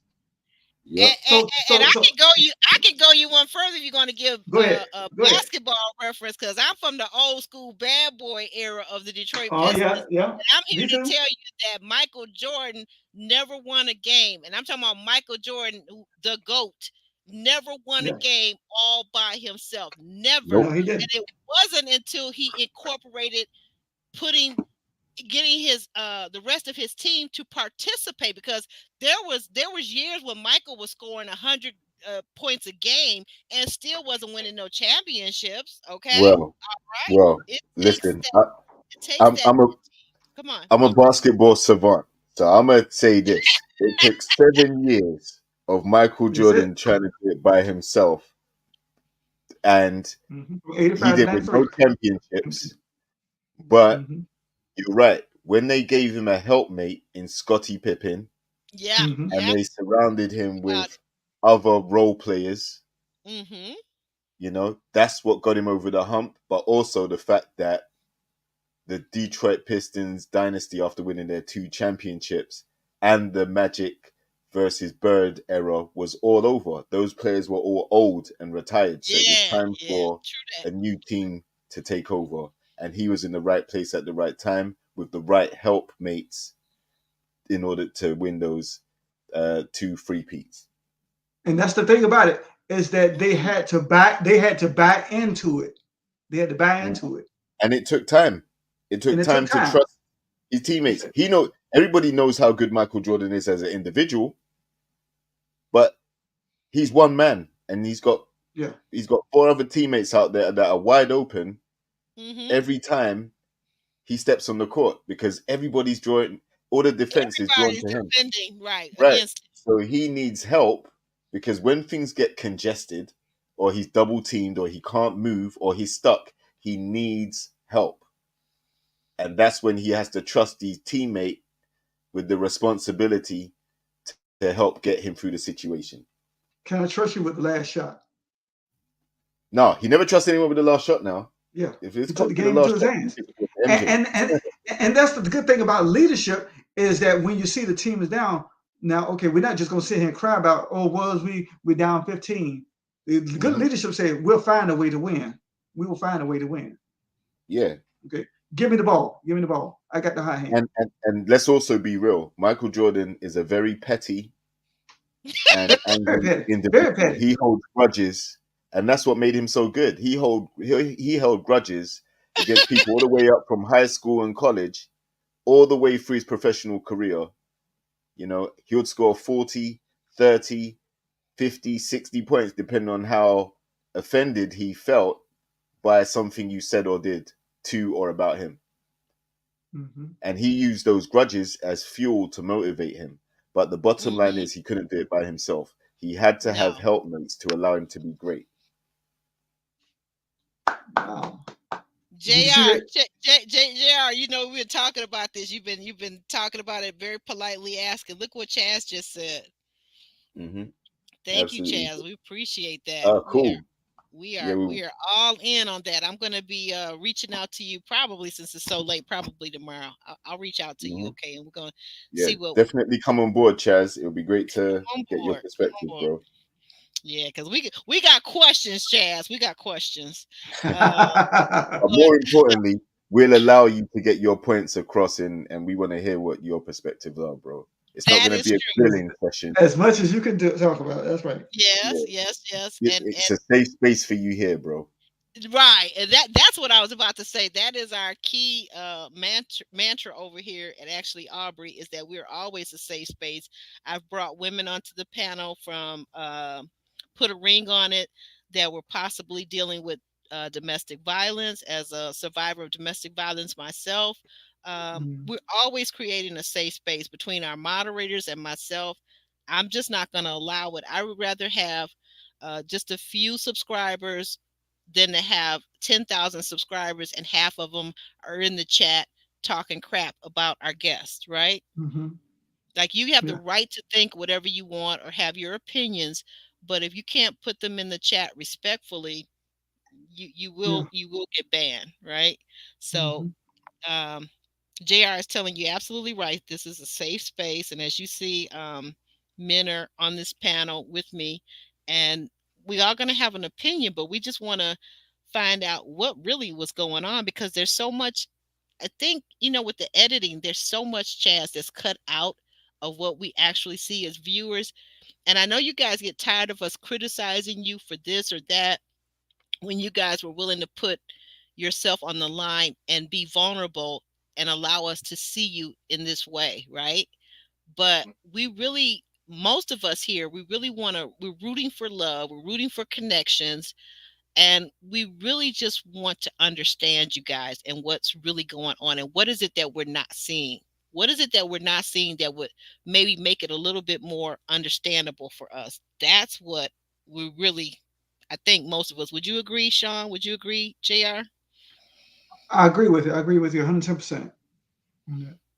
Yeah, I I agree agree with too. you. Because let's be real, most of us wouldn't open up ourselves to the Mm-mm. TV cameras and the scrutiny that comes with going on the show. So we appreciate the fact that you and the other castmates were able to have the confidence to get up there and do that. And yeah, as I say, it's a safe space here. So we just want to get your perspective as someone that's been there and done it. And it's something that most of us sit back and, we probably wouldn't open up our lives like that. Mm-mm. I know I wouldn't. I know Hmm. I wouldn't. And I totally Chaz. Thanks, Chaz. Um, yeah, we definitely are a safe space. But guys, with that, we are 4 hours and 16 minutes into this deep, Let me and shake it out like that. this has been a great. I'm sorry. Did you have something? I'm sorry, Sean. Go ahead. You had Now I something to say say. I say you would say we're gonna shimmy and shake and get on out of here. Yeah, we was gonna shimmy and shake a while ago, a couple, 2, 3 times, Yeah, but we've been shimmying for the last hour, a couple hours. So kind of we've been safe. shimmying for the last hour. But you know what? I have to contribute some of the fault. I got to put some of the blame. 51% in our chat family, because the chat family has been lit. They've been asking really good questions, and they've been asking for clarification. Is it better to be needed or wanted? I think that still seemed to fall along gender, because I noticed it seemed like most of the women in the chat were saying wanted, the men were Of course. saying needed. I Hmm.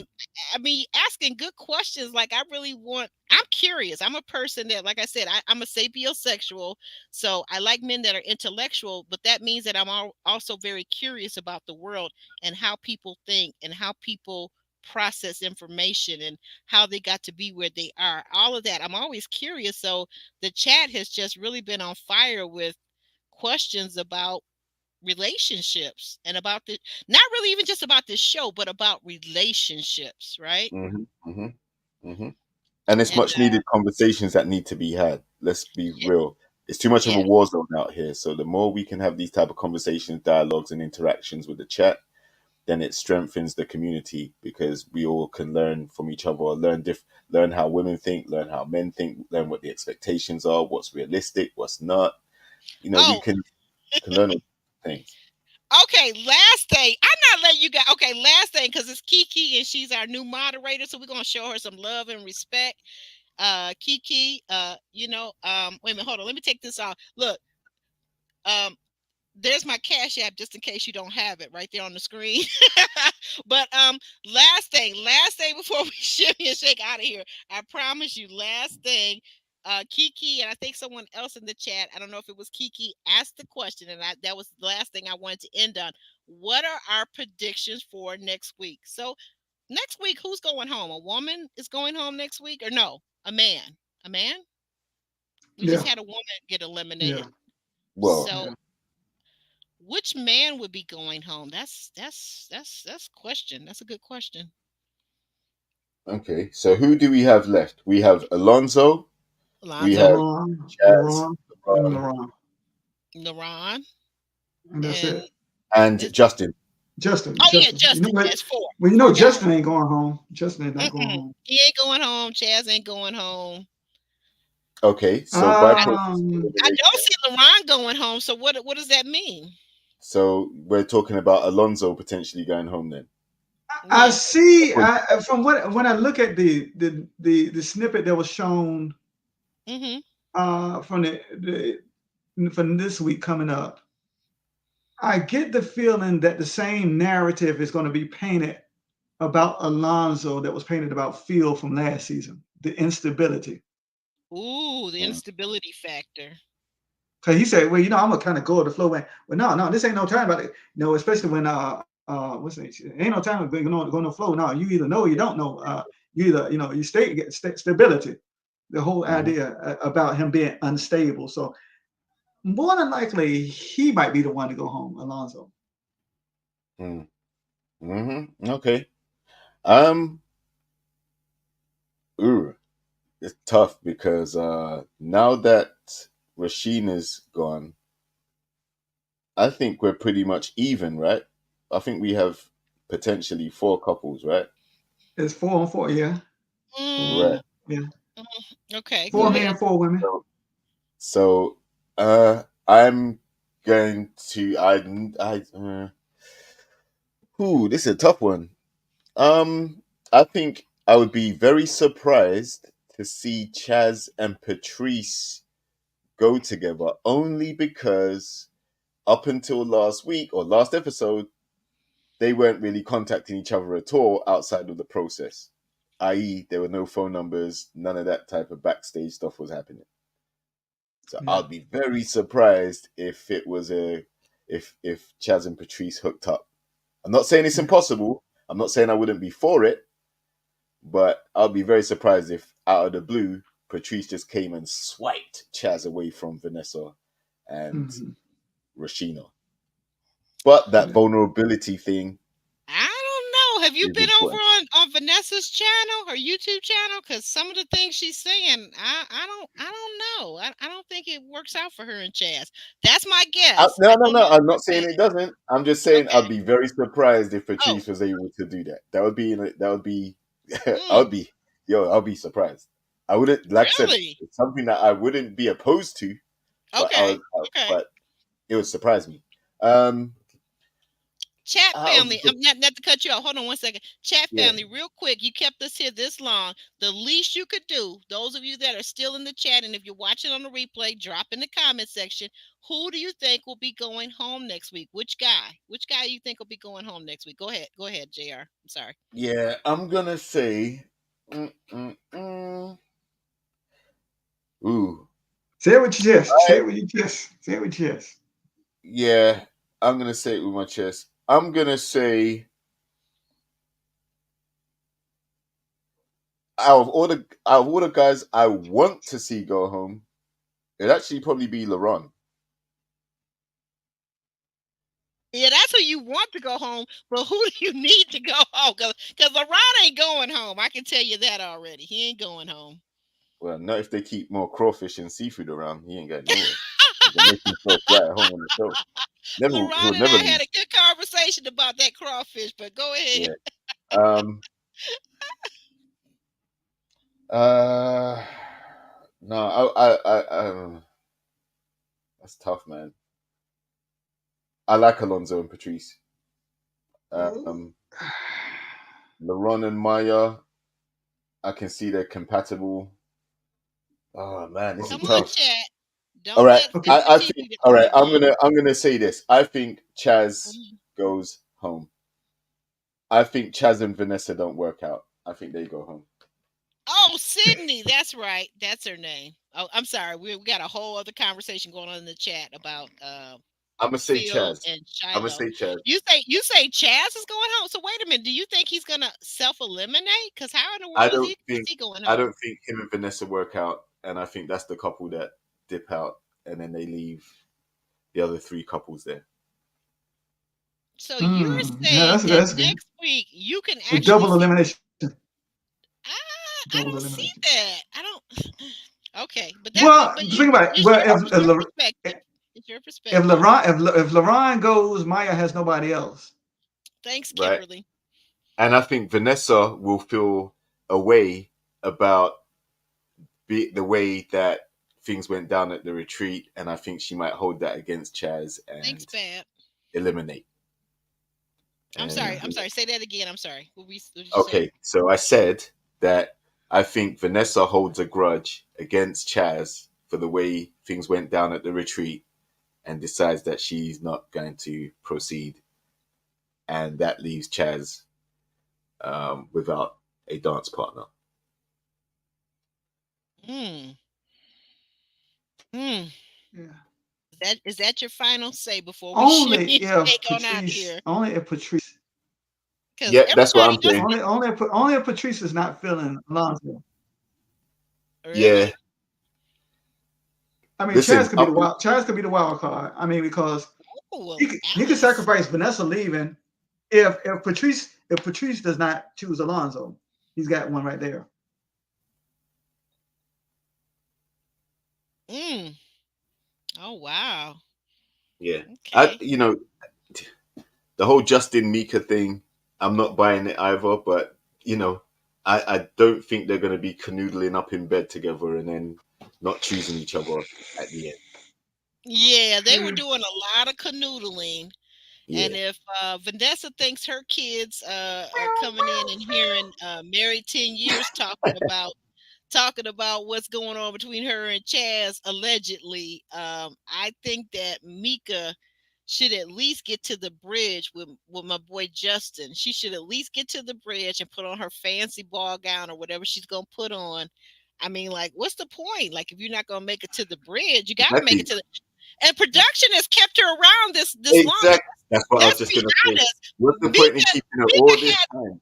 yeah, she had no personality the whole season. We saw nothing of her Zero. personality. She's a good-looking girl, no doubt, no doubt. But the The personality, only personality she showed was she don't want no kids. That was it. that's That was all we the knew about her. And now it's right.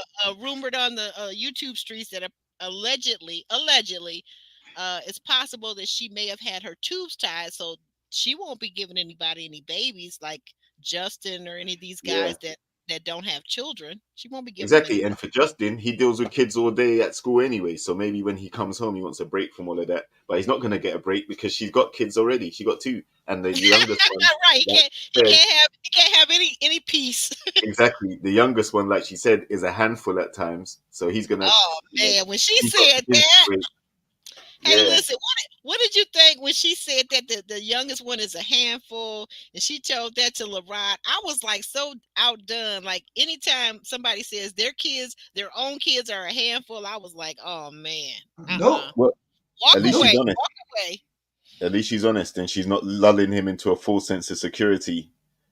You know, at least Nope. that's a good bit of self awareness that she at least acknowledged that there's a problem there, and she needs help with that. Mm.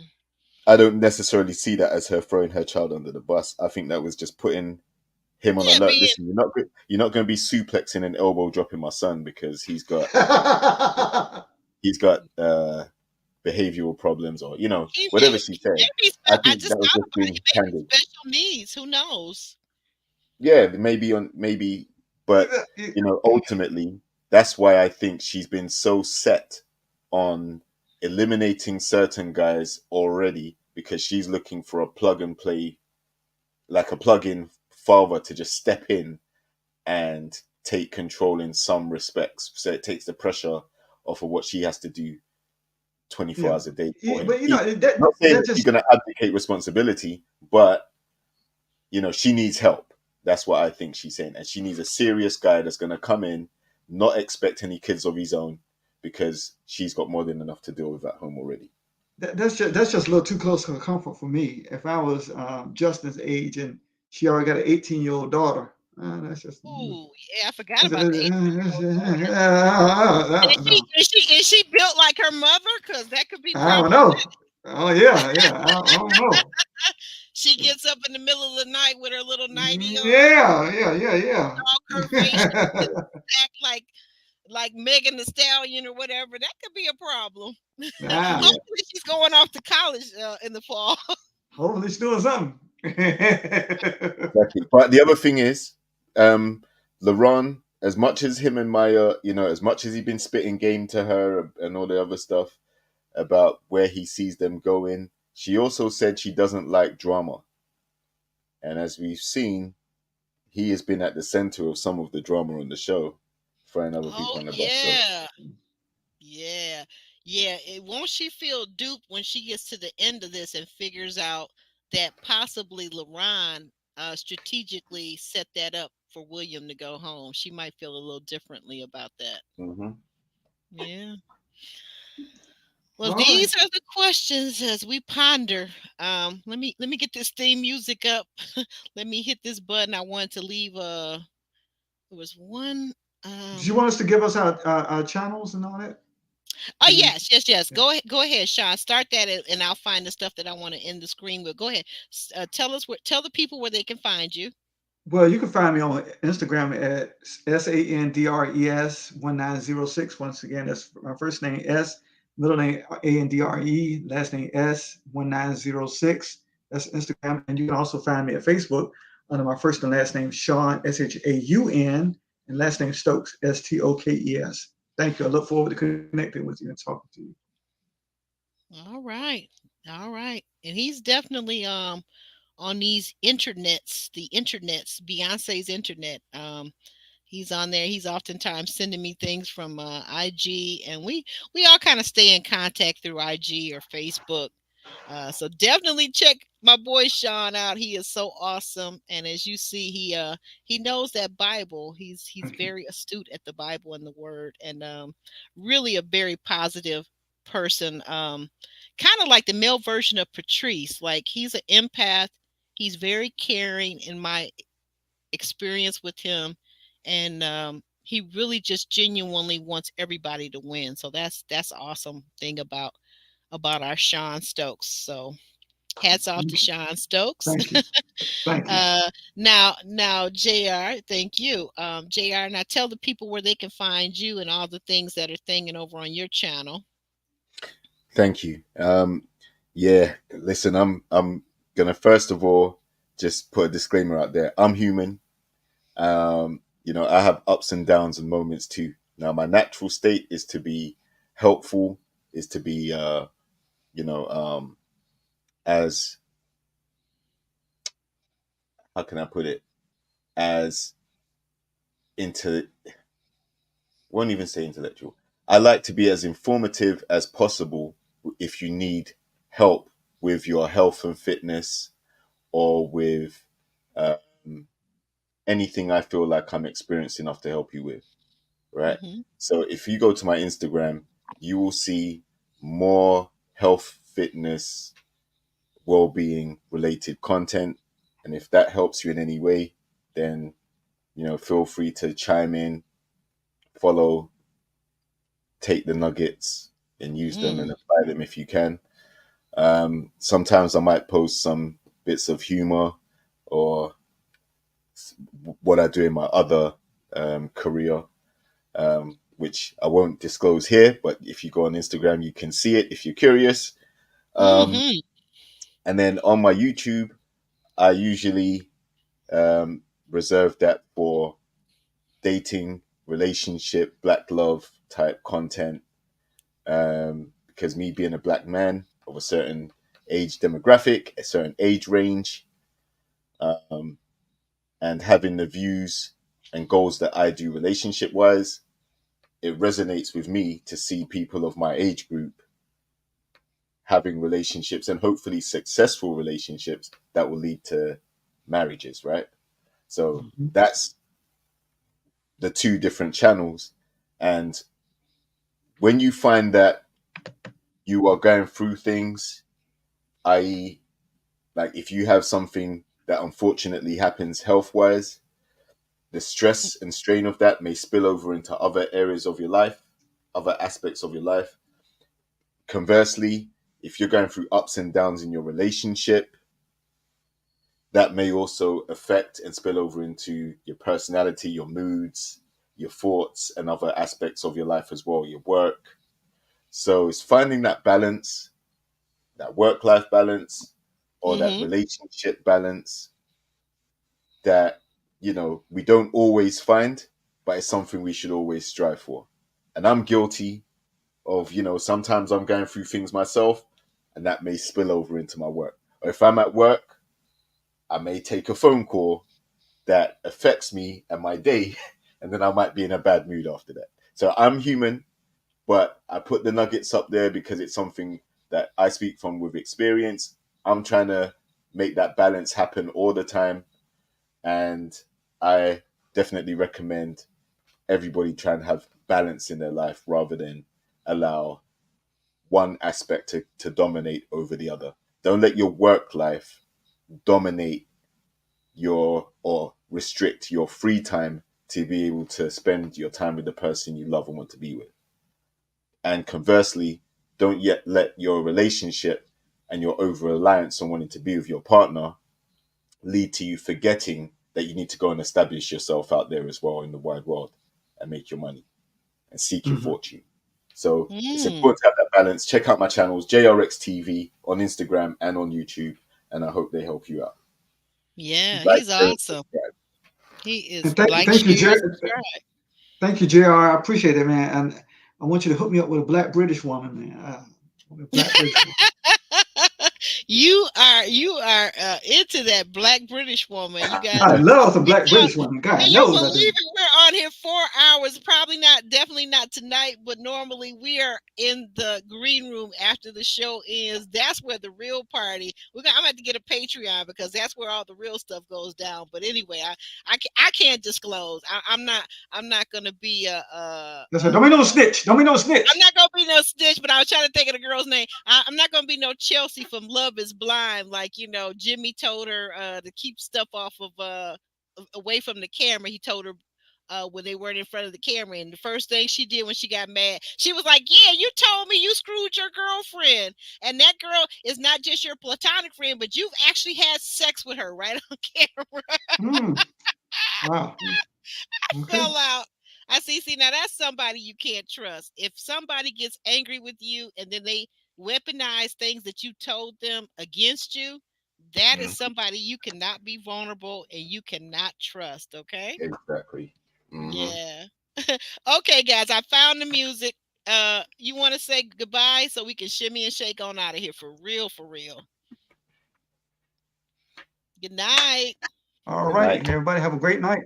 Good night to See you you next all. Great See you night. next week. See you next week, same time, same place, but not as long next week. You guys got a special show Same that tonight because channel. you guys were such a great audience. So I love you. And Chaz, I'm gonna leave this up on the screen because I'm gonna hold you to that, okay? But here we go. Shaking it, shimmy and shaking.